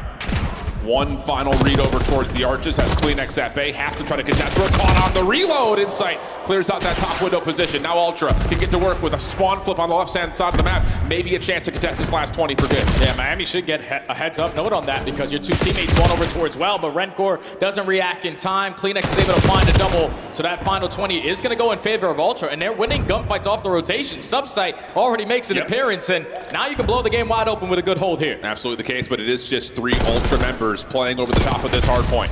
Joe Deceives called to take his focus back over towards Checkers. Help in the middle of the map also coming through, but a long route on the way from Real. Oh, the read is there, but oh, there's just one trade coming through. Berkeley trying to hold on to the cross, not able to do so. It's just down to Kleenex, and the last word is held by Rencore as Miami get their break. Oh, now Rencore trying to hold it down. SMG and AR in hand. Joe Deceives here to try to contest. Just trying to stall on time for the teammates to get back into the play, but now everyone from Miami in the position to play these trades. They know where the spawns are coming in. Now the pinch is here for Super. He's going to block it, instantly turn around towards Lambo. Timing is going to be everything here from Super. Read down low was decent, but the win even bigger. Kleenex for a double inside the hard point.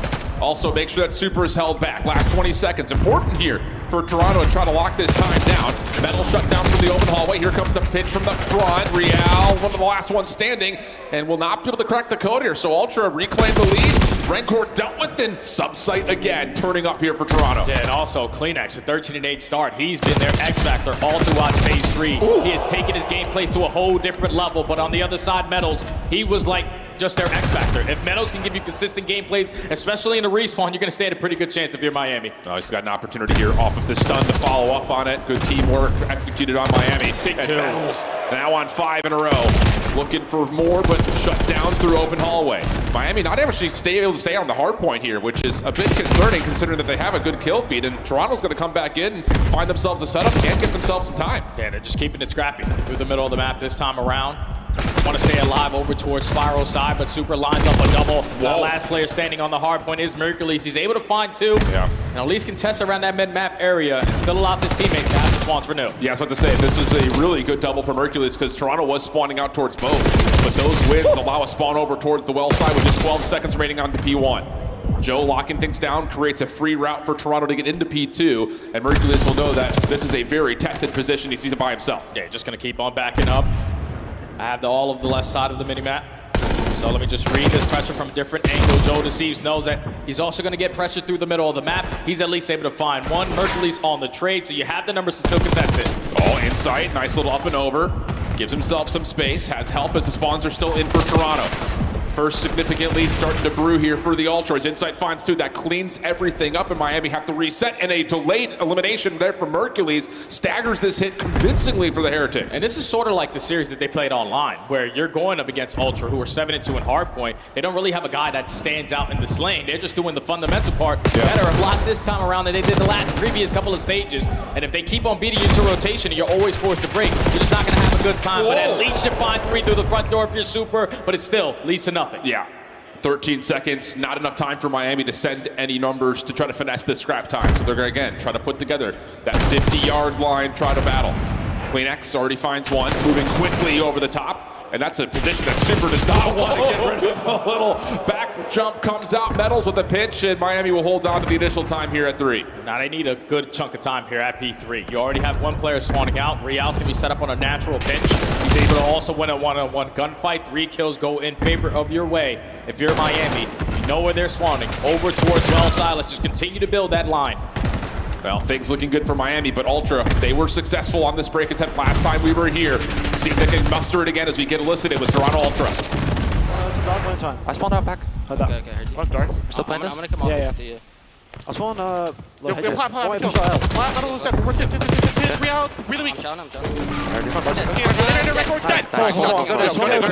I blocked this. Go to me. I'm just playing dubs, okay? Yeah. I called the low mid cross. From the U cross, actually, sorry. I'll tell you.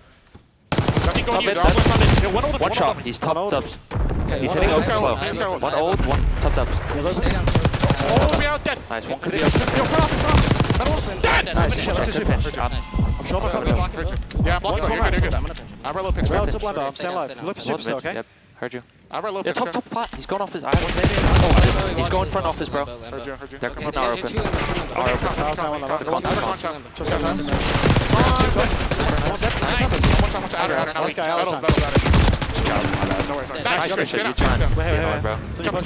They could be on front.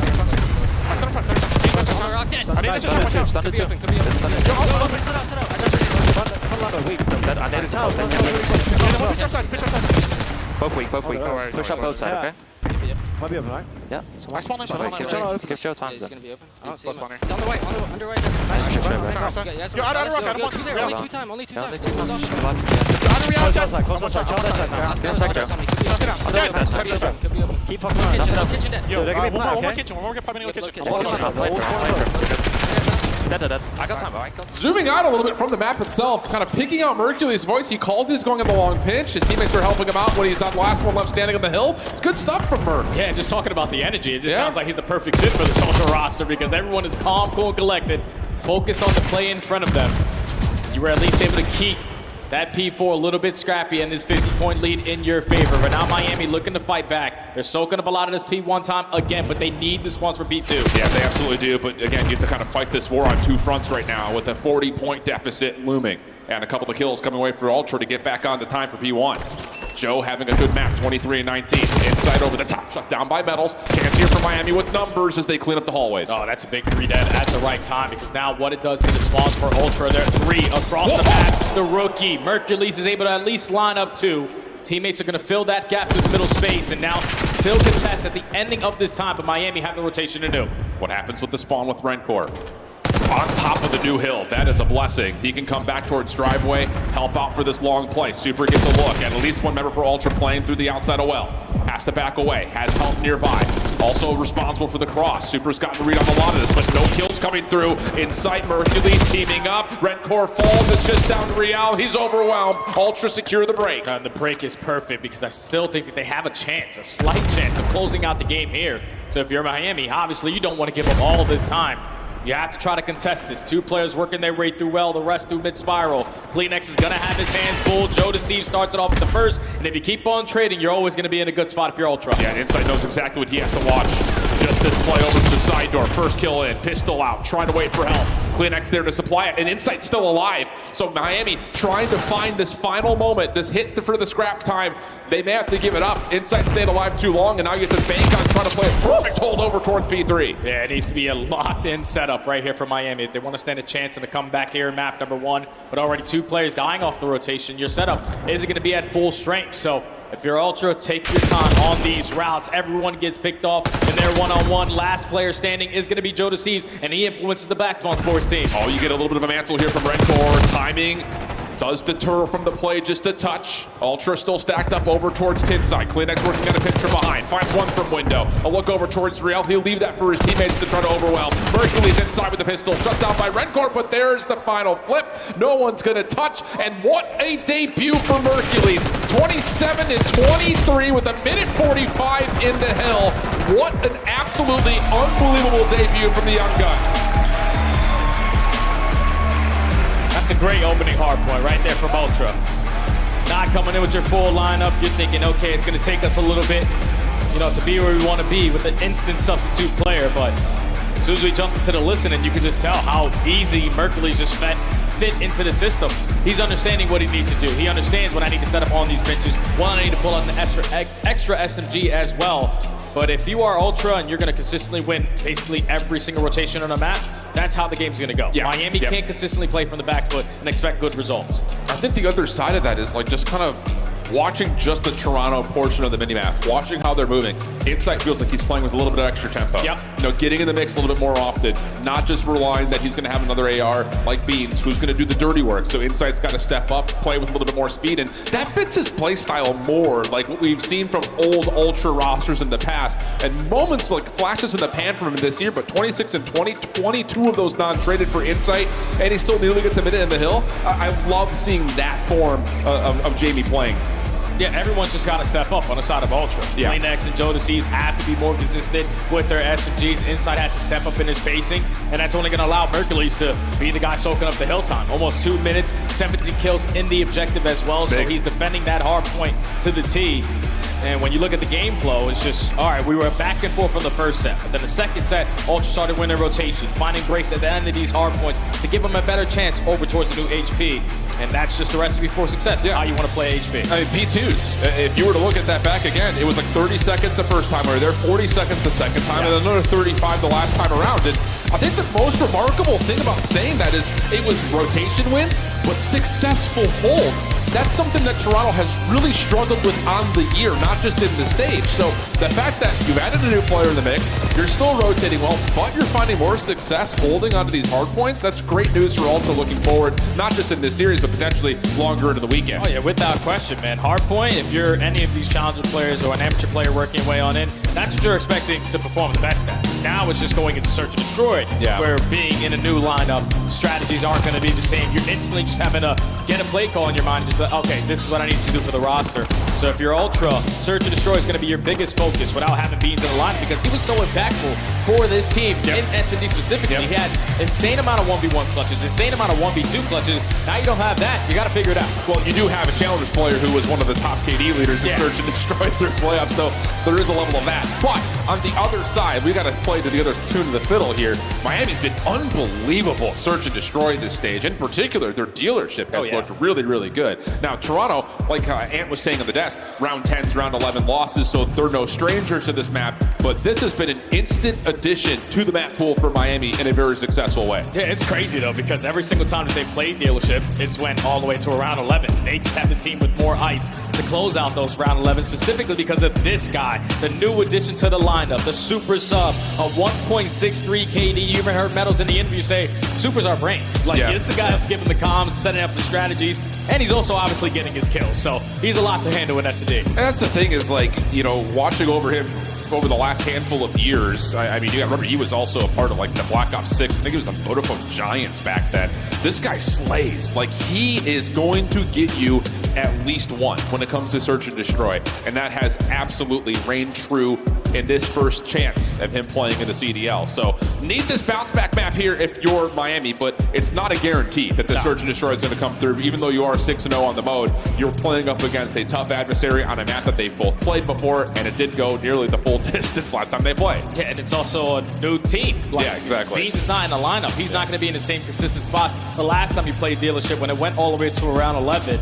But at least you know, overall big picture for Ultra, they love the attacking side. They love to get aggressive, find that opening duel, get the bomb down immediately, and then just play their numbers. On the opposite side for Ultra, they're great at retakes, so it's just a battle on two fronts. That's the same thing like we told on the hardpoint side of things. Defense on one side versus the attack on the other. It's the unstoppable force meets the immovable object. But there is a look at the last 5 maps. Wins across the board. Some of them have gone the distance. Round 11s versus Toronto and Atlanta on this map. Those are 2 great search and destroy teams. So those are really notable wins, not just because they beat them on this map, but because who you beat on this map. The newest map added to the map pool. Miami trying to tie up the series. They're going to be the team early on the defense. Toronto Ultra going to set the tone early on with aggression over towards A, but they have no trophy system, so we're going to slow down the approach. And I'll be interested to see, like, as this search and destroy starts to develop, do they trust Insight to play kind of the island role, or will they put Mercules in that position to kind of play it out he sees fit? Well, to come to find out as we get deeper into the rounds. But for this one, it's just opening nades and stuns onto the corner towards A, pushes back Toronto initially, but killing the noise, creating some doubt. Ultra now restaging. And you're consistently showing face over here at A, so you're just pulling the defense on this side of the map, and you're just trying to find an opening for Kleenex to eventually work this pinch, but Bomb is slowly pushed up towards the side, but Jodeci's gets called. Yeah, good contest here from Miami. Play from Vent also works out. It's traded. Here comes that flank, though. But what route does Kleenex want to take him? He's going to try to go over through garage side. He does find the first. Real right behind this play through Vent, finds one. Can't quite get through the Vent initially, but still slips away 1v1. Oh, some star SMGs in the one-on-one. 25 seconds to go. Kleenex has the bomb in hand. You know that you're going up against Real. It's all about the timings. And the time's ticking. Real's already checked over the top of the B site. Holds a corner. Kleenex making his move. Now they see each other. Real backs away, puts the pressure onto the clock.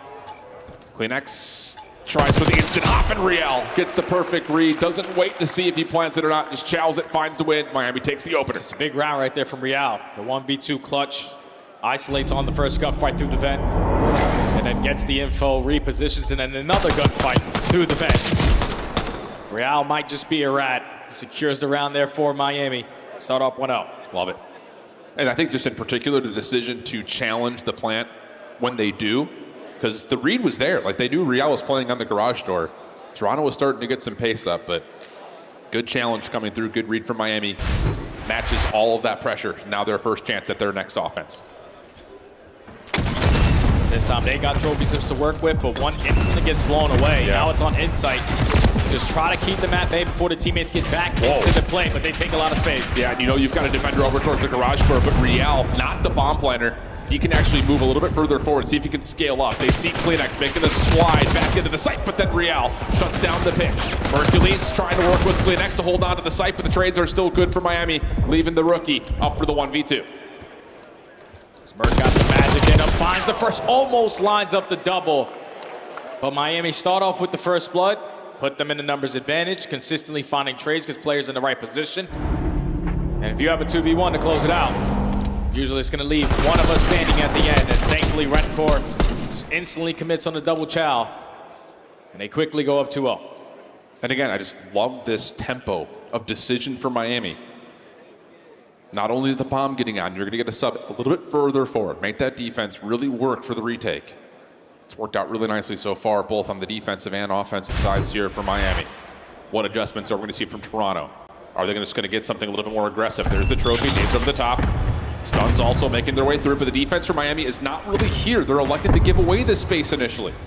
Yeah, so you should just instantly work this bomb plant. This is what Ultra love to do on a map like Dealership. They so deceives, stay alive from all the nades and explosions over the top. Bomb gets planted 4v4. Yeah, and Miami's going to be scrambling here. They were hoping all those nades and utilities were going to be able to deter this plant. But they do find first blood regardless. Kleenex pops up, finds himself two. Was trying to slide for a third, but Riel's able to find the trade. But he's on his lonesome. 1v2, and he's got to try to push off not just Insight, but also Hercules on these long corners. I believe he may have seen both. Yeah, he has info on both. So it's about challenging at the right time, but you peek the wrong corner, and the team fires good enough for Ultra to put one on the board. This time they're like, okay, we're on offense. We got trophy systems. Let's play with the same aggression we did in round number 1. But if this time they're not going to show face, instantly work the bomb plan and it works out. The interesting thing about that, though, is Toronto only throws, I think, the one trophy on the corner. I don't think they had one on the bomb. No. So Miami is banking on, okay, we'll just use all of our nades to get the bomb planner. And it got Joe low, but not low enough to find the kill. So keep that in mind next time Miami tries to play defense. I imagine they will not be just giving away that space for free in the future. Now they're going to switch up their approach on their offense. Aggressive as hell over towards B, but you already gained the info if you are Kleenex. Now, going to give the comm to your teammates, start to hit that rotation on back, because this is where the play is going to commit. Yeah, really good zone of control established by the utility, and this is what I love about how Miami play this map. They're always trying to get someone to scale deeper into the site. Bomb plant not in yet. Hercules thinking about throwing a shoulder. Real nearby. Rencore backing up to watch the flank, and Miami's going to try to catch Toronto, trying to challenge this bomb, and that's exactly why Real makes good on his position for first blood. You still can't really work this objective unless you find some success in the middle of the map. Thankfully, Meadows starts off with the first. Rencore on the pinch. Now it's a 1v4 for Joe Deceives. He's at least able to find the first, but a 1v3 or 40 seconds, they know exactly where you are. Everyone just chow at once. I absolutely love how Miami are playing this map right now. Metals gets the information, and again, it's just a triple stack of Heretics members. Nowhere to go for JD, but again, it's a second straight offensive round. You get deep, you scale through, you set something up, you get a read when Toronto's defense is moving over, and then the player deep in the site makes his move for first blood. It's beautiful from Heretics. Yeah, if you're Ultra, we have to be a little bit more spread on your defensive looks. I know you're a great team and retaking, but when you're giving up a lot of space, you don't really have an opportunity to retake it because they have all the power positions. So want to make sure you're initially showing face through the middle of the map, aggressive through courtyard. You know it's a lot more difficult to retake over towards that B site once it gets planted. But they give up that space. Real takes advantage of it. He strikes for the first blood. It's been 4 straight first bloods for Miami on this map so far. Now they're up 3-1. Yep, and here we go. Miami's not going to play that same passive defense. They're going to stack with all 4 members with pre-fire already going down over towards the corner. Super finds first blood, and look at the space that Metals has taken. He is already deep at mid. The only thing that's different here is that Ultra have gotten someone all the way through, and a teammate somehow comes out, getting us to a 3v3. Oh yeah, so now if you're Mercury, it's just like, hey, you guys can rotate over towards B. I took a lot of space. Now I'm going to work this flank once CleanX falls. Because I got to try to make up for it in the numbers. Thankfully, you're able to almost catch Super. Rancor is able to save him. Now it's Insight in a 1v3. Yeah, in Insight, this is one of those tough work fight moments. Yeah, just jump at him. You know exactly where he's at. And it's another moment, like even though the teammate comes through, but again, because the Heretics get someone deep at the map, yeah, you have to worry about that flank eventually, but it just scatters this Ultra setup so much to where they can't play anything together after first blood's already been tallied. Yeah, this is why it's so tough to come in on basically 1 day of practice on a brand new lineup and try to have some S&D strategies versus one of the best S&D teams that we had throughout stage 3. They're showing their dominance. Another first blood in their back pocket. That time it was a stack over towards A. Instantly shut down that aggressive push, forced them to try to do something else. And then just play your numbers to your advantage. 4-1 now. Miami back on the offense. And this time the bomb carrier is actually going to take his time over towards A. So let's just show a little aggression over towards B, hold the defense, and then wrap it back towards A. Again, I love this idea. You're going to throw bait and just say that, look at us, we're throwing all of our numbers towards B. And Toronto's going to have to take their time to re-clear that tin shack again because of the position that Miami were in the last time. So they're sending all 4 members over, and this fake has worked out beautifully. The only thing that's a little bit mismanaged here is that Miami have not aggressed at all towards A, and Toronto are going to be able to reset their defense. Yeah, that's the only thing. You just didn't take any space when Toronto started to hit that rotation over towards B, but now just going to have it flex. Head clash in towards the A site. Metals with the first blood. And we can back up. We can take our time. Rewrapping is Real back over towards B. Mid-map has stayed in control largely of Toronto the entire time, but they haven't been able to sniff out where exactly Miami's moving towards, and that's where the problem starts to occur. Once again, Real scales forward, Metals for the plant. Joe finds one on the flank, but I don't know if it's going to make much of a difference. This setup for Miami is so good. Yeah, they actually lay onto Rencor, but just still in a man disadvantage. So if you are Miami, just everyone watch each other's back. Don't let anyone slip on by. CleanX is going to get spotted. He's going to fall. 1v3 for Joe Deceives with 30 seconds to go. And he's so dedicated on just finding this kill to Real. He's probably going to run out of time. Yeah, he's absolutely going to run out of time. Real's just dancing with him. There's the follow-up. This has been a clinic of how to play dealership search and destroy. Both sides of the bomb have looked absolutely perfect from Miami. They still haven't had a first death yet. They've counted every first blood. This has been a masterclass. Hey, when you play the map 3 or 4 times throughout the stage, every single one goes to around 11. Eventually, you're going to make some of those adjustments to start having some blowouts. And so far, the key to success has been that early first blood for them. You put yourself in the man advantage. You continuously are playing trades to close out these rounds. Now we're at game point. Ultra trying to look for some fight here. Let's just get a first blood. How about we start there? Defense for Miami stacking towards B. Early look for Rencor and A. He sees nothing. Crossfire setup is already here. They don't even need the nades, Jay. They don't even need the nades. Jay Metals looking for the ace. Insight completely stuck. Don't know if he gets all 4, but it may not make any difference because Miami have just blown Toronto Ultra out of the water. Yeah, that's too easy. Way too easy. The mode that requires the most teamwork. They were just able to blow them out the water. 7 first bloods. Every single round, they found that opening kill. They were able to walk away with a 6-1 victory. The SMGs taking the space. The ARs finding success in opening duels.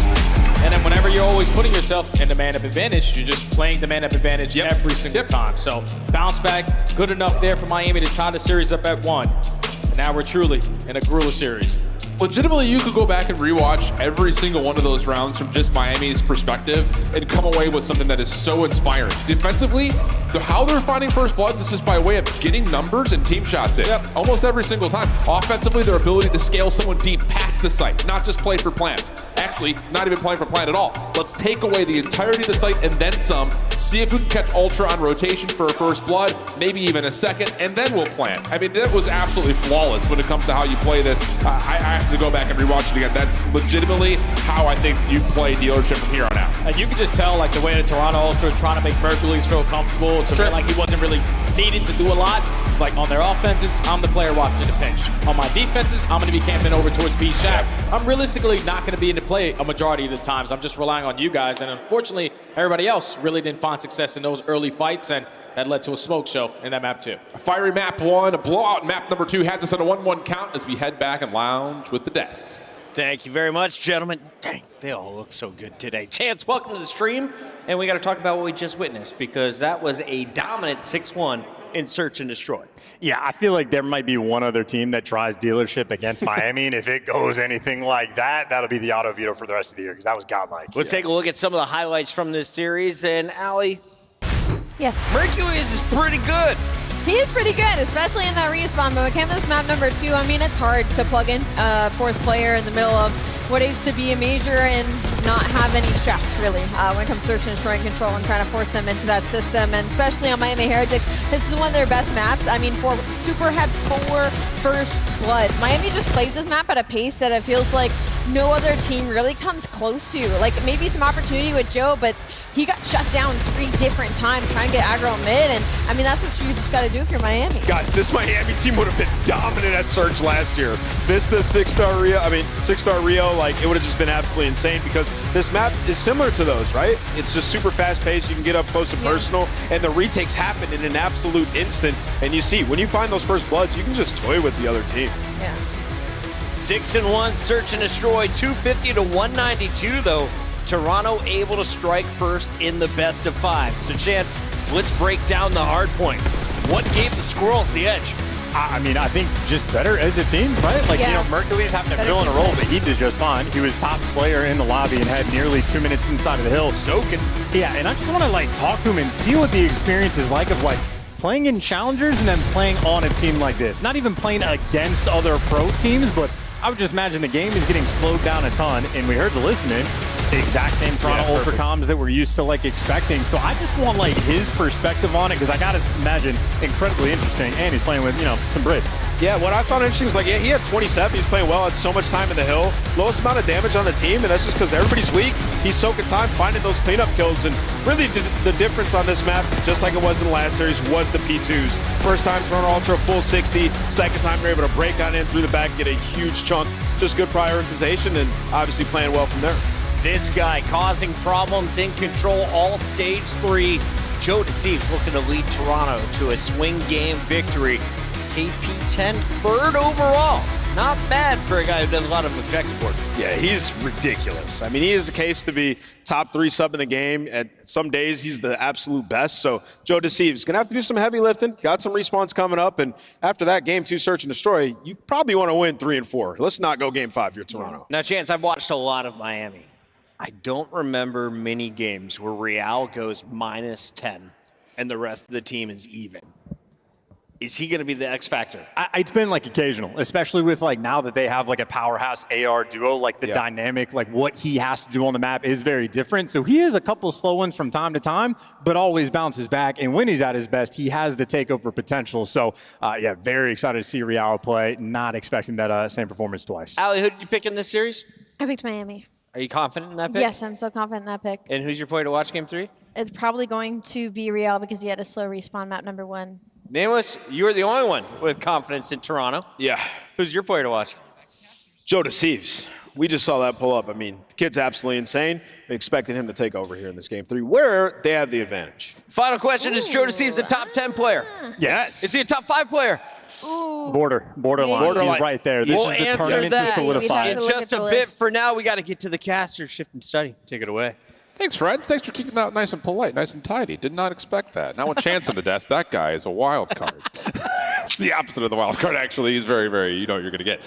This is going to be an interesting control. Oh, yeah. Because I think the thing about this is, yeah, from the side of Miami, you know, you're cooking with the full roster. Things have started to get more improved. But, and I say this with, I think, a lot of recency bias, watching him at Brooklyn on this vault control, Mercules was a problem. Oh, yeah, he definitely is a problem. And if you're Miami, you were trying to throw this back into your map pool, because before stage 3, this is basically the only control that they could win. Yeah. But so far, when adding Super to the lineup, you're sitting at 0-2, getting outslayed on both sides, not really having a consistent game plan of what you want to execute there.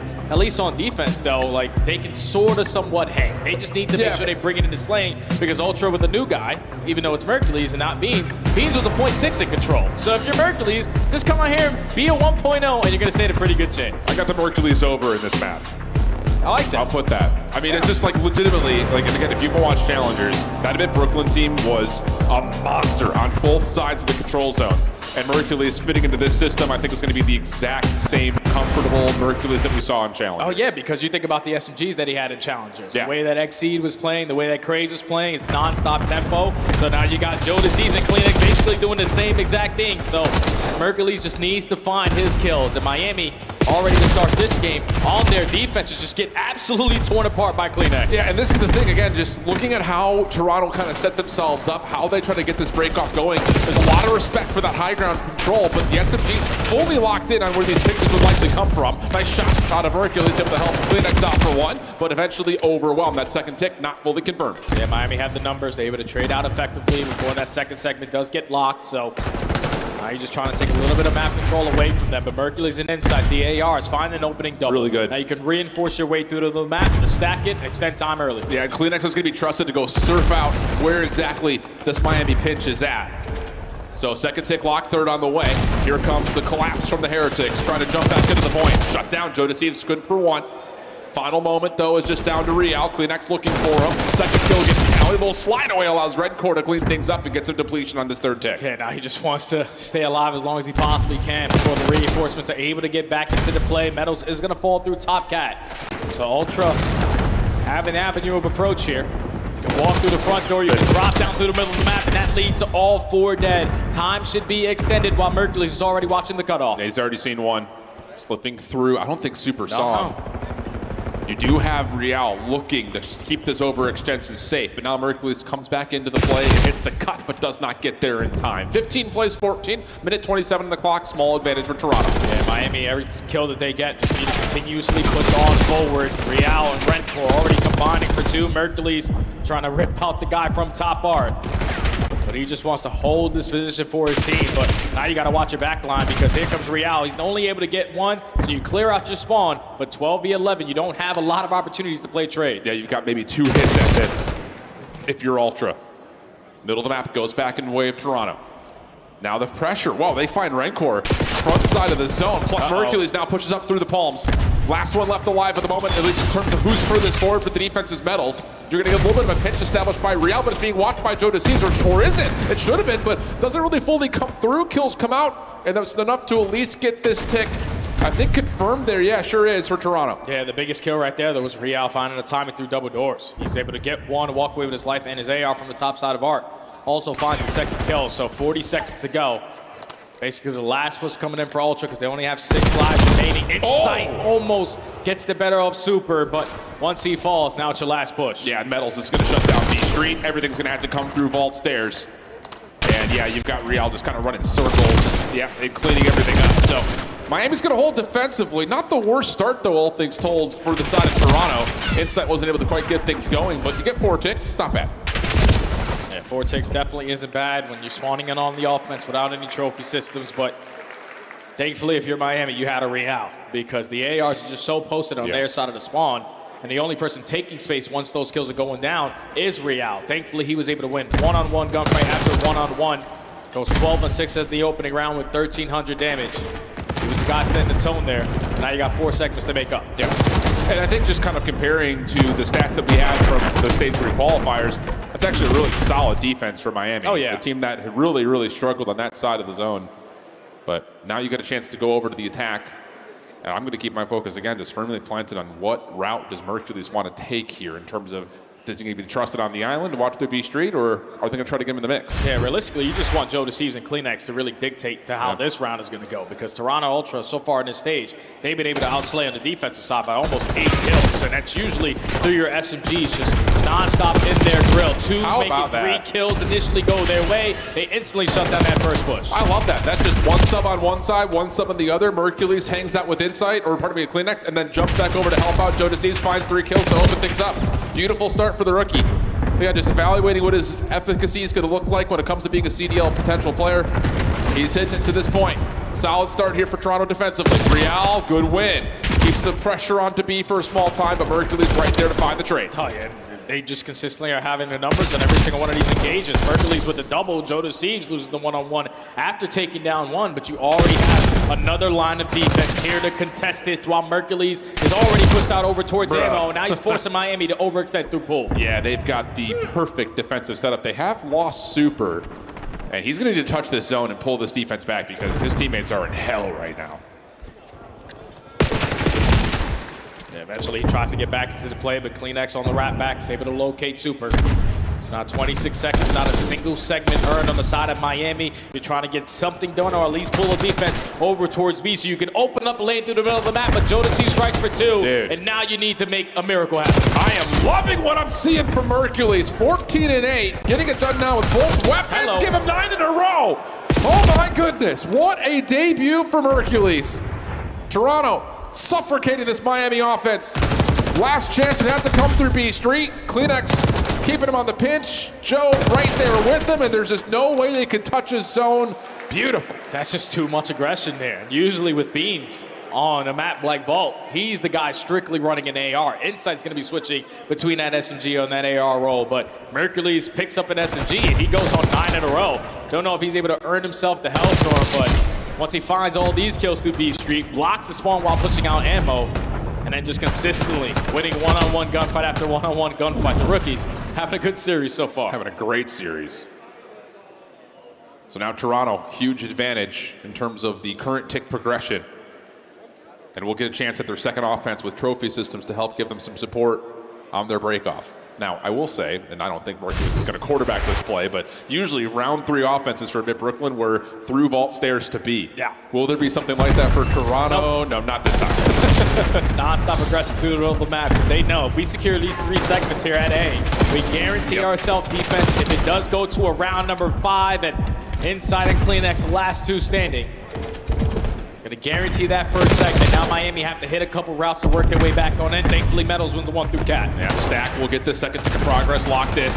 Kleenex helping out, able to find 1 trade, but by himself, trying to slip through, but not gonna happen. And now Hercules, caught trying to toss a stun. So Miami's defense able to recover, but it comes at the cost of the 2 ticks already mentioned. Yeah, second segment does get locked, so you're currently up by 6 if you're Ultra. And if you're Miami, you're looking to not give up any more. You just need to keep on slaying the way that we have been. It was Real to set the tone first on the defense, but everyone else is starting to come activated. Kleenex last man standing, the beat down good enough for Redcore to find that kill. Now all of Ultra off the respawn. Oh, Joe gets caught in a weird spot. The perfect spawn trap started to be built here for Miami. Hercules cleans out B Street. Metal seen at the front doors, but keeps his life. Stun does not connect. Joe trying to work through this. Again, more damage coming through, but Super's got his cross, and this is as deadly as anything we've seen. Just the 2 ticks for now, and Miami are not bending on this spawn trap at all. Yeah, they can't breathe. Like 21v9. We're blocking the spawns up both ends, and you're consistently spawning towards the backside of the tank. As soon as you're coming off the respawn, a stun is hitting you right into the grill. So Ultra, after a magnificent start to this round, have nothing else to show for it besides those 2 segments. But Inside of Mercules at the right time. Clutch up, find it 2. You can work your way back in A. Metals has gotten 1. Super red, healed dealt with quickly. No way. So there's the extra 60 seconds. The probability of them winning this round is still low, but it's not impossible. Clock comes to a pause. Joe on the site, and now it's just Super, the only one really to contest from top window. Yeah, you just got to be in a position to read these pitches, though, because you know Miami are going to set up on some of these long routes. They know that the stack isn't going to be there, and now you have no more respawns on the side of Ultra. So your last push has to go through the front, but your ARs already fall. And this is going to be Miami standing strong again. But still, that extra tick of progress is everything for Toronto. So even though it looked like it was just going to be the 2 that had been previously captured, it will be 3. So now for Miami, you got to get this done by way of full capture. Yeah, realistically, you want to close it out on this round. Because you secure every single segment. Obviously, that's the end of the map, but you're guaranteed if we do go to that round number 5 to be on the attack again. Thankfully, the AR, sometimes the SMGs in the hand of the AR players. They're able to slay. That's been an issue so far throughout this stage with Miami. A map that they used to love. They just really couldn't figure out once you added Super into the lineup of how they wanted to play it, how they were going to execute their slaying. They've been showing it so far on their defensive side. Yeah, which is, again, just looking at the qualifier stats, already an improvement in terms of them being able to capitalize and win defensive rounds. But like you mentioned, the math will favor Toronto if this does get to 5 rounds.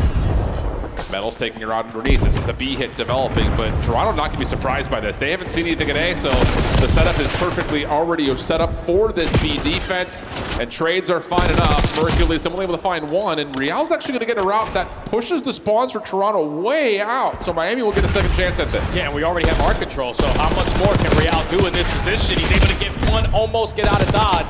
That at least guarantees one segment here at B. Your other AR on the opposing end is still holding down this cross angle, and let's just stay on the point. Yeah. They can't get near you.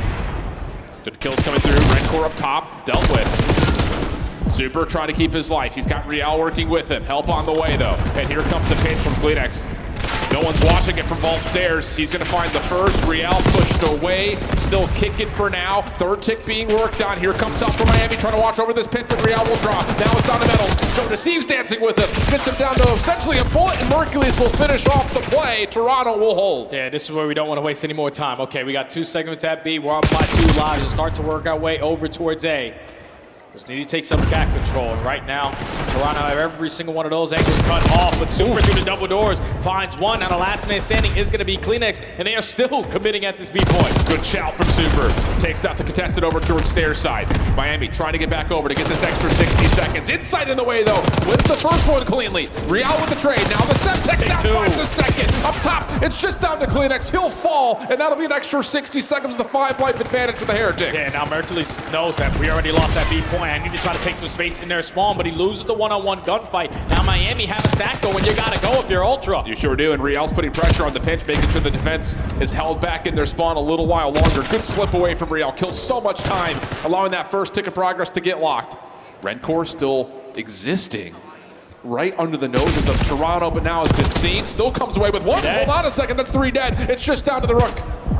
Oh, Mercules, what can you get done? Can you at least stall out time for his teammates to get back into the play? Because Real, or Rencore on the other hand, he put himself in a position to get the players off the respawn, so you instantly have the numbers. That's 4 dead. Miami should win this map now. And Supers giving a little ceremonious welcome to the league there at the end as Miami will get the stack and now take an edge in the series in a major way. A huge swing back for Miami. And you can see Rencore, wow, finally guys, we want a vault control.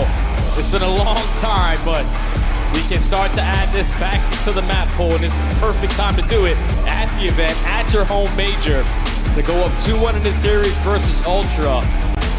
It's a simple story though, right there on the map 3. It's just Miami usually cannot keep up in this lane. That time they were able to outslay Toronto Ultra. The only one that goes positive is Mercules. Like Joe Deceives and Insight really didn't have a big impact on that map, and they usually show it on their defenses. That time they just got caught off guard with that early B push, and Miami just kept on committing to that play, and it continuously caught Toronto off guard. Yeah, really this kind of comes down to a couple of final 1v1s over the top of the B zone.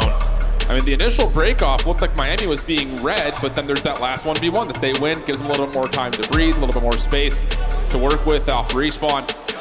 And you mentioned it, Mercules 24, 22, 19 non-traded. Good stuff again for the debut, but in the face of 24 and 18 from Rencore and 28 and 18 from Real, those 2 boys were shooting. Yeah, those are the guys that we've always talked about throughout this entire season from Miami. Can we get these guys some more consistent players around them? Because they're always capable of putting numbers up like that. Thankfully, you add a player like Super, more consistent in the AR role. Metals is playing a lot more consistent ever since Super has entered into the lineup, but they always had that slaying prowess, and they show it there on the map number 3. The 3 maps in the middle of this series as well, like the Dealership, the Vault, and the Protocol coming up next, is all from the series that they played online, and it was Ultra walking away with every single one of those respawns. But when you just don't have your team, strategies aren't the same, man. Yeah, and there's a level of that to be sure. Again, I think in terms of an emergency substitute situation, they've made the best pickup they possibly could. I do think that there's a level of this Ultra team is not changing their identity dramatically, so they're still fighting, they're still in this. Is it the same as playing with Beans? No, not at all, but you know, you're still battling. And this Miami team's not bad. You gotta remember that they still finished off this qualifier stage with their only loss being to Toronto when they had a hot couple of weeks. So you know, this was a square up. Namo said it at the very beginning. What's the difference between the 4 and the 5 seed? Nothing. They're essentially the exact same seed. So there's a level of these two teams being evenly matched, and we've been treated to a really competitive series at this point. Oh yeah, without question, man. Miami have answered the call once they spawned into that search and destroy. They showed improvements on their vault control, which they haven't been able to show throughout the stage. And now if you're Ultra, you're trying to go back-to-back in hard points with a rookie on the lineup. At least based off of what we saw in map number 1, the fundamentals are there. You need to make sure you do the same thing on a map like Protocol, because you did play this team on this situation in a map 4, and the reason why you were finding a lot of success is because you were breaking the money hills. I don't know if you're going to be able to do that with a new substitute player in the lineup, but just stay consistent on being the players there first, being the team initially off the play. And I think that was the impressive thing about the Ultra listening from Hacienda, was when they were building for rotation. You even heard Merc saying, I'm going to go on a pinch here. Like, they're still thinking about it in the correct way. But here's a look back at over kind of how the opening map had gone and how things are going to this point here. To this point, you're seeing, again, the two rookies to the league topping the charts for both of their squads, which is inspiring to see in terms of, again, longevity in the league for maybe both these guys. So if your Mercury is just feeling great, all right, my first series versus a hot Miami Heretics, I'm doing what I need to do for the lineup. I just need everybody else to start to pick it up around me. It's just tough. Like I said, if you don't have your full lineup to have all that confidence you would in the world to have this rematch here, but he's just got to continue to do what he does. On the opposite side for Super, I feel like he's not really like at that high level the way we saw him on the online stages. Probably a little lackluster here so far here on land, but at 1.06, he'll take that. Yeah, absolutely. And I think there's always been a certain thing, like talking about Super as we look back over the bracket. You know, Super's history playing in EU Challengers has always done really, really well online, but not being able to reproduce those same kind of success stories in person. Maybe not just from an individual standpoint, but as a collective squad. So for Miami, sitting up 2-1 right now, you're looking at this like you're looking at Madrid. Like, hold on a second, these guys are gunning. The issue is you have to go up against the Thieves next, whoever wins this matchup, which is no easy sight. Other side of that, if you're joining us here late, Vancouver continues to find success versus Atlanta. Dude. We're getting some weird head-to-head rivalries developing this season. So that's going to be a really interesting winners round 2. As Boston and Optic are waiting to jump on the stage next. Before we do, we get into the Protocol Hardpoint. And again, I think all eyes on both the rookies that are taking the stage here to see who may find an edge. It's a big map, man. Big map for both of these squads. If you're Toronto, you only had the opportunity to play it once throughout this stage. It's like one of those 50-50 hard points for them as a roster, but last time it was a 250 to 190 score in favor of the Ultra. They were finding breaks in towards the bunker, but here we go into the map number 4. Miami trying to advance that Saturday through the winners bracket side into the P1 we go. Trades are back and forth. Ultra trying to at least play keep away for now. Yeah, look at the early route with Kleenex just going underneath, and he's going to try to surprise Redcore here through ladder, and that's exactly what happens. So now you got double window control for Ultra. They do this a lot, and that's why it's like Kleenex finding every single kill to this point, and that'll be enough for Toronto to flip the map at the same time. The spawns instantly flip, but you're still unaware of what Metal's position is. He was camping towards the top side of Grandma's, and now it's his opportunity to potentially play keep away. He just wants to play his life as long as he possibly can, but Joe DeCease is going to fly on up, take care of that gunfight. Now the spawn's in favor of Ultra as well for P2. Okay, insight, once again, up top towards the windows, pushed off, Real deals with it. Double for him now, making his way over towards mid. Kleenex wins, but gets pushed back just a touch. The hunt is on by Super, but the regen is here, and this 1v1 may dictate who wins P2. Super finds not just one, but the second on the Joe DeCease up top on the outside ledge. Miami gets the P2 early time. It's a big snap, and then you already see Rencore just backing on up, not allowing any pinch spawns to happen, so they can put all their focus through the middle of the map. They're soaking up so far a lot of this P2 time. Thankfully, Mercules finds a double, but instantly responded with the double out of Metals. Now, Rencore, your opportunity to shine. A clean 4 dead. Miami still holding. Yeah, good long shots, though, from Joe DeCease.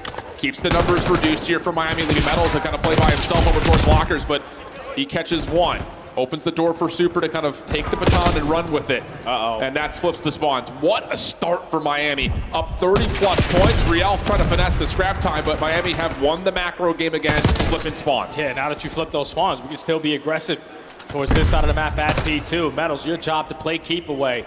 And everyone else just watch those routes off the rotation, because Miami now back-to-back have an opportunity to blow this game wide open. Metals, unfortunately, is going to fall off hold. And all of Ultra, they just work off the routes, and it works out perfectly. 3 for 1, at least if you're Miami, you have 2 players still towards the back. On Real, good Semtex followed up with the clean shots onto Kleenex. Joe Deceives keeps the hard point open. The spawns will stay stable for Miami. And battling through the middle of the map, Super's able to make sure that Toronto cannot recontest from the front. So once again, another great moment here for the Heretics. Yeah, now Ultra forced upon a break. You know, on the longer routes that you take, the more time that they're going to get, and the more opportunities they have to hit that early rotation over towards the bottom side of bunker. But Real's weak. Let me send in Super for the trade. We're still going to be able to hold down this final 20 seconds. Let's just start thinking about that rotation over towards New. Again, it's just another hard point that starts off so cleanly for Miami. They know they're going to be a little bit late to the party here at P4. Metal's going to take the long route through both. Hercules the one to read that, plus another. And he's going to be calling for help here, surely. Lots of noise being created from the front, but Real opening up some space through Spiral. Forces the ARs to step up for Toronto. They provide exactly as they need to. Metal's the last one left, and he gets a second. It must have been a call for instance that he was 1 HP, but Joe Deceives will get the Semtex to take him out of the play. Now you got Real going on the bench. He knows that this player's coming off a respawn that doesn't need time to perfection or just absolutely slamming inside off of that gunfight. So now you have the approach. So work your way through big doors to 3v3. There comes the flood. Nade lands. Fob-up good from Redcore. Joe Deceives by himself. Lots of low health pools, but cannot find more than the first. Insight thought about it, but then had a second thought that was, I need to play my life. I need to wait for a little bit of help here because now we're down 50, and this is only getting uglier here for Toronto. Yeah, and this is good 20 seconds to fight for. It's just you might not have an opportunity to contest it because Redcore and Metals combined for 3. So now Insane, who was waiting patiently for his team, has to continue to wait and never approach that HP. So Miami up by 60 after the first set. Rotation is going to be won by them as well. And they are just consistently now playing ahead of the game. And this is, I think, looking at this map, P2, P3, P4, this is where we're seeing the lack of beams has really impacted Toronto's ability to break hills. It just is not getting set up. It's not getting structured. They're trying to win rotation. They're trying to win spawns, but once they lose that battle, there isn't a plan. There isn't a good executable towards breaking these hills. So you have to just rotate better here is what I'm getting out of here, Toronto. Yeah, you got to do it a whole lot better on the second half. You want to try to force this game number 5, and already showing it here on the P1. Every time Miami try to contest this, work their way through mid-gun, the ARs have the crossfire set up to not even allow them to contest this. But now if you're Real, who's probably already weak on the HP, how long can he stay alive? Not for long, and Toronto continuously holding. Joe Deceives last one standing here, though, for Ultra. Nice finesse, allows Insight to come through to keep the hard point open.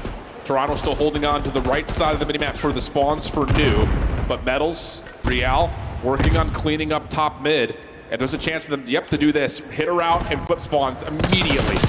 And you can already see what Redcore does, because my teammates spawn on the backside of Grandma's. That means one spawn's behind me, so let me guarantee this one-on-one. Everyone else with their gunfights to the front, and we can trap them on the backside of tower.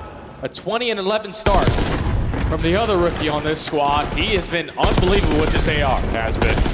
Inside through top barrels, stays alive, clean X for 2, allows Toronto to get back into the hard point. This is key time, again, for a rotation that looked really solid for Miami. Toronto now only being down about 20 points feels kind of miraculous, and it's not getting any worse here for Toronto. They're still holding on to the scrap time at 2. And you see what it's doing to the spawns now for Miami. You do not want to be in this situation where you're having to continuously play catch up, but you got players like Redcore who dictate the game. Miami currently up by 20. Let's step aside and go to a listening with the home team.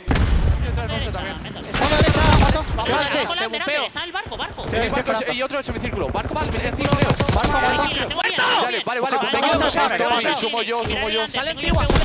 ¿Tienes la izquierda entera? Empieza bloqueando. Son dos AP1, ahí te SP1, no parales. Te doy a la izquierda, te doy a la izquierda. Sí, nada izquierda. Izquierda yo, ¿vais a escuchar? Sí, no lo veo. Te doy a la izquierda. Un tiro yo, bloques. Yo te doy a derecha, aguanta yo. Un tiro Hércules, necesita ayuda al punto.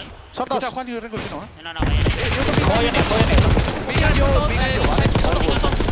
Son 3 puntos, pues. Big for, big. Van a ir para el caracol. Caracol no ve nada. Está ya Max y uno caracol. Le veo bien caracol. Caracol tocado también, son dos. Punto. Son dos en Está bien contigo, chaval. El último back. Es el último back. Son 2 puntos, son 2 puntos. Sí, son los 2 últimos. Han nacido mapas, Sí, se han nacido mapas. Vamos de paro. Vale. Voy a pinchar al medio, bro. Dale. Voy por la izquierda, ¿vale? Sí, estoy. Víctor, una bala inside, son 2. Cuidado que pueden abrir P2. 2 en Víctor, 2 en Víctor. Me pega a pillarle el Víctor. Aguanta. Pinchado mapas, bro. Me la sopa dentro, ábrete. Vale, dale ya. Caracol no veo nada. Un tiro uno. Están heavy, bro. Un tiro dos. Se ha ido Caracol. Un tiro, Caracol y backside. un tiro. Punto y de Víctor. Aguanta, Sí, inside son 2 puntos. caracol, si va a quitar el caracol, me da. Caracol muerto, otro más, que no entra. Vaya banguera, Le pinché.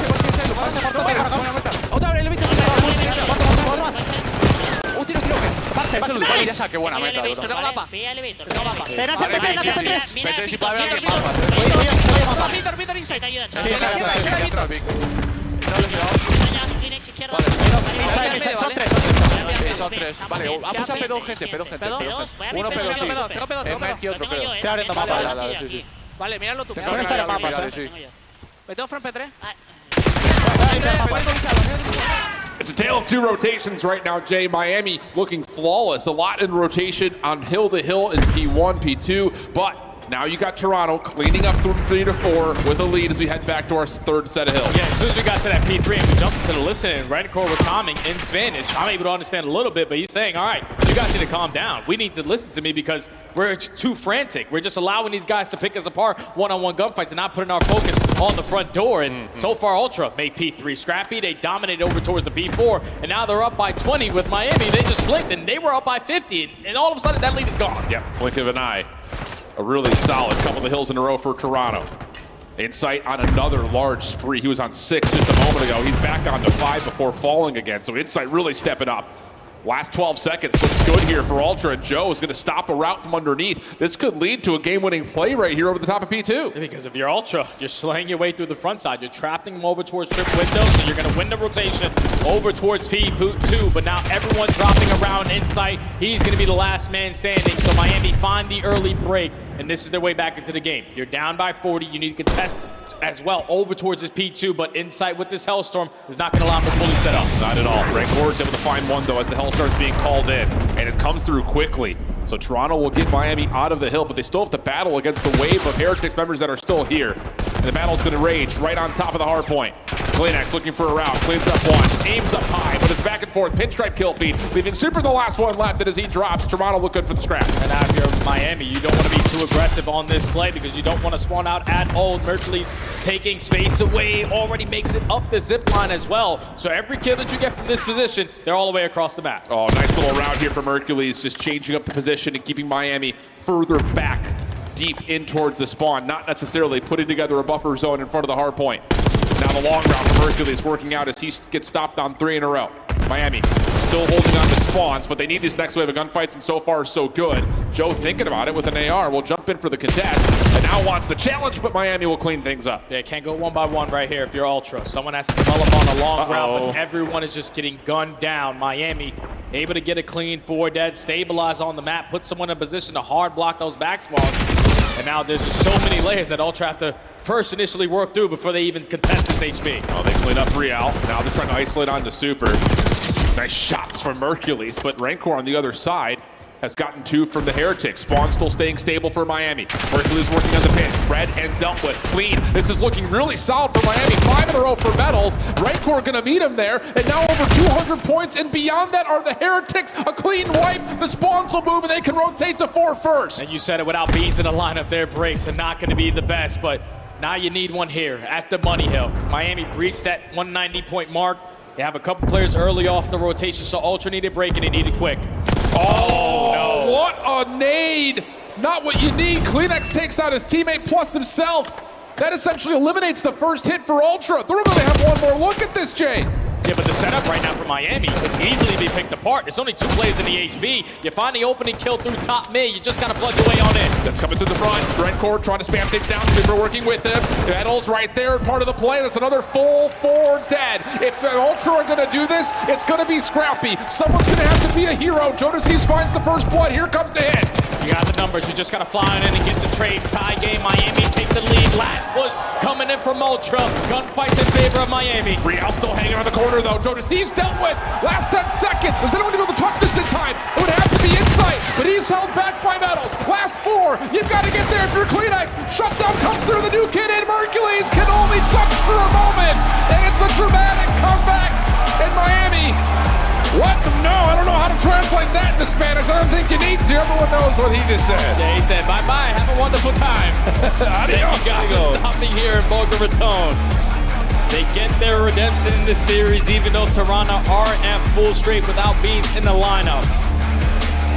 But the ARs definitely came to play on the side of Miami. The SMGs had their moments. Like if you think about Metals, in towards the bottom side of P4, where Ultra were dominating that HP. He just finds an opening kill, slides up through to find a second to make that play. Very, very chaotic. And this is what Miami is capable of when everyone is firing on all cylinders. I know you're not going up against the same Ultra roster you played a couple weeks ago, but just their game plan, their upgrades in their Search and Destroy on dealership. The same thing with the Vault Control. That's a series you're definitely going to look back and be like, okay, we learned a lot of things and it showed there. And look at just the initial start from Miami, but most importantly, again, 2-3, 3-4, so successful for them in the final moments. Really, both teams finding a lot of success on that same transition.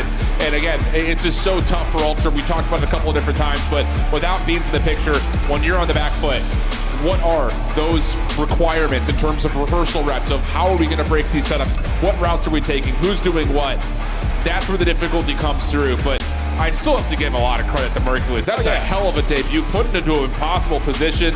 25 and 32, 16 assists, 3,800 damage, a minute 25 in the hill.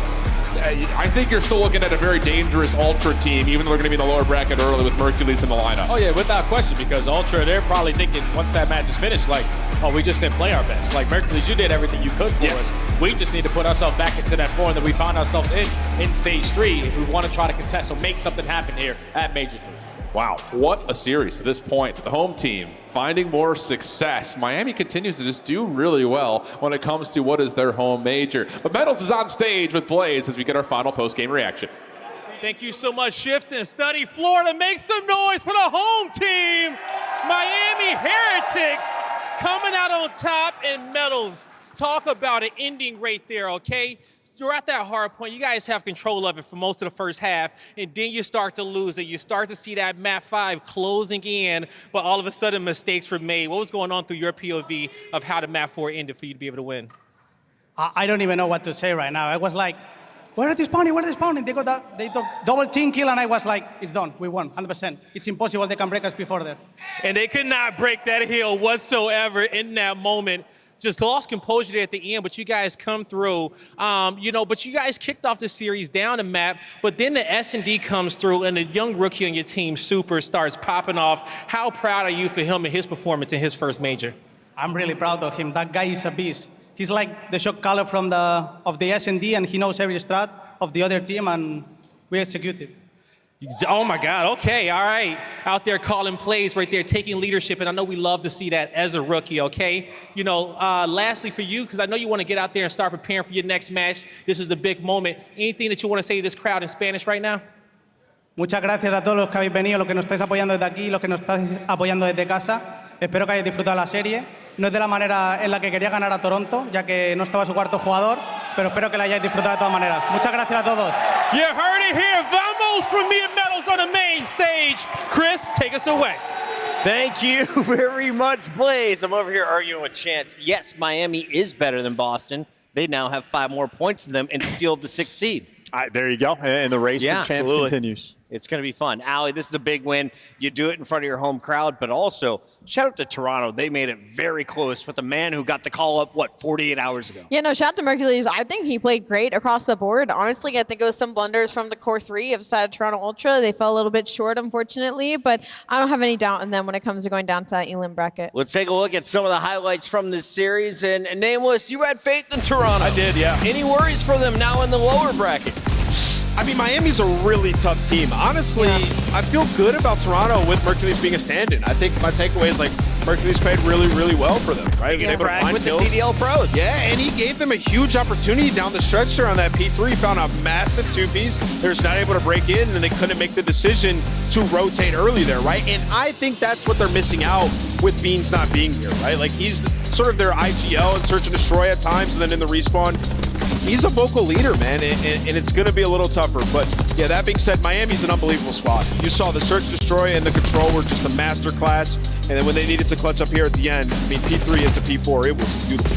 I mean, they bottled the rotation. They double team killed with the Semtex. None of that was Mercury's fault. Like, they played well enough to actually get to the map 5, but just the lack of ice, and obviously unfortunate, player side in front of you, it goes like that, but on this level, you can't afford to have that happen. So I'm with you, I like the team. I like Mercury's as a fill-in, but that type of moment in this type of map to lose it, it's going to haunt you. And it's a huge win for the side of Miami Heretics because you look at this is the rematch, right? They wanted to play Toronto Ultra, but not only that, the last two maps, they lost to Toronto Ultra in the last meetup, and they win them both respectively. So for Miami Heretics, it's looking good moving down the stretch. How about Metals, huh? He's great, dude. He His fried. ceiling He is just so played high. such a good series, and more importantly, an important hardpoint as well, because Real, so slow in the middle of that, Metals kicked up, and he's the guy who said, I want Toronto. I cannot wait to play them. He got smoked last time. Man, did he get revenge. He is like the ultimate wild card. Metals has the pop-off games, he'll have the double negative games, but when he's on form, that's when this team, you're looking at Sunday and you're like, they can make a run. We could win. 2025 version of apathy, true or false? Ooh, that's world champion that's apathy. extreme gas. That's not, we're not gassing Metals like that. Not yet. Not yet. Nah, We're Not getting yet. there, Where's Pop App? We're in Florida. Let's take a look at our bracket and where we're going forward, because now Miami Heretics have a date with LA Thieves, and we still have a match to go. Vancouver will play the winner of our next matchup in Optic versus Boston Breach. But let's talk about the top half there, Allie. Any surprises, and what are the expectations moving forward? Not really any surprises. Carolina Royal Ravens, I feel like, been kind of on a decline. So the 3-0, I mean, LA Thieves have been looking incredible. I think Miami Heretics doing it in 4 was maybe a little bit surprising. Vancouver Surge, I kind of saw this coming, but naturally that is an upset. So Atlanta FaZe, a slow day 1. I can't remember the last time Atlanta FaZe fell on day 1. It has been a while. It's like been a very long time. 5th or 6th time ever, I think, for like Yeah. in the CDL era. So yeah, not often. Check your stats on Twitter. In the meantime, we are going to a break. When we return, we're kicking Chance off the set. Why? He's going to be busy with his hands full. Wild card. Optic, Bottom Breach. Upgrade your game with the Scuff, the official controller of the Call of Duty League. The Esports World Cup is an official partner of the Call of Duty League. The Arcade Wiz Tracer Pack is available now. Hit the map in retro glory with the Star Player Operator, pixel-inspired emblems, and more.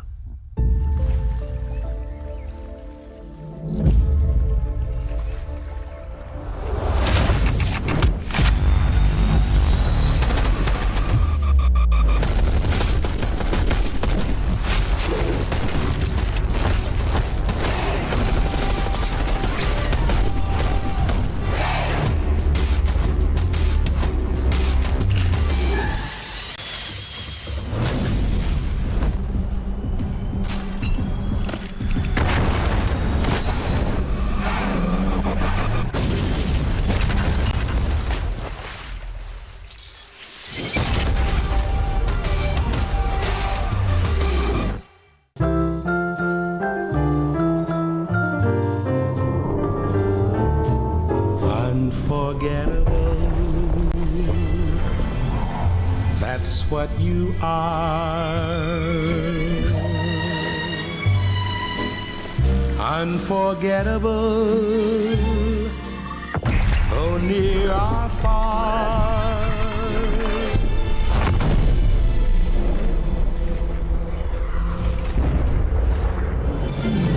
That's why, darling, it's incredible that someone so unforgettable thinks that I am unforgettable too.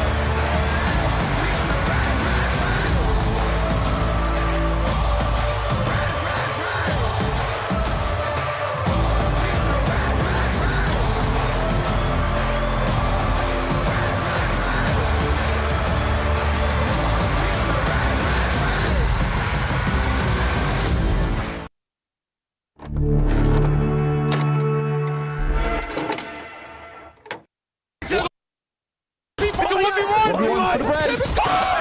Oh my goodness! Hold the cross, Dylan attach! Dylan attach!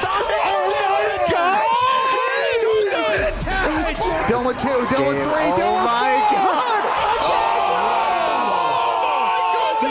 Let's go, Paul! Wow! Let's go!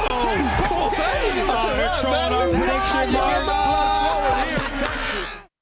There's on the line, it's like, you know, a lot more bragging rights. I think the very first map is the most important map. If you go down that first map to Optic, chances are you're not going to win the series. I think they have like over 90% win rate after they win the first map, so it just really comes down to that first map, I think. When you go up 2-0, it's really hard to come back, and we're really good at sealing the deal and just closing the... We've been practicing pretty hard and, you know, watching a lot of film and stuff like that, so I'm just fully confident we're going to walk away with the W.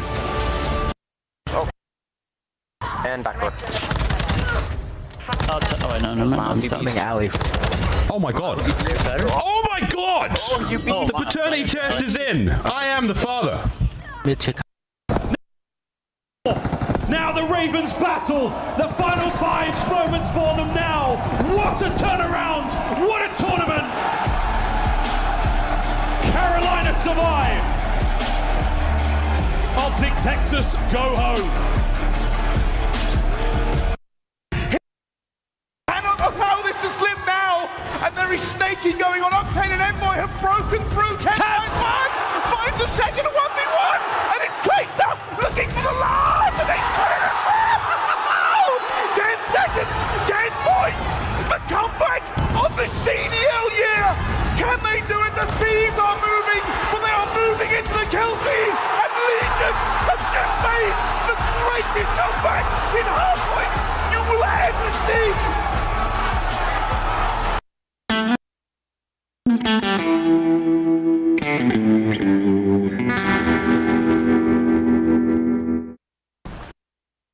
Yeah, our bridge is shield. What's left? I'm cutting in.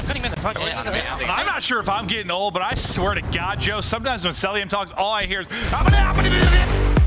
The party continues live in Miami, but they made us close the cooler. Welcome back, everybody. We've got Al, we've got Nameless, and we have Shift. Yeah, we had to cover what was in there. Guys, let's focus on Call of Duty before we get fired. Shift, we're about to see Optic Texas. Here we are. Maybe at their lowest. No, not their lowest. Hello? 2 and 3. You snuck in. You're taking on a Boston team that's coming in with the number 2 Are you telling me seed. they've had worse, Alan? Yes, last stage, guys. Hello? Last stage? Dude, Ant, are we blasted? We're on Mars. Listen, let's keep it rolling. Optic Texas, though, in a tough spot because they are playing Boston, who have looked unbelievable this split. And I like this Boston team, man. They got a lot of dangerous players.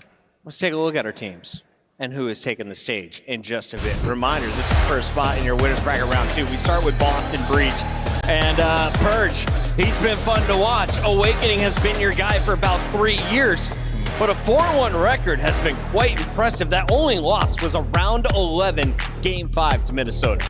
Dude, and it's always a grueler when these two teams go up against each other. I mean, we're talking game 5s across the board, but I feel like the biggest difference right now is Boston has put so much work into that game number 3. Their control is unreal right now. Yeah, and the ARs in particular have been absolutely ridiculous in that game mode. You look at Cammy, you look at Big Wake, both of them putting up numbers. Like, control is what they've needed all season long, right? Yeah. It was an auto loss. You're talking 5 and 16 in the game mode up until this split.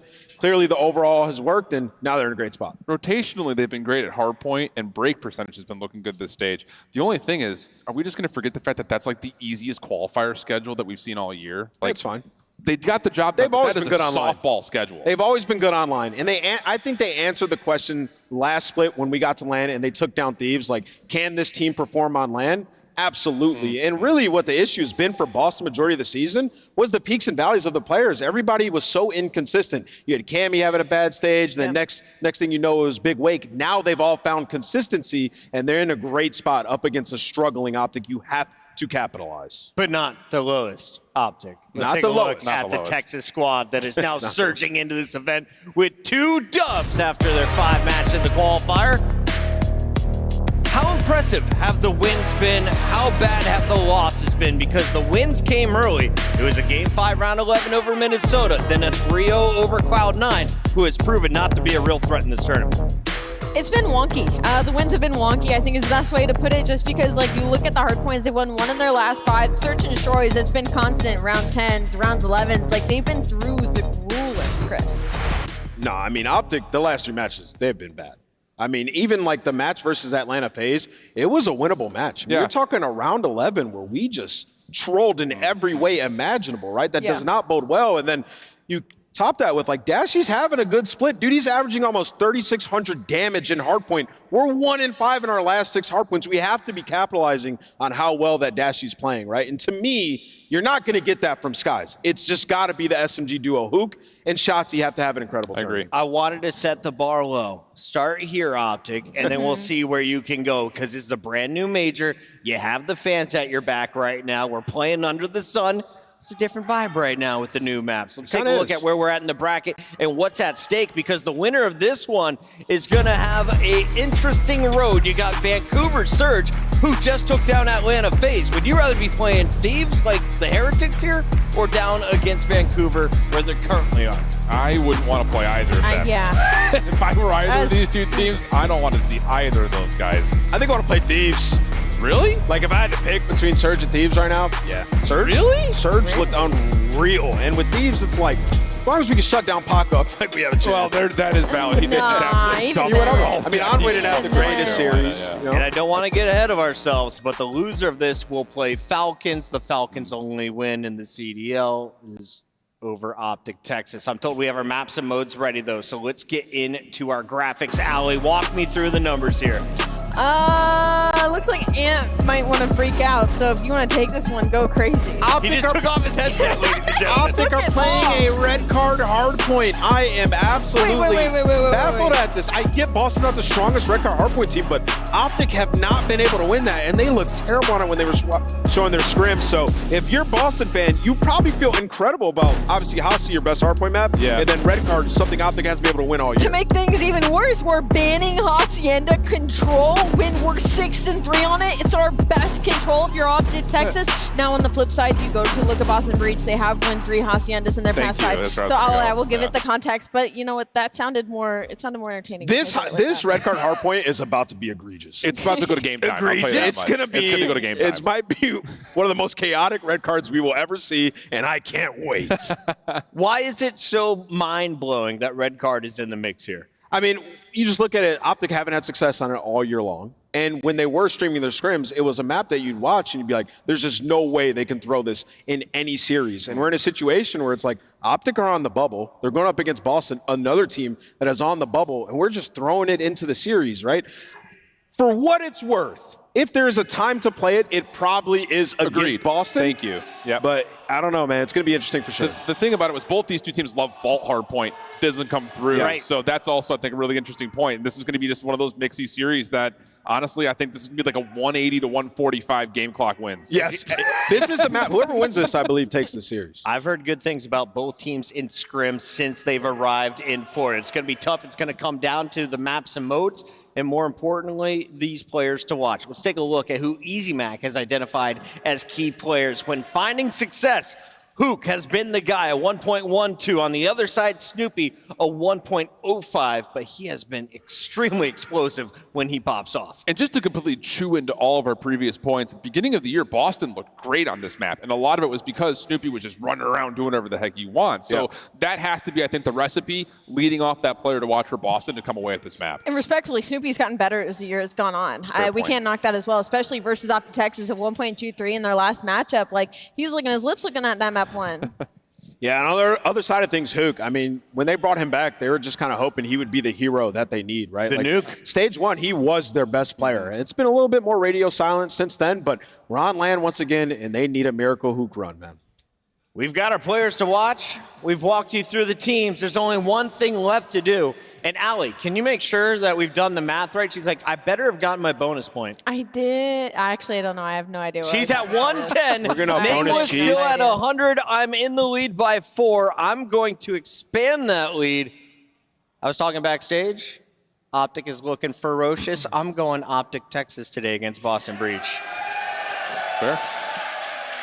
Me? Shift. I think Boston's qualifier schedule was the easiest, softest thing I've ever seen. I don't believe the 4-1 is representative. Going green wall in 5. That was a really good I thought I was alone on this. I don't really have a speech like that. I just got, I'm really trying to catch Chris, guys. I'm going to go with Boston Breach. Yeah. I'm really trying to catch Chris. Listen. The crowd is split. I heard a yeah, and then they realized it was Boston and they booed you. They might think the alley curse is active. I'm going with Boston Breach in this one. I mean, they've shown me so much more. They've grown in so many regards in terms of their gameplay. Their control is unreal. They should beat Optic here. Live or die by the Gigawig, the nameless way. Ladies and gentlemen, the final match of the night is ready. Let's go to the stage with Guy Blaze.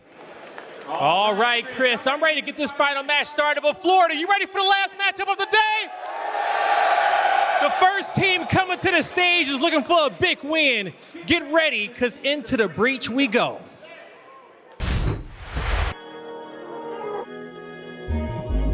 Only leveling, pure beast mode, no settling. Tryna go hard, whole team for the veterans. Pull up on charge, gotta get these medals and gonna hate, but we still on top, no debate. They amaze how we make these plays. Fooled or caught, we rock this stage. Only leveling, pure beast mode, no settling. Tryna go hard, whole team for the veterans. Pull up on charge, gotta get these medals and haters. Gonna hate, but we still on top, no debate. They amaze how we make these plays. Fooled or caught, we rock this stage. Only progression. We call the shots that Smith and Weston. They wanna smoke, no we can best them. Who's really game? Let's get to testing, take no losses, only lessons. Come back harder, no backing down. Still put in work when no one's around. No complaints, don't make a sound. Actions talk, they're really loud. Pure focus, I'm in and now. Keeping my head in the game. They could not step on my lane, must be insane. Look at the precision, aim. Do it for the passion, not fame. Bring in medals and haters, gonna hate, but we still on top, no debate. They amaze how we make these plays. Fooled or caught, we rock this stage. Florida, lock in and show some love to the Boston Breach. We got Snoop Dogg, Awakening, Killer Cam, and Purge. Ready to lock into the grid and shut their opponent down. This is one of my dark horses of this tournament. They have put in so much work. You look at this roster, and you think it should be so hard for them to take down Optic Texas. But Boston went 4-1 this split, undefeated in control. They're looking at this like they're the favorite, that they should dominate. We'll see if that happens, but it's time to bring out the green wall. It's time to bring them out. I think the green wall out already here, so green wall arise, because here comes Optic Texas. Ooh, Shotzi, Skies, and Dashy. Fighting for the green wall, brick by brick, Optic Texas, ready to break it down.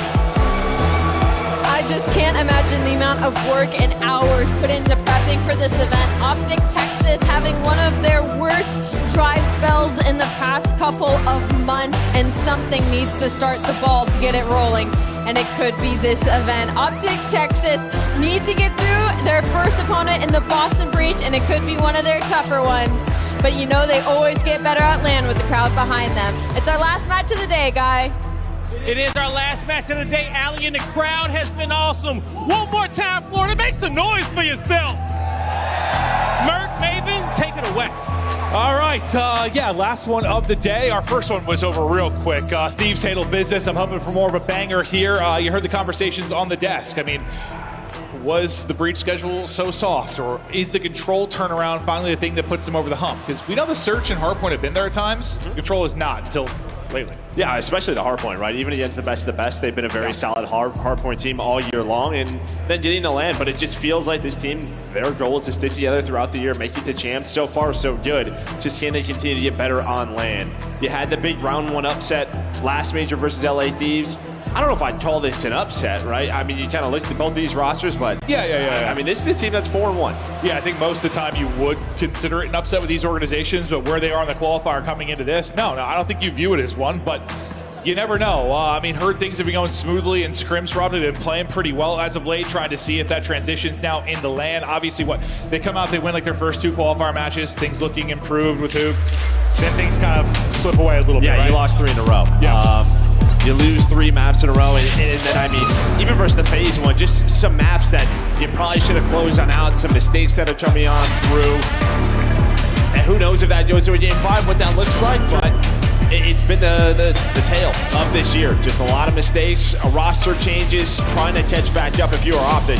And remember, if it wasn't for Boston, they would be in the lower bracket. You needed that reverse sweep on the Vegas to even be here in this round 1. Maybe blessed to be in the winner's bracket, but now the team that blessed you got a battle in the map 1. You heard Ant say, expects this to be kind of a crazy Should one. be disgusting. Red card. Yeah, no, it might be. This might be one of those ones that goes to time. Maybe I'm faded, but it seems like one of those nasty ones. We'll see how it plays out. Optic Texas, Boston Breach. Away we go in the final series of day 1 here in Florida. Shotzzy, some up and down moments in this qualifier, looking to get back in his bag. We'll see if he can do it in this opening series. Yeah, him and Hooch finding that opening, start just trying to get aggressive. Well, that's going to be the first 4 kills going their way. Dashy, no matter what, he has always been fantastic, putting up numbers, with doing it throughout the qualifiers. Just need a little bit more help. We'll see if that help comes in. Do you get a land buff? I mean, they've at times been great online. It's just been the question mark. And land so far this season, but you get some more reps with Skies and Hoop in the rotation, and you look to turn that into some land victories. Nice little sequence there from Skies. Shotzi's yet to drop, getting some solid P one time, but now the rotation's going to come in with that pick. We'll see where that final spawn comes in for Boston Breach. Looks like they're going to be spawning safe, but it is going to be early pressure here from Optic Texas. Yeah, one spawn's very close, but you already have numbers here. Perzo did a find 2. He pulls out an extra AR, so it's just dashing towards stage. Gonna put some shots in, allow his teammate to spawn up alongside him. Meanwhile, Cammy, Snoopy trying to take middle of the map away through the stairs, but Optic, they're ready for this. They know they want to flip the map, but it's Awakening, it's Cammy. Those two have been so good throughout this stage. They're able to find 3, make it all 4 for Boston Breach. Beautiful there from Breach as now they make a little bit of a rally with 30 seconds remaining inside the hard point. Trying to push through, potentially collapse and flip is Optic, but for now it's been getting picked up. Cammy's POV, if he's trying to deal with that exact play, not going to be able to do it. He will fall. And with these final 15, we'll see where the spawns come in as everyone tries to hit the rotation. Awakening, though, is hitting the shots. 5 straight for him, 6 and 3 start. Looking for number 7, not going to get it. Yeah, I think you just had a little bit of help from Hoot onto that one. That might have been a hellstorm as well, but you're going to have Boston Breach. They're going to be the first ones to these hills, but all of Optic are out through middle of the map, so flooding through the front. Breach going to be ready for this. They find the first couple of kills. Could be some great time here. Looking good, but as Shotzi gets 2, maybe an opening for the spawners now to make a play. Is Optic Texas spawn in? Oh, that's all Shotzi. Shotzi, his 2, then a third, gets him to 9 and 3, and now you've made an opening into the hard point. Yeah, that's all Shotzi. Only one alive. Those multi-kills, you know how crucial they can be? Kind of, I mean, regardless of mode, honestly, when you're last up finding a multi-kill. What can he do from this 9 and 3 start? Trying to calm with the teammates, push inside. Another opening there as the streak continues. And this is when he's at his most dangerous, right? Just getting lost on the map, finding the multi-kills, and then it's just a question of, all right, where is he? We have to find him. And well, he just flips the map for his team, puts them into the lead now as they're controlling this. Snoopy, though, going on a big route, so you could have a 1 versus 1, Dashy and Snoopy. You see number 4 on the mini-map. He's going to try to pick that up, put some shots in, so they know Snoopy's position. And well, you're going to get a trade right there from Cammy and Dashy. That should help Breach get on the hill. They'll get on the hard point first. Tried to bring it back with a minute or so off the play clock. We'll see if that comes into play as we continue on in this map number 1. Shotzi had a nice little stretch in the last hard point. Trying to look for the openings here. The movement, though, the gunny not going to be on point. The trade is there for Hoopy. You can't get through on the cross. Dashy, though, pinching from the other side of stage, is able to get in. Now, how long can he play his life? Is going to rely on some help. Not going to get there quite in time. So Dashy does get the pick out of the hard point, but quickly, the numbers are there for Boston Breach. They'll retain control of stage. They'll go out in front.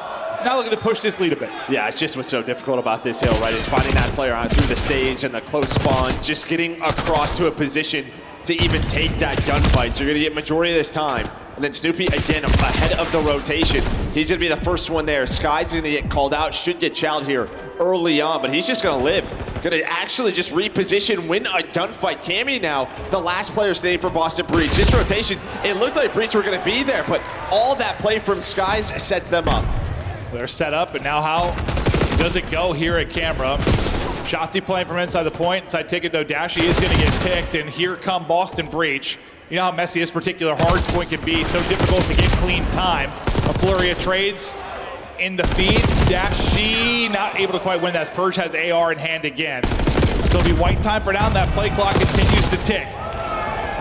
We'll see if anybody can get in here, how much that clock's gonna get melted. Yeah, this is kind of what we thought, right? It's just it's gonna be a battle, a back and forth. Who's gonna come out on top? Very messy hardpoint so far. Optic looking to get in maybe the final 15.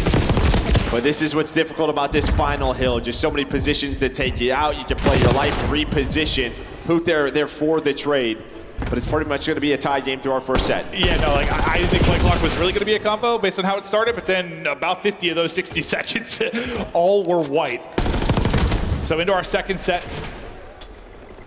There was Awakening for Breach that had a really solid start around 10 and 5. Feed though, lighten up for Optic Texas. They're able to take out 3. Look for early control. Hardpoint though, it's still white. Play clock still ticking. I want to hear the comms though from Optic Texas. Well, pitch Achilles at the pillar, Snoop, at the pillar. Oh, they got top 3 behind. I'm blocking.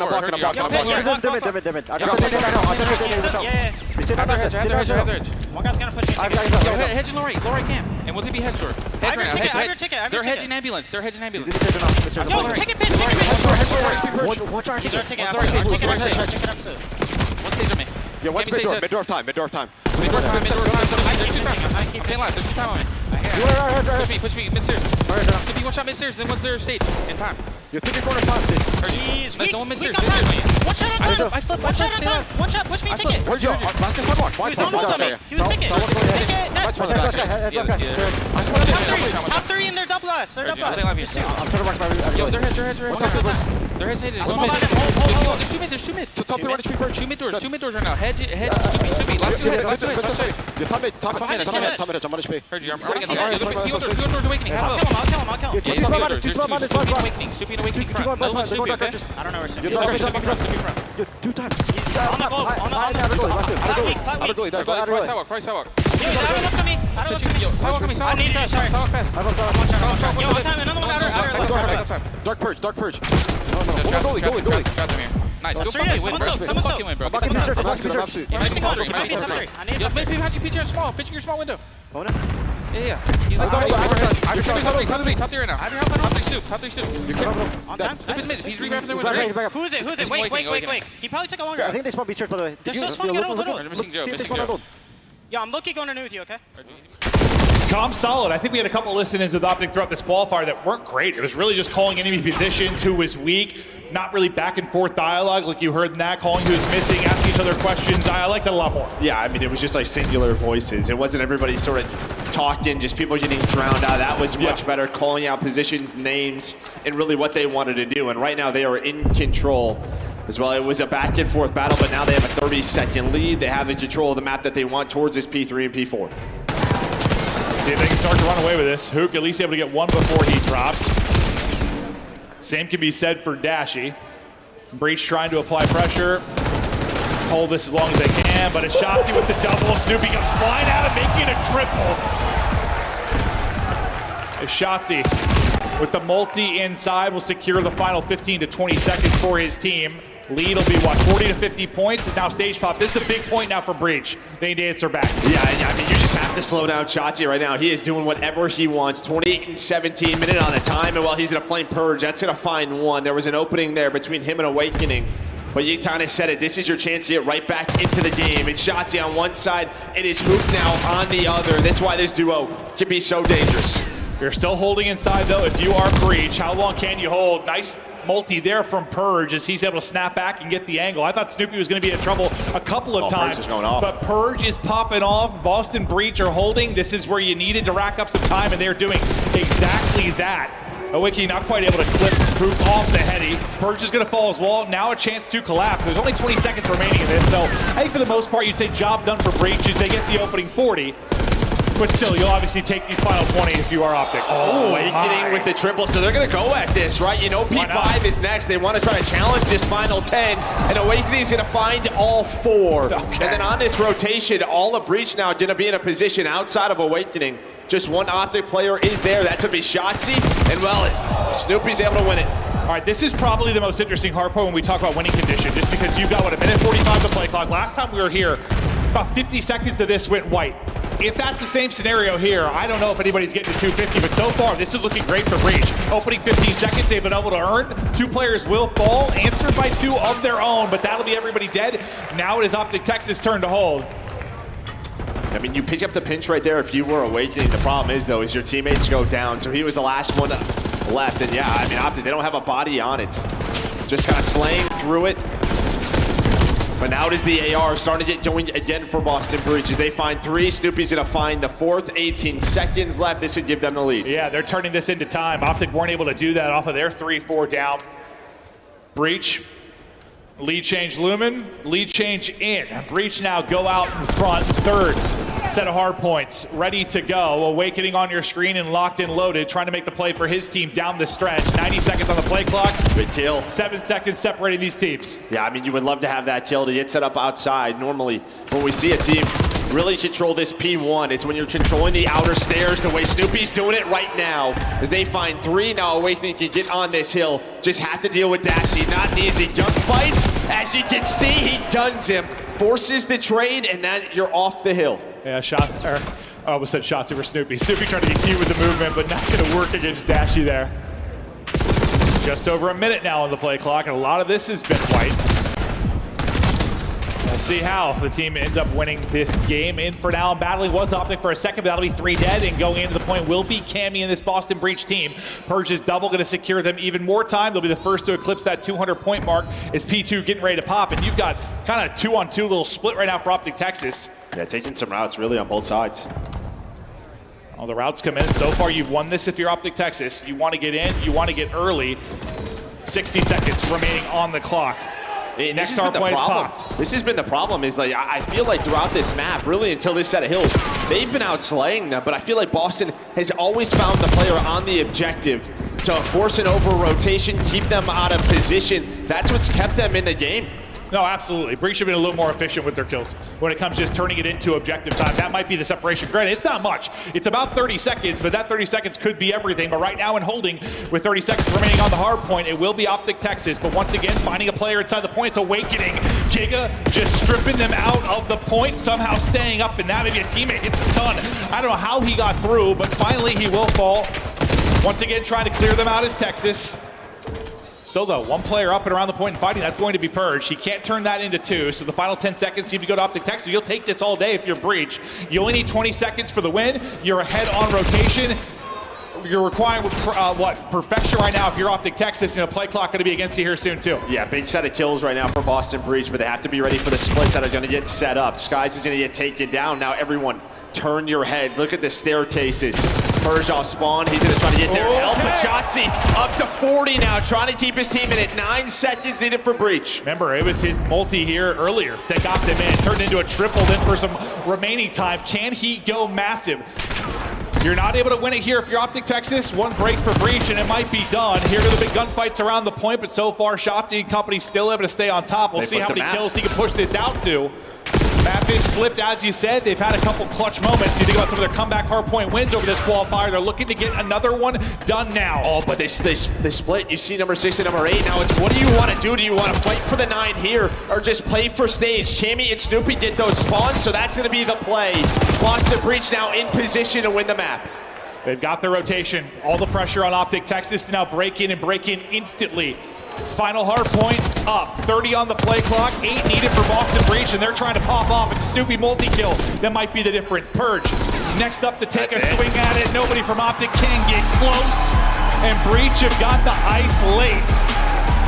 You thought maybe Optic Texas were to pull a rabbit out of the hat, do something miraculous in the final moments, but despite the 40+ out of Shotzi, not quite able to do it. And I would have to go back and look at that. I'm not sure if someone's not blocking stage, if someone just got too far forward to fight around the hill, but that spawn opens up for Boston Breach. And that's really the map. It's just not the time you need to let that happen. Well, it's tough because you're trying to win it on both fronts, right, if you're Optic, because you can't give up 9 seconds there or you lose the map. You're trying to hold spawns for stage as well. Yeah, but you had 3-4 dead, right? I feel like someone should be blocking in that moment. Yeah, with that many dead, you just have to. Maybe just a miscomm, or maybe just so worried about the remaining time you don't want to throw away the game there, whatever it is. The spawn comes in for Boston Breach. You're able to get set up and close it out there. You take a look at the overall slang, yeah, great map there out of Shotzzy, 5,000 damage. I mean, you mostly got a sub in hand, is just terrific out of him. Skies, maybe a rough one, but I feel like whoever's going to be in that slot for this Optic team is never going to be putting up stats, or someone has looked a real well-rounded effort, though, on the other side. Awakening, Giga, nearly 5K out of him, but a ton of lead changes, very back and forth, not a lot of separation. One that I thought might go to the play clock, but in with, what, 30 or so seconds on it. But man, a war there in the map 1. Yeah, I think the biggest moment as we had this back and forth battle was maybe that second P4 there for Breach, because you can see you get that 50-point lead for Optic from that P3. They had to respond at stage. They do. That keeps them in the game. And then the last set of hills was kind of all Boston. It felt like the slaying then finally got going, just from a team aspect. Yeah. And on the Optic side, I just think like you had to be more efficient with their kills to turn it into objective time. But that's just props to Breach, because they always found that one kill to get the player off the objective. Yeah, whether it was 3-4 dead, not turning into time, or 3-4 dead, not holding on to spawns like you needed to. A couple mistakes, but Awakening, he had some brilliant moments. I mean, whether it was like a 3 or 4 dead type scenario where he wipes out the entire team, he had some moments like that. You saw some moments of brilliance out of Snoopy as well. Purge, Cammy, I mean, honestly, all of them stepped up and had some big plays. I think Awakening was probably the biggest highlight just because he started early and he was shooting throughout. Yeah, this is when you see that biggest lead there for Optic. Boston gonna respond over here towards stage, and much better P5 from them to close out this set. Gives them that lead to close it out. Yeah, it gets close. We knew this was gonna be a messy one, and that's really what it was. Yeah. I mean, honestly, it wasn't as messy as I thought it'd be, but still, yeah. Yeah, it was pretty. It was. I mean, if you think about the one, I don't know. Like we saw what FaZe in Seattle or FaZe in Vancouver earlier, definitely a little bit cleaner. You saw what, 2.5, 3 minutes, I think, still on the play clock. There's a lot more control in that one. This one, going the wire. Expected this to be a battle just because, listen, I know you talk about Breach, they have like a soft schedule, but it's just more to, Optic haven't looked great. They haven't. I mean, it was tough schedule or not, they have not looked great. So, not surprised to see it maybe going this way. Where do you think is maybe the biggest advantage for Breach? Coming in at 4-1, I know one win is a forfeit, but what game mode? Is it going to be a Surge, going to be Control? I mean, probably the Control, considering they've been 5-0, right? You throw the Toronto game in there, and it's a bit of a question mark, but the fact is that's where they have been laser focused, is the Control. It was 5-16 before coming into the stage. Yes. They go 5-0. It was always their kryptonite. No, we've had that talk so many times this year. Like, Hardpoint's been pretty good. Search has been pretty good sometimes. They've been close, yeah. If the Control gets there, I mean, this is a team that you think can make a run into like a top 4. Finally get that 5-0. We'll see. You know, one obviously comes with a forfeit. Not the toughest of schedules, but still, you get some Control wins. And yeah, from 5-16 to 10-16, a hell of a jump. But the squad seems to be all smiles right now after the map 1 ice up and victory. You see JP and Barlow out there chatting with the boys, trying to get them locked in. That's a tough one. And you know, they're probably believing they can bring it back. They've done it several times this year, a couple Skyline comebacks. Shotzzy has a map, and you know, he's been taking some flack, you know, based on some of his plays that he's had over this qualifier. S&D though, maybe he had some of the Hardpoint woes, but S&D has certainly turned around for him. Yeah, I think, you know, him and Hoot, right? I mean, we even saw in stage 1, once he got his kind of buddy back in the lineup, just feels like he elevates that. But I think it hurts to lose that map 1 with the performance you got from him, because he has had these missteps on land in respawns where he's just getting caught all the time. Yeah, right. That wasn't one around. That wasn't one. -5, -10. Where's our superstar? You get it right there from him, but you don't capitalize on it. You don't win the map. Dashy, the clutch god. He seems to always be a beast in Search and Destroy. You knew that the second he came into the league. That has been something that has continued for him. And yeah, where they have struggled a bit throughout this qualifier, I mean, it usually felt like he was shooting, trying to put maybe the team in the backpack a little bit. He's trying to get dialed back in. They need a big land performance out of him, and maybe it's here in the Search and Destroy map too, where he can give them a little bit of fire.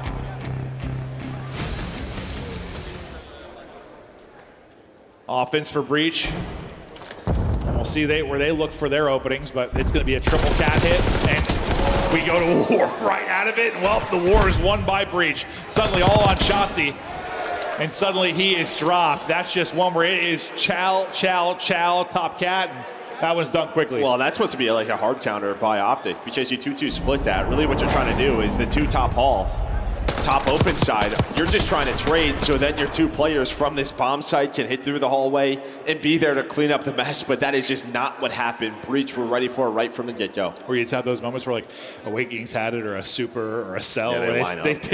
They line up 3 or even 4, just fry everybody, but that one kind of not as clean for one individual player, but certainly clean for Breach as they'll take that round 1. Now let's see, with Skies and Bomb in hand, on what they can do.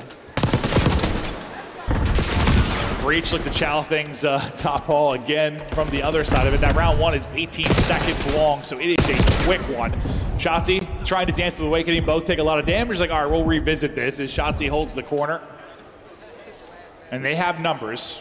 We've seen this Boston team on this map sort of get out to these early leads at times, depending on Snoopy and Purge in the sort of their early rounds. Then some adjustments are get made or they slow down. When Awakening is last alive, we're in a man-down scenario. He upgrades. He just does search. He absolutely does. He upgrades and search and destroy.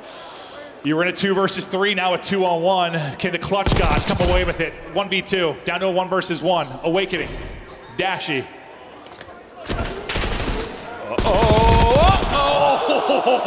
Thought he had needs one more bullet. Yeah, one more. Awakening takes it, and that's a big 2 versus 3 clutch for Awakening and Snoopy. Well, I just think this is massive to stop like any momentum from starting. See it from his point of view.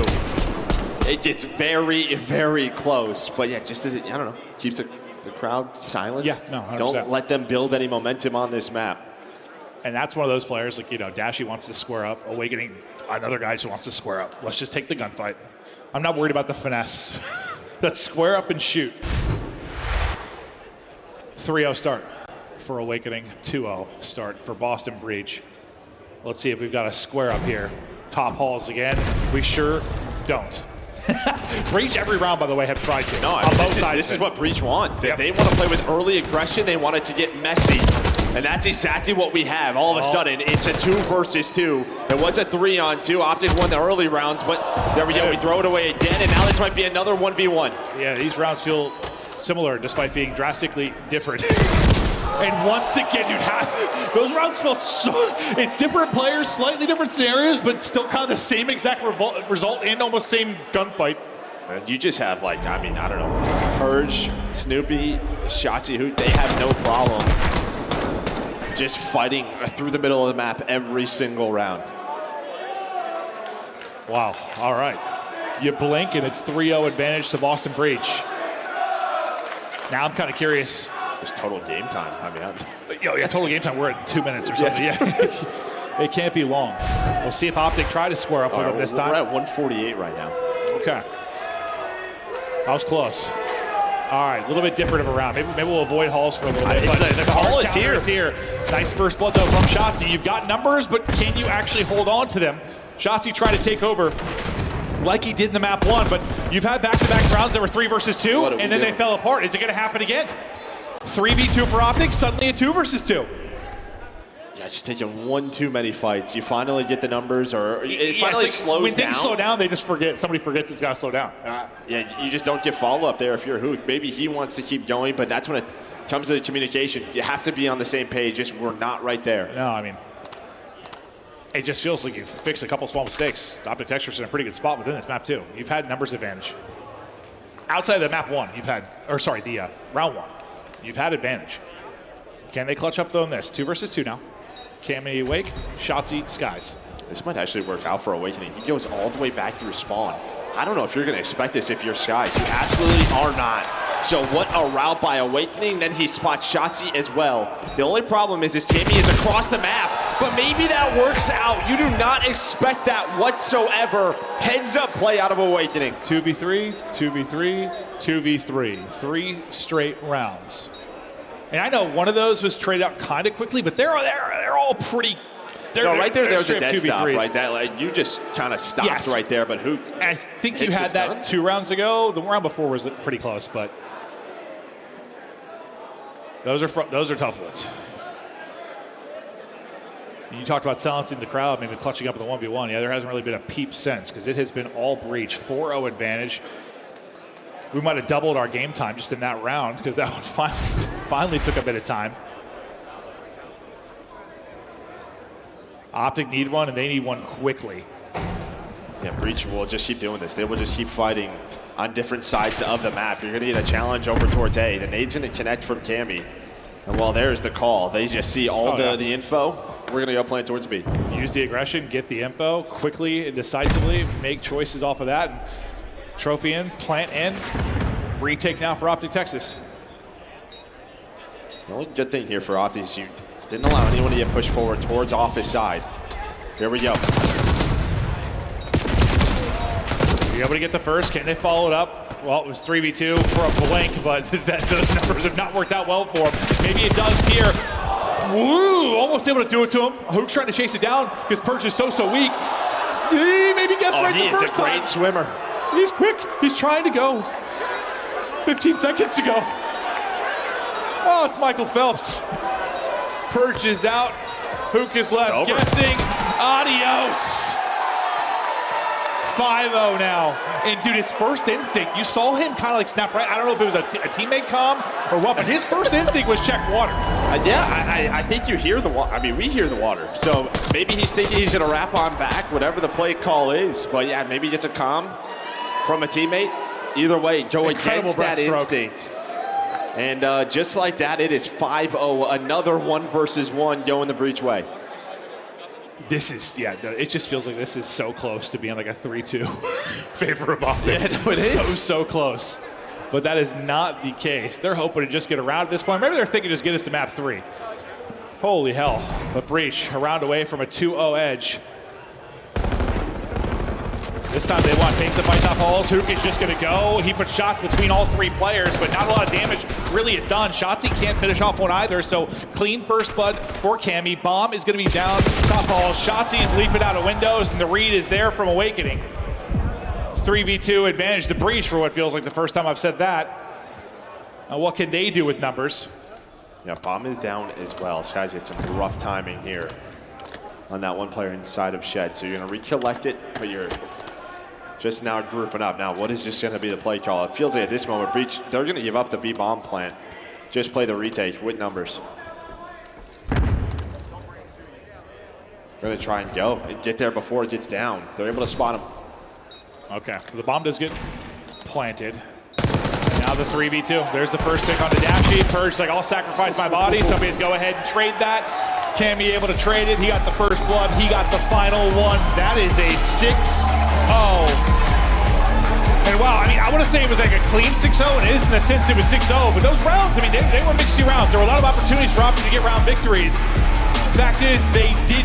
Purge is an incredible swimmer. Snoopy's movement on point.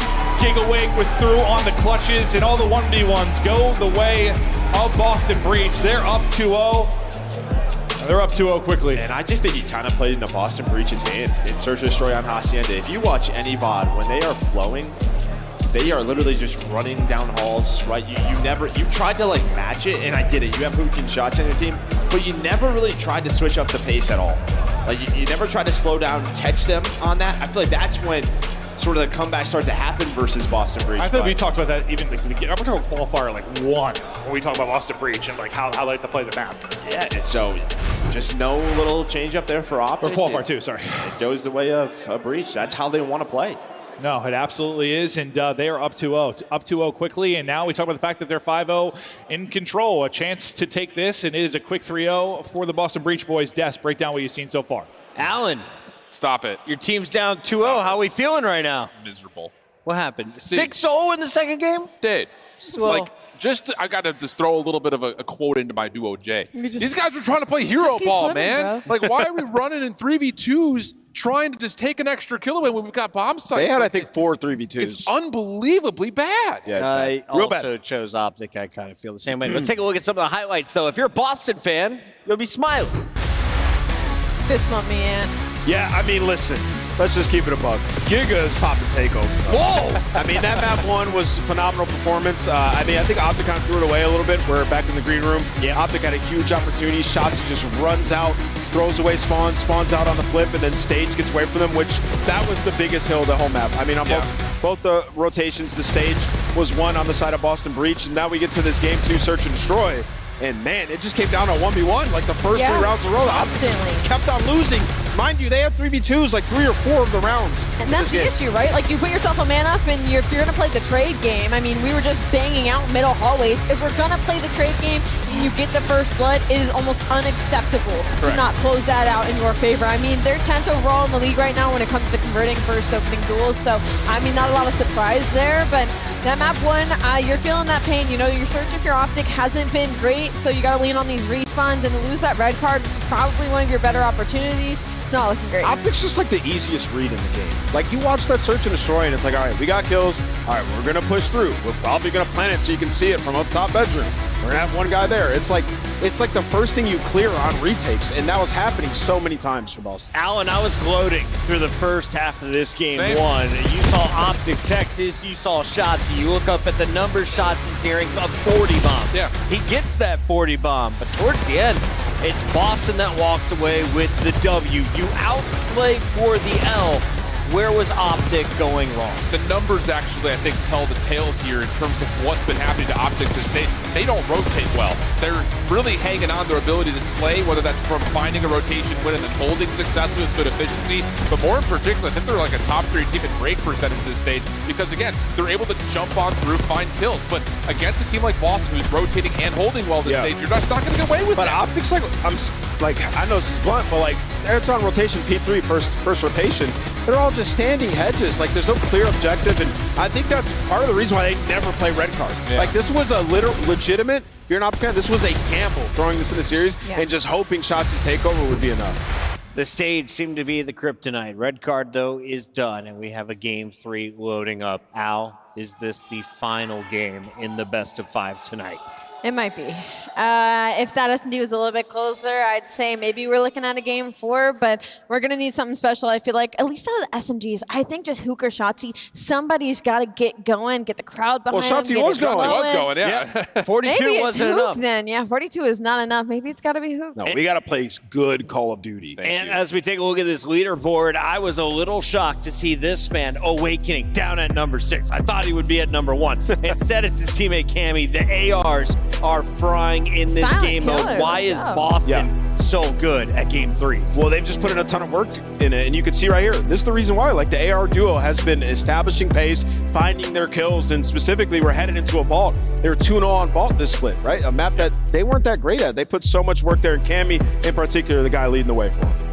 I have to tip my hat to the attack side of things. They went from like a horrible control team to they've won like 5 in a row now, and it's been through their attacks. Their attacks have gotten so much stronger this stage. ARs control space, subs run through it. It's control and Simple attack. It's been really good. Shift. Hi. Reverse sweep, right? Nope. Nope. Just keep swimming, guys. Maybe to Merc. Nope. Let's go to a game 5. Listen, I would love to sell that dream. I already came in pouting about our quick 3-0 earlier today. I mean, I thought that was going to be the fastest of 3-0s to start today. I thought this one was going to be a 4 or 5 game series, 100%. But if this was the old Boston Breach when their control was ass, I would have felt that way. But it has improved as of late. You heard them talking about the 5-0, the improvements on the attack, and your ARs have been so strong in control. And when your ARs that strong, I think you said it perfectly with your shift. Like, it gives freedom, it gives space to Snoopy and Purge to allow them to make plays. Here we go. I mean, as good as I'm pretty sure I looked earlier, as good as their attack has been, I don't think they've lost a defensive round throughout this stage. I'm pretty sure they have a 100% defense win. Are you making that up? Maps. I don't think so. I don't think so. I'm not a Maven. Yeah, I love to make up stats, Joe. You'll have to confirm that one now. Here we go. Optic gonna need to pull off the reverse sweep. Heartbreaking loss in the map 1. 6-0 just stomped in the map 2. Shotzzy had himself a map 1 respawn. Did he come up with something here? I mean, he might have been the reason they ended up flipping out, though. Before that crucial stage hardpoint, despite the fact he drops 40 plus. Or will be Snoopy. That has the final laugh. Nice opening so far for Boston Breach as they get the first 2. They get bodies towards the objective. Yeah, you kind of heard the Des talk about it, right? 5-0, but 2-0 on stage 3. That was like kind of the key, is finding a second map in their control so they can play the vetoes a little bit better, and now they have 2 of them. Yeah, So you have to have 2. You have to have two. They didn't have any. It's now Awakening, Kiki, as we like to call him. On the mic, able to find a double. Hook, though, does slow this down. You get very close to getting done with A and then switching it over to B. But Snoopy recognizes that, finds the trades, is like, let's get this minute extension. And he'll get it so quickly, able to get the minute extension, up a few lives already. Snoopy tagged up though, so not able to take that gunfight as he pushes forward. Nice job, Shotzzy kind of staying up until the help comes through from Dashy. Now trying to make sure they have control of this B Street.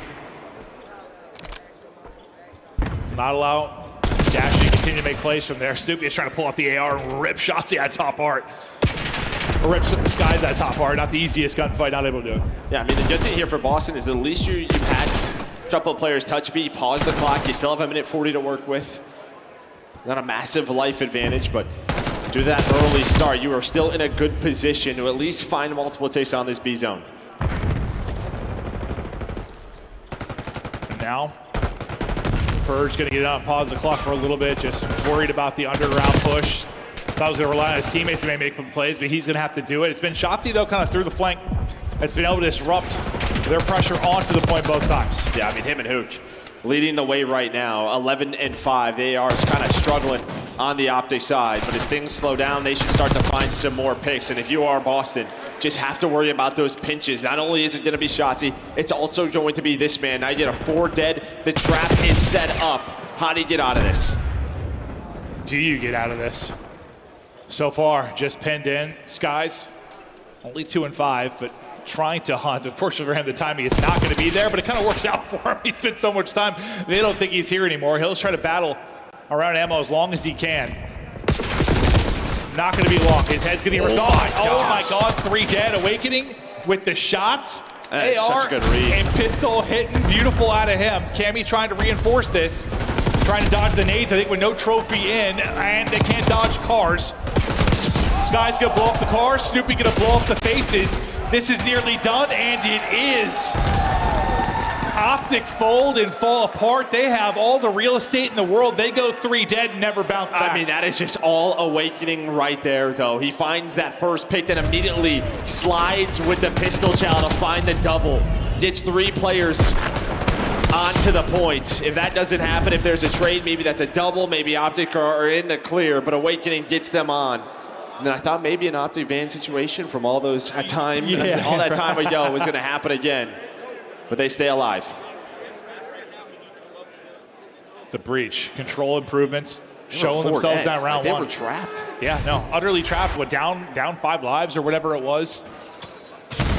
Not in the best position, and that's the thing about control, though. 1-3 dead can turn the tides. One huge multi-kill can be everything. Now pressure to Optic Texas and do this to the offense, but Awakening has just been a straight shooter throughout the course of this. Been the best AR so far in this matchup. We'll see if he can keep it going into this round, but Hook trying to be the super sub with Shotzzy as they push forward like a sledgehammer. And now look at the map control you have got. Yeah, now it's just a question, though. You only have 1 on each point, right? So you're really not going to get much done. You're hoping to get a takeover towards B, so that's going to be Skies. All the attention is on him. You don't really get any help elsewhere, so you still have a chance, if you are Breach, to retake the map. We'll see if they're able to do just that. You see the defensive record, support what you were saying, Joe. 8-0. Out of Boston Breach trying to remain perfect here, but Optic put them to the test early in their first offensive attempt. Hook, a fantastic start here. Purge looking to get going. They win that offense, but him and Cammy, maybe a slow bit out of them. You already have that 1 tick done at B, though. Can you get the final 2? Great transition kills out of Boston Breach, though, to alleviate some of the pressure as they work over towards B. Number 2 is going to be through on the route left. Shotzzy, does he get through? Yeah, I mean, you just know it's Shotzzy, though, right? So Awakening's just watching the back door. He's been looking at this for about 5 seconds. That is just player comms. All right, who are we looking for? Shotzzy, somebody turn around. That is just simple. Great heads-up play there from Awakening. Yeah. Don't allow him to get through. What a threat he can be when he's got the position, when he's got the routes, but don't let him get him. Uh-oh. Hopefully that's our observer. Hopefully you see observer. Let's find out in a second here. I see the players not playing. Okay. So we'll figure that out. Well, We'll find out in a second here what the deal is. I think it's the entire lobby, we're being told from our producer, so it looks like we're going to be hopping back into this one. Well, 1-0, a round advantage. Boston Breach able to take the offense. Not much we can do about that other than replay, assuming the entire lobby did drop, but I wouldn't really say there was any, I don't know, big advantage either side. Just frustrating probably because you had 4 ticks, right? I guess if you're Optic, but those 4 ticks mean less when you just lost your defense before that. Not as big of a deal, but hopefully we'll be able to get back into this one quickly. Players seem a little bit frustrated. I'm sure they're in the middle of a battle there. Breach just trying to close this out. Maybe Optic trying to get a little bit of life, and well, the wind kind of taken out of you. Granted, I mean, they didn't have, I don't know, some great foothold in the round. Like, they were capitalizing on B. Still a lot of work to do. We were like, what, 17 live. So yeah, that's it. So yeah. What do you do? Yeah, no, not much we can do about that. But what the official ruling is, we'll tell you as soon as we can. But I think I agree kind of with what Ali said. Like, her sentiment was sort of just, I just want to see some good Call of Duty out of Optic. Maybe not like an individual player moment, just see some good Call of Duty. Whether it's her or Ship that said it, like, can Optic put together a solid map, a solid series to bring this back? But while we get stuff reset, we're going to head to a quick break. Don't go anywhere.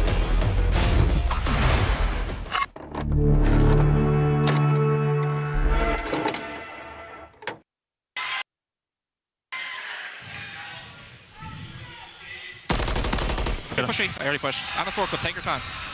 Probably won't hop in this situation.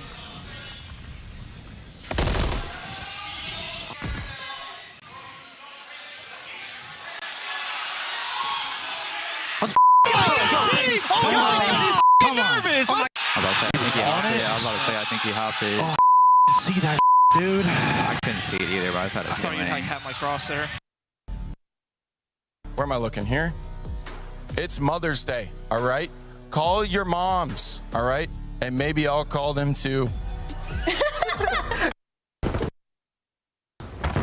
I look at it, it's just, it's guaranteed. Well, actually, well, talk about things that are easy to do. If you're having a knife holding, that's unstoppable. You both awesome.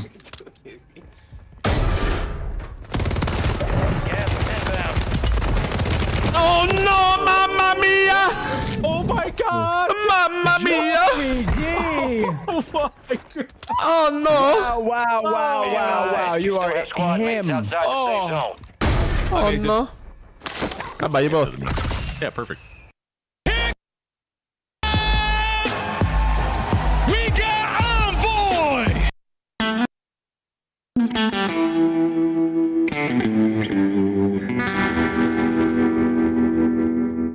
Well, best champs ever. Well, for these two, it absolutely was. Just a moment ago in the venue, the green wall and the rest of the venue, of course, giving the congratulations to that lucky couple.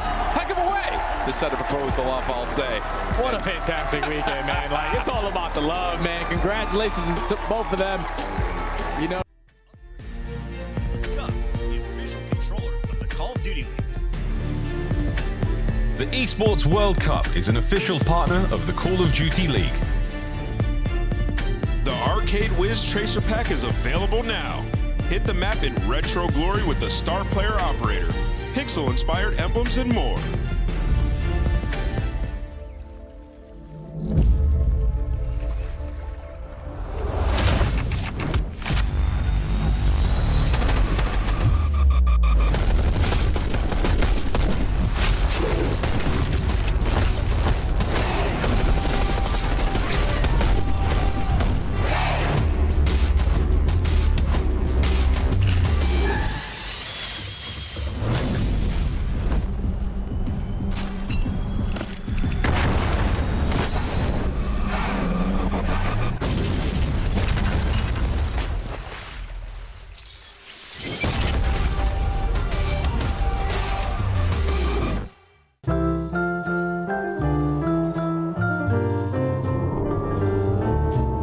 Unforgettable.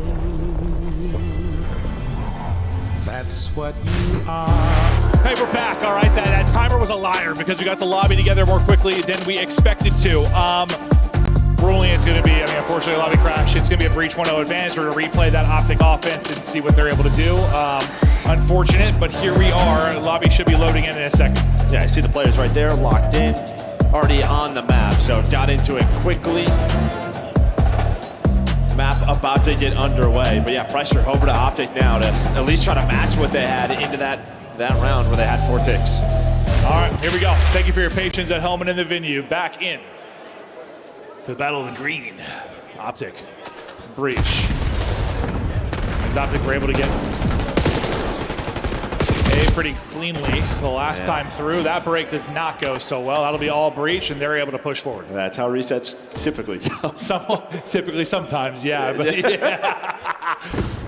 That is tough. We already had a couple so far, but Cammy is on a mission early in this one. He's finally going to get caught, but starts off with those first 3. Snoopy taking a dive out into pool. Just trying to keep players looking for him. I was going to say, I couldn't believe Shotzi wasn't cut up in that situation, but he's able to snap and clear him. Snoopy's a little bit weak. Yeah, Purge now trying to lock this down, but Skies is through. So all of Optic are trying to get to him, but then you just kind of have this 2x2. So you are staggered right now if you're Optic. You have to wait for each other. And they've struggled with that times at Hardpoint. It's just been like these hero plays, these individual chows. It's tough on this map because you want to keep pressure. It's so easy to give up map control just due to the size of it. I know you can get staggered, but somehow you've got to slow this down. It's just too staggered. Yeah, that's it. I mean, again, then Hoot and Shotzi get caught. Now Skies gets caught. You are just not playing together as a team right now. It's just really easy to happen here. It is, but how do you get out of it sometimes? It just feels like you can't really slow it down. Otherwise you give like this perfect set of defense, you allow them to push forward and spawn kill. It takes 5 seconds to get there, but like, it's hard to get like in sync again, right? It is. I think you just have to have someone sort of finesse, right? Maybe get inside a lobby and just try to play their life. But I'll tell you who's playing their life right now. It is Purge. 7-1. If you're Optic, you get back in. But it doesn't matter, just that man shuts you down, and now you are 1 round away from 3-0 Optic. Yeah, Optic's like, can we get back to commercial break? Holy hell. Purge, as you said, 7-1. Comes out and fries them there. They won the opening break. They never, ever look back. And yeah, you just put them in that kind of stagger blender, and they were in it for 90 seconds straight. Just straight. And then, like, sooner or later, this just becomes a much bigger discussion if you are Optic. Just no matter who is in that 4th chair, it has been a struggle. It has. Yeah, no, it absolutely has. I mean, you have world champions coming into this team. And just nothing. Maybe they need you there, Joe. Well, can Breach do it this offense and close it out with a 3-0, 3-0. Skies, though, in that tough chair maybe, but coming away with a multi to get him started. It just feels like, yeah, when you're in that blender, it's just, you rely on either a finesse or like somebody to multi-kill, like a hero player. Someone's got to kill like 2 or 3, and then suddenly we're out of it. And if you don't, that's what happens. The whole round's gone, but you blink and it's done. And never once did you fight as a team. I'll tell you who is fighting as a team is this Boston Breach team. The bait and switch on point. Now you're going to start to work up towards B. Then maybe just converge behind this guy as Purge is going to win it inside A. Oh, my. Woo! Cammy shooting nukes. He's only got 6 left. That's all he needed. He had 6 bullets. Exactly what he needed to win the fight. Holy hell. All his teammates kind of dropping, though, so let's see what he can do from this spot as he's just trying to find some kind of opening, but some progress getting done at B. Cammy is kind of tracking back to help because he has to. The rest of his team sort of in the blender. And that's probably pretty frustrating if you're Cammy. You win a big gunfight, you win a second gunfight. Skies and Dashy both found picks. 1 player top ammo, 1 player on the B point. It was set up for Cammy to kind of, maybe secure them this match. Instead, Optic hang on by a thread. Just hanging on, but we're not quite done yet. Clock going to be paused, just under 30 seconds to go. Looking for the minute extension, and Lives basically square. Stunned inside the point, but staying up. Solid since the reset is Purge. Out the triple positive before he drops, but you keep numbers here. Maybe not for long, though. Snoopy getting hit by everything in the kitchen sink, and finally he's going to drop. The reinforcements get there right after he does, though. Shotzi, that's a big multi. The hold around the point. Under 15 now to go. Utility is hitting. Bumpers are getting smashed. As Optic Texas doing enough, I think, to see another round. Clearing that 3rd tick will be Dashy inside. And he is shooting. He is shooting. You just need that for several more rounds. Optic Texas on the board. Yeah, I think he kind of called it. You got a multi-kill from Purge, but then it was Shotzzy who kind of turns the tide back in their favor to give them lobby control, force them on this tough push, and want to run into this guy is Dashy. Best play of the round. Great shots from him, as we normally see. Yeah, I don't think he missed a bullet. Okay, he missed that first one, I think, there, as you saw go in the ceiling, but for the most part, he was so good. They just need that offensively, or this one is done. Purge is 16-7. And on the other side, I mean, Hook the Nuke is 4-10. And just talking about it, because you're talking about similar roles. You're going to need Hook here to step it up. Same with his duo and Shotzzy. This round for the map. Shotzzy looking for an opening, but the prep is in. They're ready for that push through. Hook, though, going to follow it up. He's going to get shut down as well as the headshots clean from Awakening. Can Optic just avoid that stagger? It's going to be multi-kills like that that set up the team for success. I mean, maybe the comms are going to be point, the pacing's not going to be on point. Yeah, you'll rely on the big multis. Yeah, you're going to rely on the talent right now. Is this Optic team to win this offensive round? But there's Hook and Dashy. Dashy's still up from that life before. But there's always one more player like there was in the Hardpoint. That time it was Purge. But now you have two on it. Well, what? It looks like Boston, one player going to go through under. That's going to be Cammy. You're waiting on him. Purge and Cammy start to pounce. You take numbers here for a moment. Sky's going to reevaluate the situation. Try to play, maybe I was thinking like a little finesse, play the info game, and now he's going to drop, and now you're into this stagger loop. How do you get out of this? Hook is going to try and take a route. Having a rough map, but trying to look for an opening. He shoots literally everything but Awakening. Maybe scares him there with the wind from the bullets, but he'll track back to the point. That's a show of force. That's what you call that. There's the minute extension now. Okay, here we go. It was all a distraction to open up the A zone. Can they get it to around 5? No pressure on the B Street. They're going to do this all from the inner door. You have nothing from a map control standpoint towards B. It's Awakening just locking it down. His double. Maybe enough. Shotzzy, can he take the route, or will it get picked up? They've done a good job reading it. We have 3 dead. Who's the last alive? It's Shotzzy. All right. Awakening's just already locked on the door. Cammy and Awakening are just going to watch the flank. I mean, you're just waiting on this guy to make the play. But the timing works out because his teammates find too. Maybe a chance here for Optic. He goes the second dash. He gets the pick on Cammy up top. This is the opening they need to get it to around 5. Objective is moving. Purge, though, has been a monster, and he is winning fights. Hook struggles continue. Shotzzy on 6 straight, headbutting the door, and Stoopy that comes out on top. First tick, though, done. Second tick is looming. Dashy still taking faces. Only 8 lives left. I mean, you have stalled this round out as well. You've got to push forward for 8 stuff on Optic. The team are down point through the street. Contest is here, and it is clear. Now let's go. To around number 5.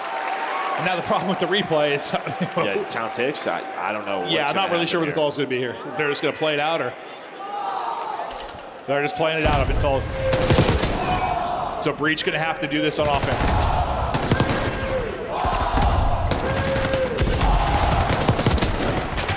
Honestly, with the delay, I'm not even sure what the math was on it.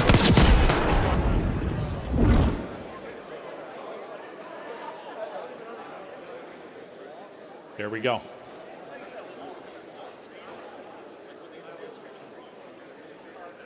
One more round. I thought they were chatting through stuff. I wasn't sure if they were reevaluating how this is going to be played out. No, we're going right into it. Okay, so offense for Breach. They're going to have to win it here. This will be a comeback for Optic Texas, and, well, maybe a chance in this series. And things start out well for you. A team kill comes in through the frag from Cammy.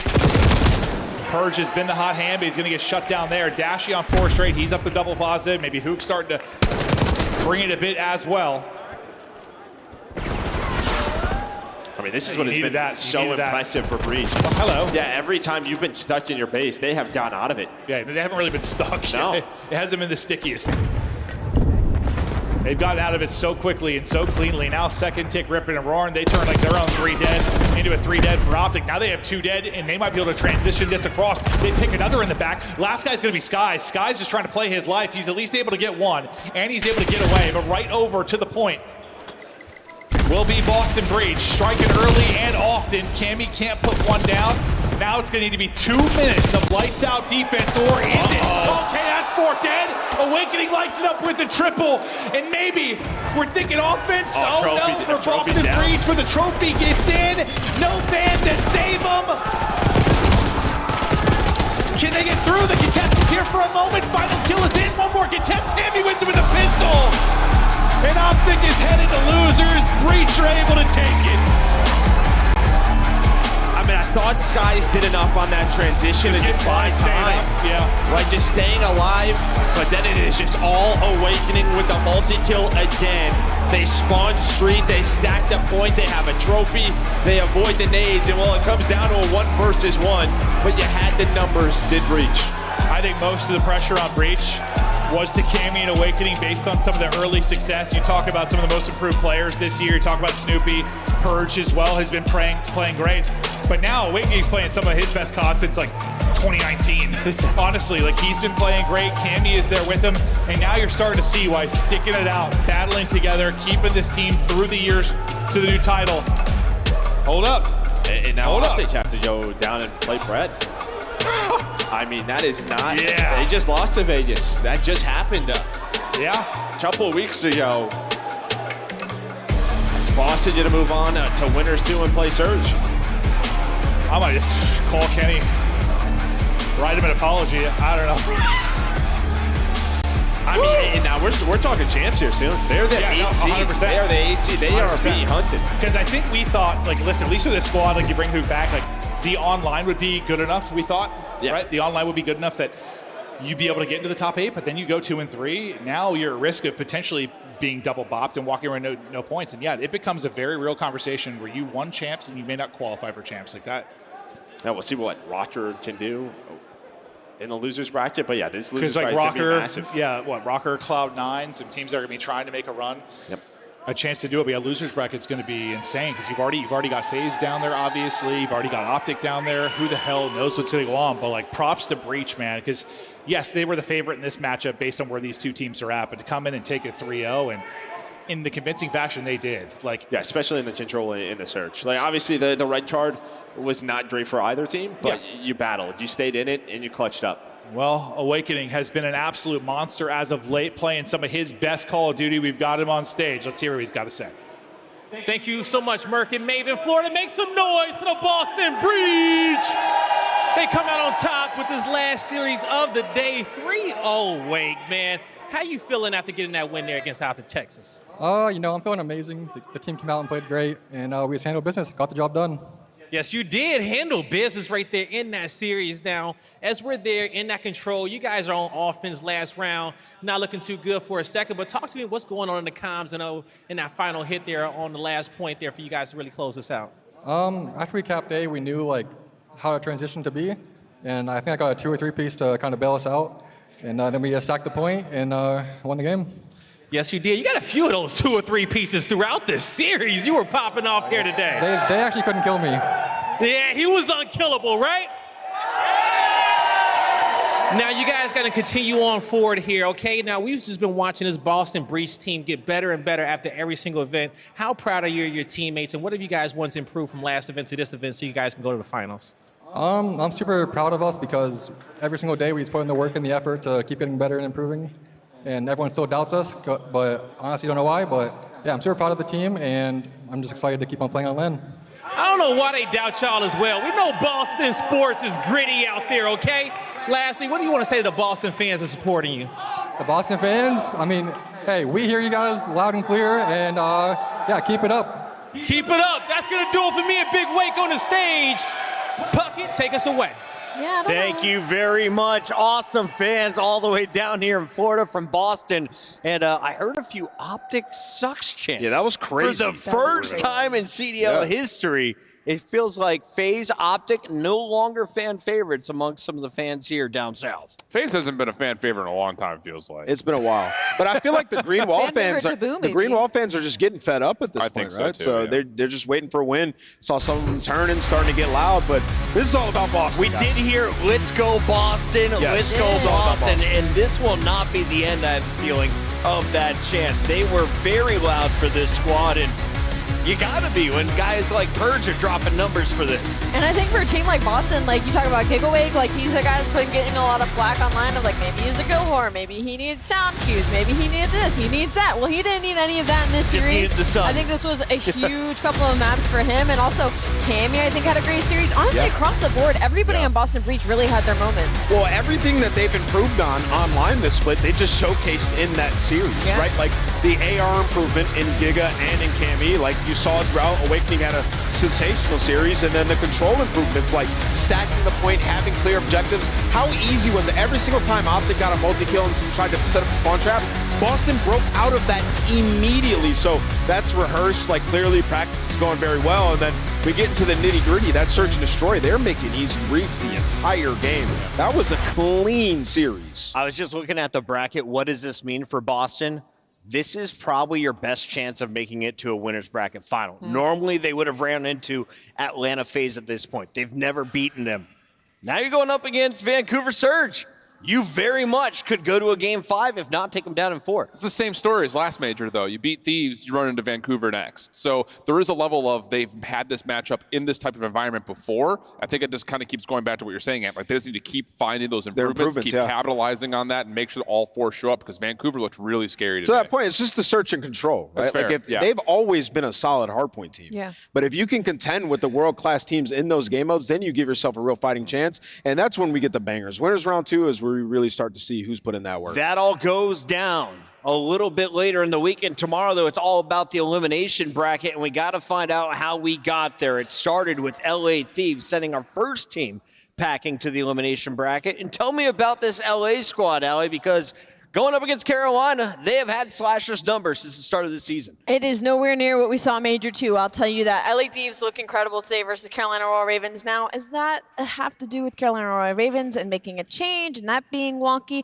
Or does it just have to do with LA Thieves looking dominant? It was a closer 3-0. I mean, you look at that series and, like, you got a 1.29 on both sides of Hydra and Scrap just taking over.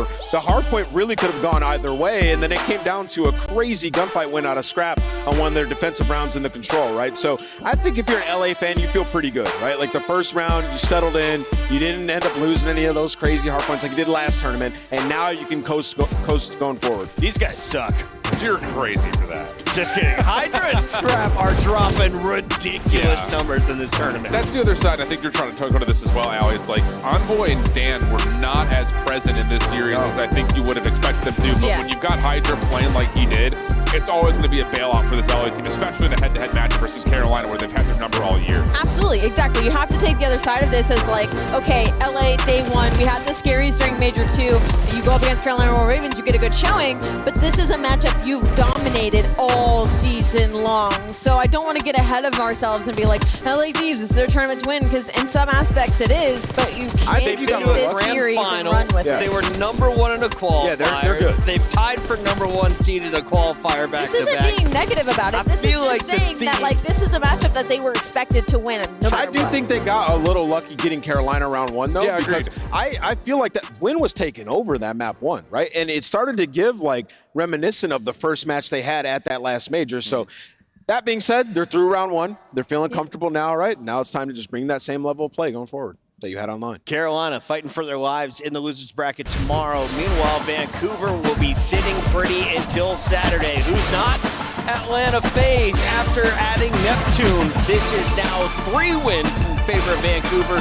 2 of the previous ones, though, went to Atlanta. This year is starting to turn out to be a season of mismatches. Like, Vancouver really has done very successfully well versus this Atlanta team. But to be fair, like, I don't know what it is about this FaZe team this stage. They just did not look like the same team that had won Major 2. The qualifiers were a little wonky. I know they were trying out a couple of maps, a lot of Hacienda reps and things of the nature, but it just didn't really feel like the same FaZe team that we had seen from stage 2. This was the biggest like rollover and fold series of the day. Like Atlanta halfway through that control just looked like they rolled over and said, it's over for us, right? Like, Surge just started bringing it to them, playing super aggressive, put them in spawn traps, largely in part due to Abuza, man. He played so damn well throughout this series. Abuza, maybe sneaking his way up to AR ranks. Best in the lobby. Vancouver locked this guy down. He has been the face of the franchise since coming in. The Belgian doing work today against the league's best. Our third match of the day, though, featured the hometown favorites, and Miami was off to a bit of a slow start, but they got the dub they were looking for. They had to go through Toronto Ultra, who in all fairness found out 48 hours ago they would be beansless. Merc stepping up. Something about beansless, just like the visionary. Let it marinate, baby.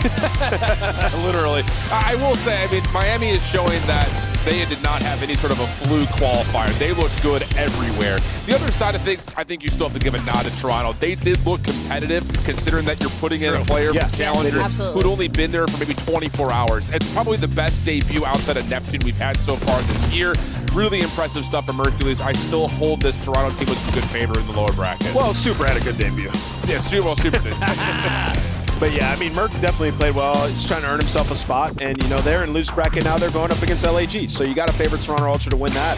And in terms of Miami, medals, Ali, he fried today. Yeah. I'm so glad you said that. I was going to say, I think that was what I took away from this series, was medals. And I think the most important part of this is, like, we know what his ceiling looks like, but we also know what his floor can be more often than not. But he showed up today on day one very, very early against the Toronto Ultra squad that they wanted that revenge against. And I think that speaks volumes to how they're going to play for the rest of the weekend. You get a better Real, you probably win this tournament. That's fair. Like, if you get the takeover Real and medals is giving you this, who is beating them? Depends on their path, right? Like, you still have LA in front of you and stuff like that. Like, there's still a number of. And that match was close last major with the worst version of Miami. So I'd be stoked if I was a Miami fan. 8 of our 12 teams in action today, and the best player when it comes down to KD, Rancor, the rookie, in front of the hometown crowd, dropped 92 kills, 71 deaths, a force to be reckoned with in Respawn. That's a shocker. He said, excuse me, Rancor, excuse me, Super, I'm going for that Rookie of the Year still.